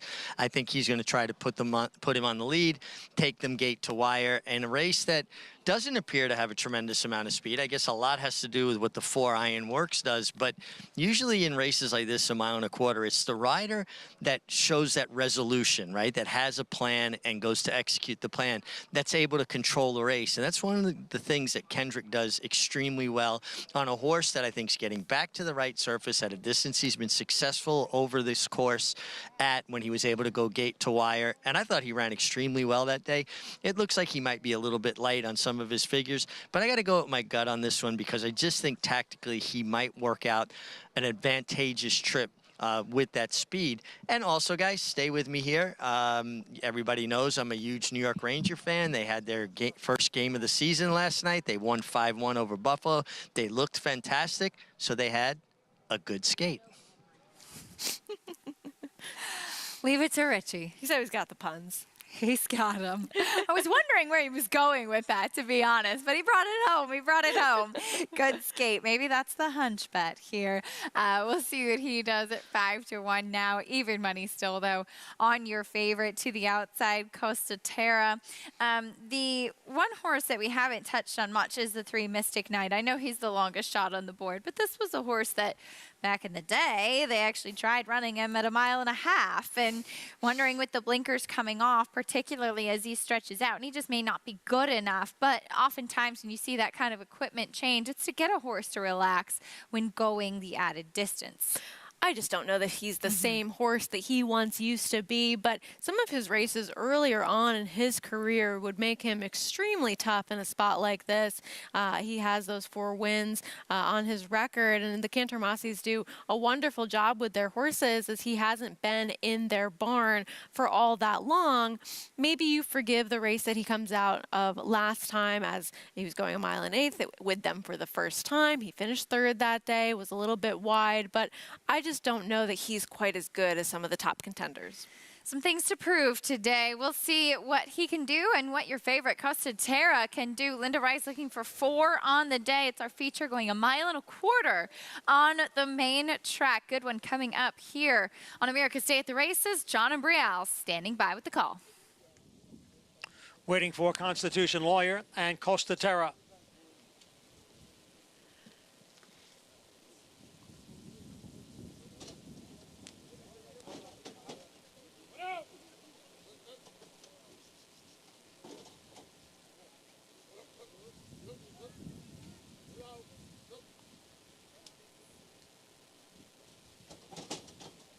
They're in the gate.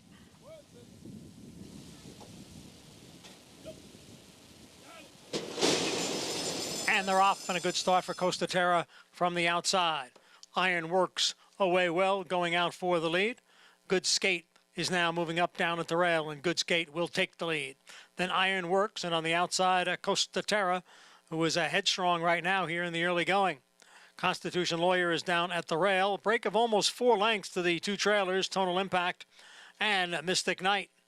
As they move around the clubhouse turn, it's Good Skate with the lead here by a length. Ironworks is in second by a 1/2 length. Constitution Lawyer down at the rail, and Costa Terra racing in 4th. About 5 lengths from the lead right now. The quarter went in 24-1. As the field heads for the backstretch, Good Skate leads here by a length. Ironworks remains in second, and Constitution Lawyer is still in 3rd. Costa Terra on the outside in 4th, getting just a bit closer now. Tonal Impact and Mystic Knight continue to trail. The half won in 49-3, midway up the Aqueduct backstretch, with Good Skate leading here by 1.5 lengths. Ironworks, Costa Terra, Constitution Lawyer, those 3 are all together. Good Skate is the leader, and the lead is 2 lengths. Costa Terra's on the outside. Constitution Lawyer is down at the rail. Ironworks is in between, and now the 3 of them are getting closer to Good Skate. Farther back in the field is Mystic Knight. The trailer is Tonal Impact. Constitution Lawyer is coming through down at the rail. Constitution Lawyer makes his move and takes the lead, coming for the quarter pole. Good Skate on the outside in second. Then Costa Terra in 3rd as the field comes into the stretch. And it is Constitution Lawyer who leads. And the lead is 2 lengths. Good Skate trying to get back to Constitution Lawyer, but Constitution Lawyer is clear. Good Skate is in second, and Costa Terra is next in 3rd as they pass the 16th pole. It is Constitution Lawyer in front, and Dylan Davis has his 3rd win today. Constitution Lawyer over Good Skate, and then Costa Terra. Forget racetrack superstitions. All you have to do is pay attention to what feature videos play on the show, and it seems to hold true. Sarah, right handle, we learned a little bit more about his story. High fives all around as Constitution Lawyer wins the feature. I just feel as though we have such excellent stats on how we present those stories, and then those horses go on to be successful, and you got a nice price on Constitution Lawyer stretching out in here at 8-1. Dylan Davis getting his 3rd win of the day, and what a smart, patient ride with this horse, coming right up the rail, saving all the ground, and Good Skate. It's not like he was disappearing. He ran his race to finish 2nd, going to be that front runner all the way around the racetrack. But Constitution Lawyer, perfect trip. The one who did not really run his race was Costa Terra, who was not completely settled early. He was a little bit kind of outside in no man's land a little bit. It never looked like he really kind of got into stride and got relaxed, and then he didn't kick on late as you been accustomed to seeing him do. No, he had every opportunity. He was sitting parked right outside of your pace setter, and he just really did not kick on in here. Right handle, sunglasses on, in the winner's circle. What do they say? You got to wear shades because your future's so bright. Is that what it is? That's what he's embracing. Exactly. We love to tease, right? But he's a lot of fun, and obviously doing a good job. The barn is in a good groove right now. Constitution Lawyer with the win at 8-1 as well. It was 5-2, 6-4 in the 8th race. Third win today for Dylan Davis for a horse that for a long time in 2022 and even the start of this year was on turf. And like you said, Sarah, kind of accidentally switching back to the main track. And while we complain often about the wet weather, on May 21st, that off the turf race might have been the best thing that happened to Constitution Lawyer. Right, and there's another horse that happened to, Sheriff Bianco. He was running on the turf, and then they realized that he's a dirt horse. Yeah. And so this might be the same case here for Constitution Lawyer, and this spices up that pick 6 quite a bit. Definitely does, especially with Costa Terra being 4-5. But 8-1 winner, Constitution Lawyer. Prices, reactions, and more when we come back. Stay with us on America's Day at the Races.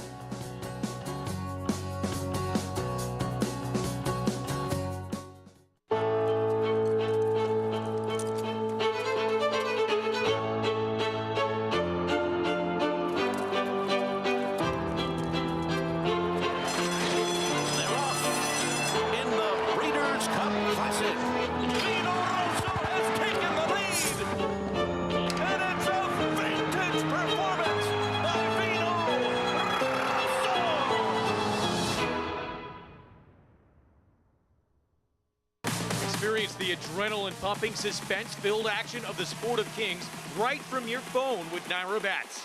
It's fast, easy, and secure.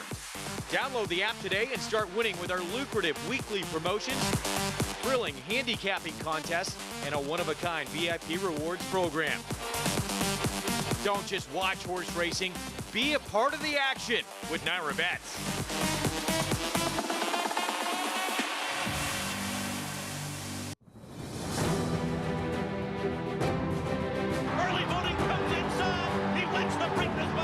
Disarm takes the Met win.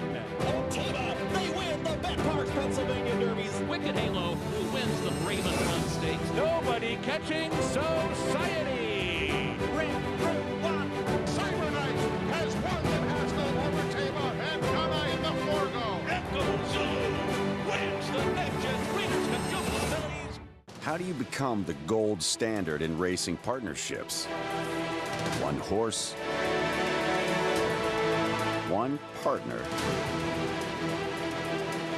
one victory at a time. Congratulations to all our partners who have made West Point the gold standard for the last 3 decades.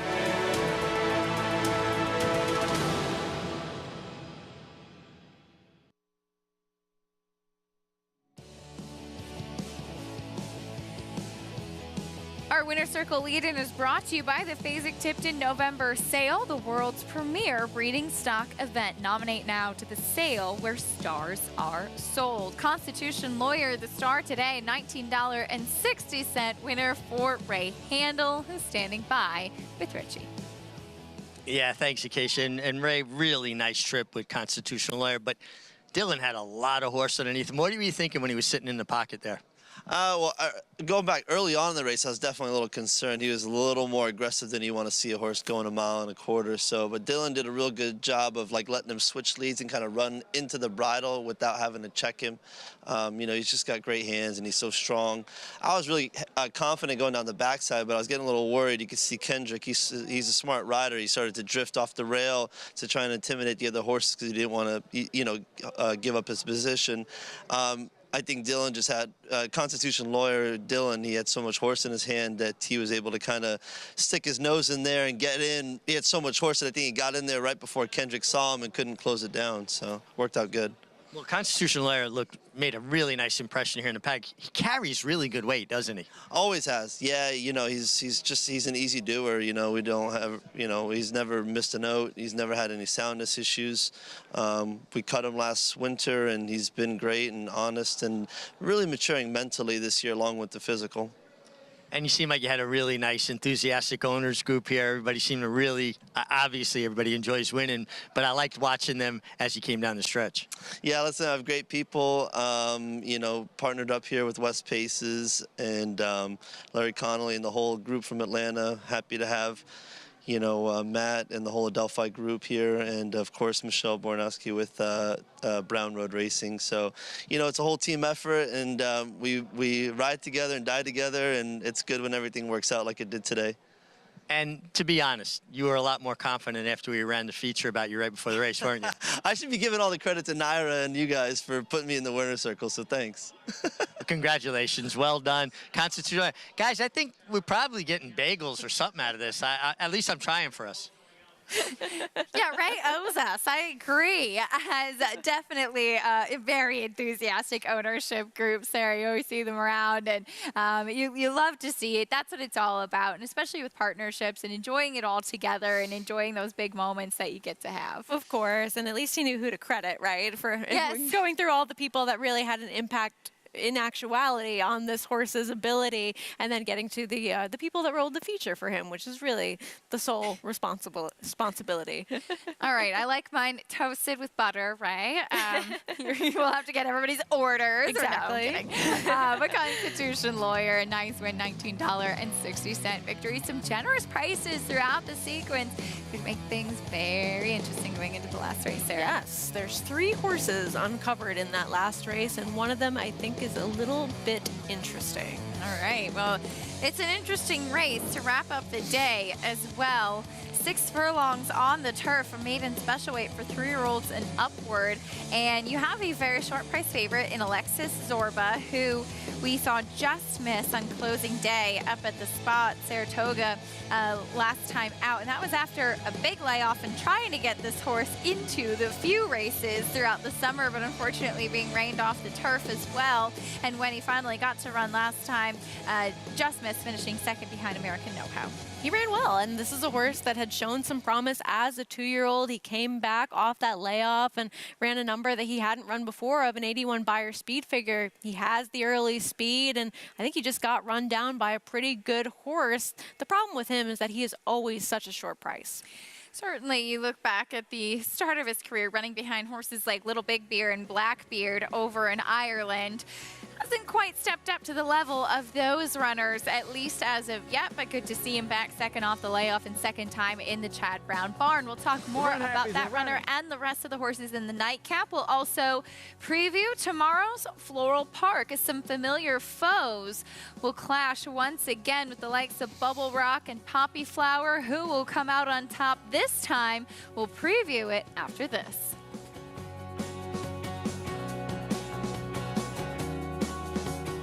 The Run Happies are running, the Run Happies are selling, the Run Happies are winning. Eclipse champion Run Happy is showing a new dimension with winners on turf, dirt, and all weather. A record-breaking sprint champion, Run Happy is also showing winners at all distances. The son of Run Happy, Nutella Fella, has won the hopeful. One happy mama wins the Iowa sorority. Run Happy, price for value, and standing strong at Claiborne Farm. RaceLens is the most in-depth product in horse racing, with unique features found nowhere else. True odds, predictive analysis, and pace projection. RaceLens. It will change the way you follow horse racing and take your game to the next level.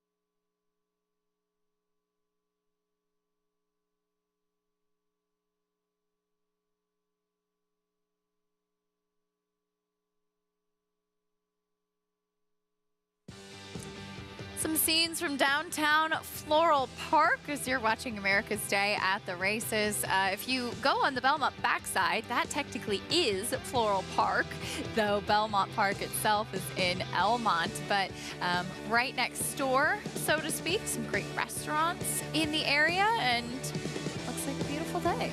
It does. It's a beautiful day here today. It's nice to just see some nice weather finally. And we have the Floral Park tomorrow. A perfect segue. So you see what you did there. The Floral Park, a turf sprint going 6 furlongs through fillies and mares. And hopefully, as mentioned, we'll get a chance to run it on the turf. It will go as race 4, so carded early along with the Sands Point on Saturday, which are both scheduled to be run on the grass. But some familiar foes will go head-to-head once again with Poppy Flower and Bubble Rock, who will go back to the Intercontinental over at Belmont Park on June 9th when Poppy Flower got the best of Bubble Rock that day. Bubble Rock a little bit keen on the front end that afternoon, Sarah, but she has that ever dangerous early speed. She does, and it always puts her sort of ahead of the game of Poppy Flower, a horse that does come from off the pace. And this is a situation where we are seeing this rivalry between the two of them. They've really taken turns beating each other, but Poppy Flower was able to get the win this day, just narrowly up over Bubble Rock. And it's certainly a situation like this where we do have the 6 furlong race and Bubble Rock, she always has that early speed. She will be forward once again, but it might help a horse like Poppy Flower to get just that extra half a furlong in here coming up tomorrow. Yeah, she does seem to appreciate that, as prior to that Intercontinental, it was Bubble Rock who was able to get the win in the license fee over Poppy Flower. I also think, too, that when coming back off the layoff, it took Poppy Flower a few races to kind of race into fitness. It was the best that she'd looked in the Intercontinental. She had a disappointing effort finishing 4th in the Caress.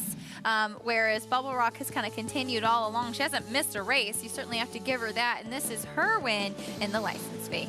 Yeah, and she's just one that, again, with these two, they're both ultra consistent, and Bubble Rock is one that will end up being on the front end in a spot like this. And this was a situation where Bubble Rock wasn't actually your pace setter. There was another couple of horses that were more forwardly placed than her. So nice to see her sort of have that versatility without necessarily needing the lead, but it's likely she will end up getting it tomorrow and able to outlast and beat her rival on this day. Of course, both of them went on after those couple of races they had together and ran in that Caress. Bubble Rock finishing ahead of her, as you mentioned, both of them behind Roses for Deborah, who's certainly extremely talented, and if she was in a spot like this would be heavily favored. So I don't have a big opinion on who's better than the other one. It's just important to note that Bubble Rock will be ahead of Poppy Flower. All about the trip as well. Take a look at Can't Buy Love, who's not necessarily a winning type. Now, she was actually supposed to run in that Smart and Fancy, scratching out of there there was quite a bit of rain going into that, and the turf was on the softer side, so we didn't get to see her in Saratoga. But I remember speaking to Mike Trombetta about her before that race, and he said she's a horse that just always tries. She always shows up, Sarah, though the wins may be few and far between. She's consistent, and you have to respect that, particularly with your turf sprinters. Depending on what kind of trip they get, it can change how they run, but she's always right there. I just wonder if she quite classes up to others in this field, and she is another one that is quite a bit pace compromised.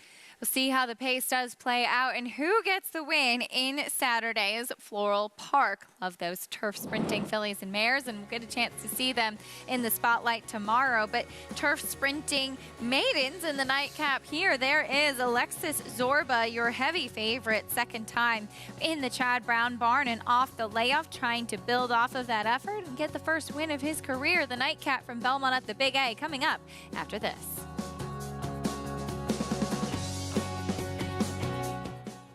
The momentum continues for War Dancer as War Smoke delivers at Finger Lakes. War Smoke in front, another one for Andre Worry. Barrage runs down the field at Saratoga. Here's Barrage with a final surge. Barrage got up. And Born Dancer goes wire to wire, outlasting all comers. It's going to get close. Be of Courage coming inside. Born Dancer. Photo finish. Shouldn't you have a War Dancer? War Dancer, proud to stand in New York. On a perfect day, there is no finer place in all of sports. Nerves, excitement, and anticipation. Than beautiful, truly stunning.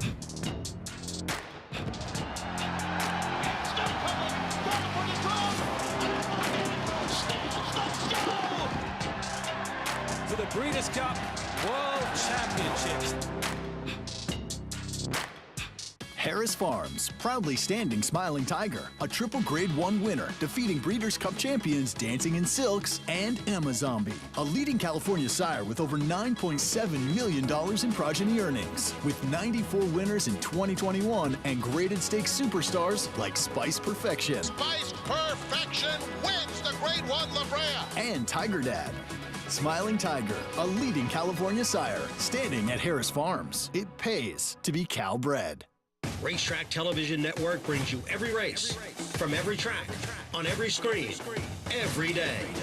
With monthly packages starting as low as $5, RTN gives you great value and access to more live HD streaming and race replays than anyone. Visit RTN.tv today to sign up and watch on almost any device, including Roku and Amazon Fire. RTN has packages that start at $5 per month.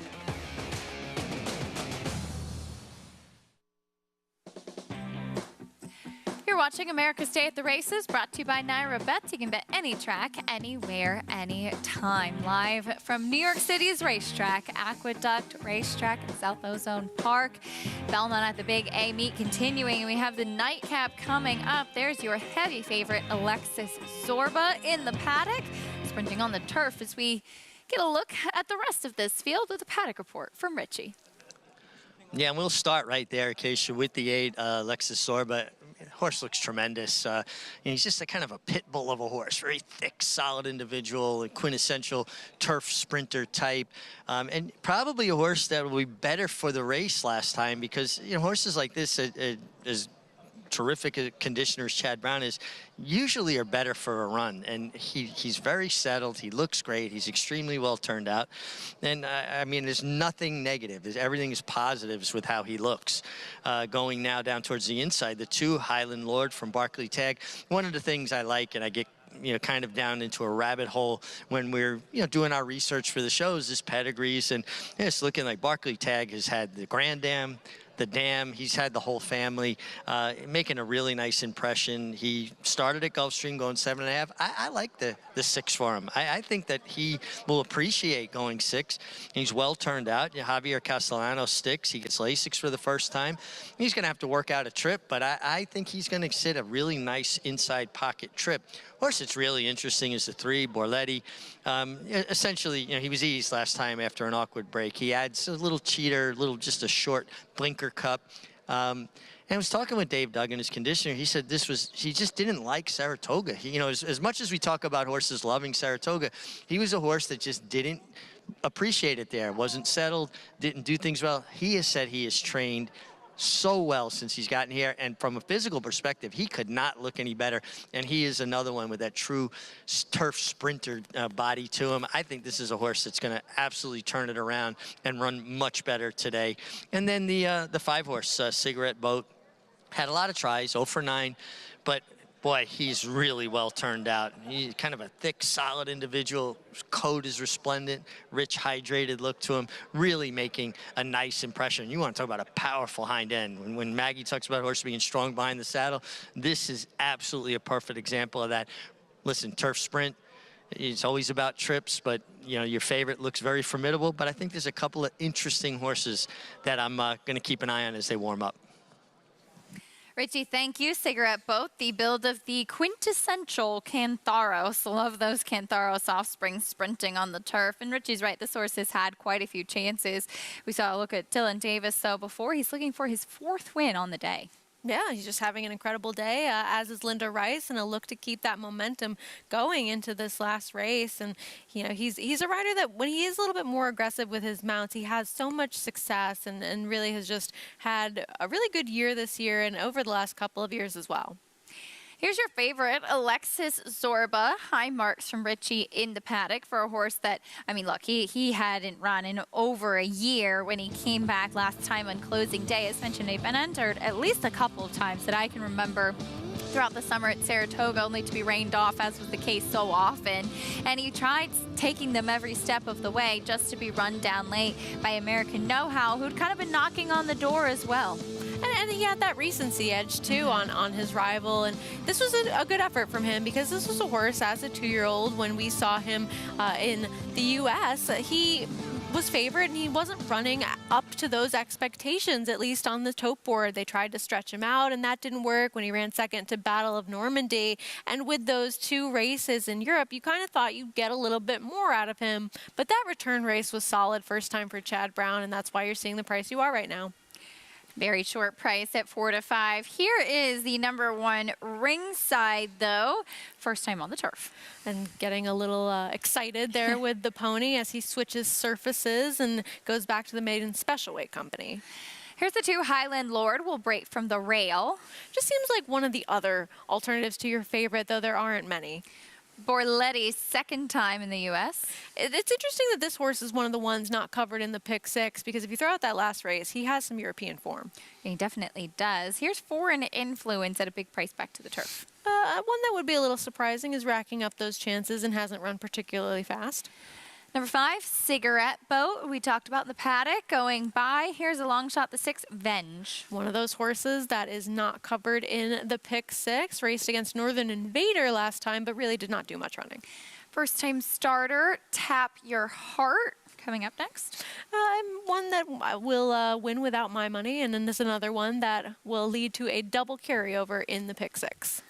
Big price on the board right now. There's your favorite, Alexis Zorba. All the things we talked about with this horse. He has the early speed. He has those good races to go back to, and a very deserving short price favorite.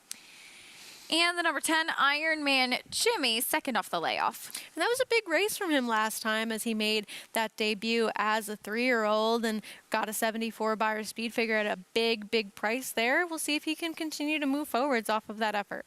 Third behind Alexis Zorba last time out. That's the field for the nightcap. As I want to remind everybody, you can play all of the action with Naira Bets. Earn up to a $200 deposit match bonus. Sign up with promo code MATCH200 and you could earn up to a $200 deposit match after your first deposit. Bet any track, anywhere, anytime. Join now at NairaBets.com for your $200 deposit match. So again, it's 3, 6, and 7 that are not covered coming in to the nightcap. Good luck if you're still alive in that pick 6 sequence, and well done on getting there. But Jonathan, one more race to go. What are your thoughts? Yeah, I mean, Alexis Zorba looks tough. I mean, you heard what Richie said about the horse as from a physical standpoint, but let's talk a little bit about what you see on paper. This horse came in last time at Saratoga off a year break. Took some time after switching from the Joseph O'Brien barn to Chad Brown's and was off for quite some time. The pace was extremely fast in that last race. Horse opened up by 2 at the top of the stretch and just got run down late, got a little bit tired, and you'd like to think off of that long layoff, there's an excuse built in there for getting a little bit tired late. Now they're going to go the 6, probably don't have to work as hard and be as aggressive to make sure that Alexis Zorba makes the front end. There isn't, kind of a blazing 5.5 in here that's going to probably cause any problems. And drawn towards the outside, kind of checks all the boxes. The only thing that doesn't really, the only box that's not checked is the price. Now, if this is the horse I would like to be alive to if I was single to a horse in the pick 5, pick 6. From a win proposition, probably not the best bet at 3 to 5, just because we still haven't seen Alexis Zorba win on this surface. And in fact, I haven't seen the horse win ever, but I do think the most likely winner. I do want to mention the 5, Cigarette Boat, who I do think is an alternative if you're looking to play a win wager here. This horse has run well at 3 different turf courses, and I think that says something about Cigarette Boat's ability. Ran well at Churchill Downs going 5.5, ran well at the tricky Kentucky Downs going 6.5, ran well enough at Saratoga going on the firm going 5.5, also with some give in the ground going 5.5, has ran well on the synthetic and also ran well on the dirt. I think it says a lot about Cigarette Boat and just kind of the toughness that this horse has. I think Cigarette Boat will run well, and I think does make sense at 5 to 1, but I just can't get past telling anyone that Alexis Zorba is not going to win. All right, Jonathan, thank you. There is Alexis Zorba. Rod Ortiz has kept him moving constantly. I don't know if he has a soft mouth or he's just a very tricky horse because he was really throwing his head around there, Sarah. Just not something you love to see. No, and especially not from a horse that is that short of a price, and clearly he's settled down now, and Irad Ortiz able to get him back into a more comfortable looking type of rhythm out there than when he was really throwing his head around. Irad was so close to his head as well, but that's not something you want to see in the warm-ups. And I was not in the paddock last time, but my notes from July 22nd of last year said, throwing head up in warm-up, very keen. So, Richie, that is typical of Alexis Zorba, but still, you hope to see them a little bit more settled pre-race. Yeah, I think it's important now to watch how he settles in after the warm-up and, you know, kind of takes a breath and lets down just a little bit. I mean, he was perfect in the paddock, could not have looked any better. And from my vantage point here in the winner's circle, I was not able to see that during his warm-up. But I will say, listen, he's going to be very tough to beat. He looks fantastic. He's taking all the money. He comes off a terrific effort off that long extended layoff for Chad Brown. But I'm going to take a little bit of a swing with the 3, Borletti. I liked everything I saw from him in the paddock before I even spoke to Dave Duggan. Then getting that information where the horse just was not a happy horse in Saratoga. And since he's come down from Saratoga and training at Dave's Belmont base, he's settled in. He's trained extremely well. And this is a horse that's got European form that I think would make him very competitive. And it's 16-1. And fully admitting that the 8, Alexis Zorba, is going to be tough to beat. I'm going to take a bit of a swing here. I think this horse fits here, and, you know, his last race is making him a much bigger price than I think he should be. 16-1. I like it, Richie. Thank you. Sarah, quickly, final thoughts on the 2, Highland Lord. I know your top pick. Just seemed like another horse, and while Barclay Tagg does not have the best numbers off of a layoff, he was one that was forwardly placed on debut at Gulfstream. If you wanted to take a small shot against your favorite, that is where I would go. But no knocks on Alexis Zorba. He will be awfully tough if he runs his race. We'll see how it plays out. 3, 6, 7 will trigger a 2-day carryover. Getting ready for the nightcap. There is the number 1 Ringside. First on the turf, being a little bit obstinate at the starting gate. They will guide him in, the starting gate crew. Well aware of all the quirks of all of these runners. He goes in, 1 more left to load, and that's Iron Man Jimmy. Here's John and Brielle for the call one more time. Belmont at the Big A.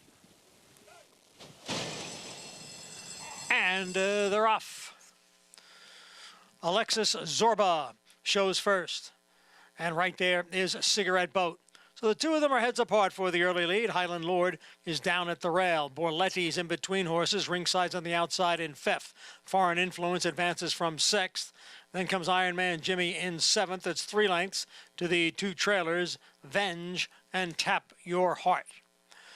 The odds-on favorite, Alexis Zorba, takes the field into the far turn through an opening quarter in 22 seconds. It is Alexis Zorba by a length. Borletti runs in 2nd. Ringside is gaining now from 3rd. Cigarette Boat down towards the rail runs in 4th. Then it is Highland Lord. And on the far outside, it is Iron Man Jimmy. The half in 45-3. Alexis Zorba leads here by 2. Cigarette Boat has moved into 2nd. Foreign Influence down at the rail in 3rd. And then Highland Lord. And here is Cigarette Boat to take over from Alexis Zorba. Cigarette Boat. And how about Dylan Davis? A 4-win Friday. You heard Johnny I, 4-win Friday for Dylan Davis, riding hot right now. Cigarette Boat gets the victory over your short price favorite and Alexis Zorba. And how about the run from Foreign Influence at a huge price up the rail, Sarah? A very daring ride that ended up working out, and you saw him sort of in tight and waiting for that opening, and it worked out for Isaac Castillo to get that huge long shot up the rail in there. But Cigarette Boat, a horse that Jonathan had mentioned with some ability, and Richie had some good notes on in the paddock, and Dylan Davis, he gets his 4th win, and Alexis Zorba, he had everything go his own way, and here at that short price off the big race last time, and he's just a horse that I'm kind of tired of at this point. Well, I mean, you look at last time, you can make the excuse of he showed pace and he got run down, but it was off of a year-plus layoff, and today you would expect him to be able to seal the deal with the kind of trip that he had. And this was a softer field, too, than he was facing last time. So again, he can win without me going forwards because he will be a short price next time out in all likelihood as well. Probably will, but Dylan Davis is who you wanted today for wins as he guides Cigarette Boat to victory in the nightcap.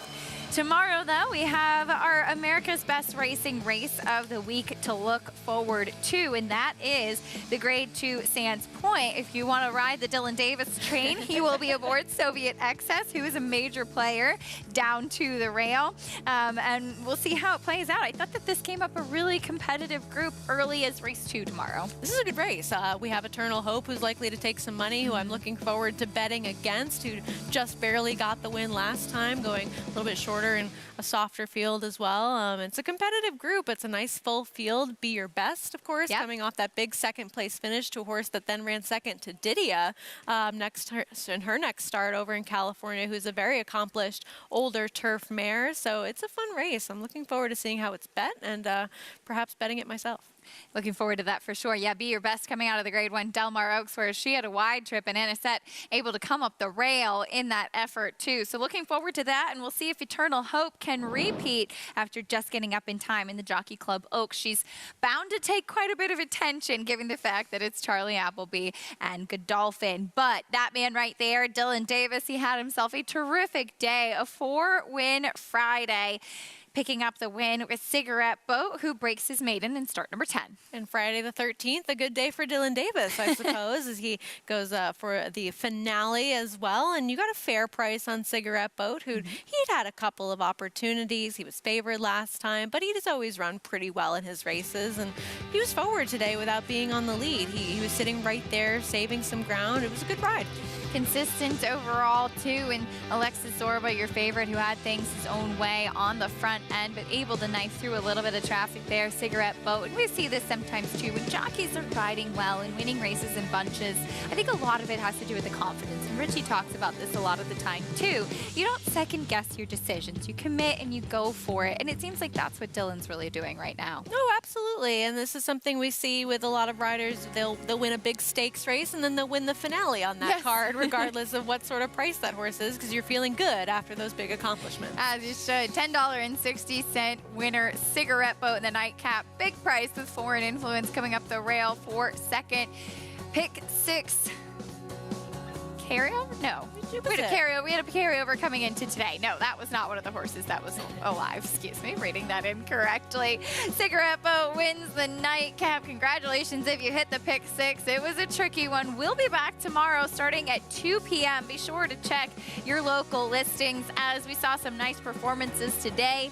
Wally World getting the blinkers on. Broke his maiden impressively in our Spencer Farm 2-year-old race of the day. And Constitution Lawyer, one of 4 wins on the day for jockey Dylan Davis, won our feature. See you tomorrow. Good night, everyone. Thanks for joining us on America's Day at the Races.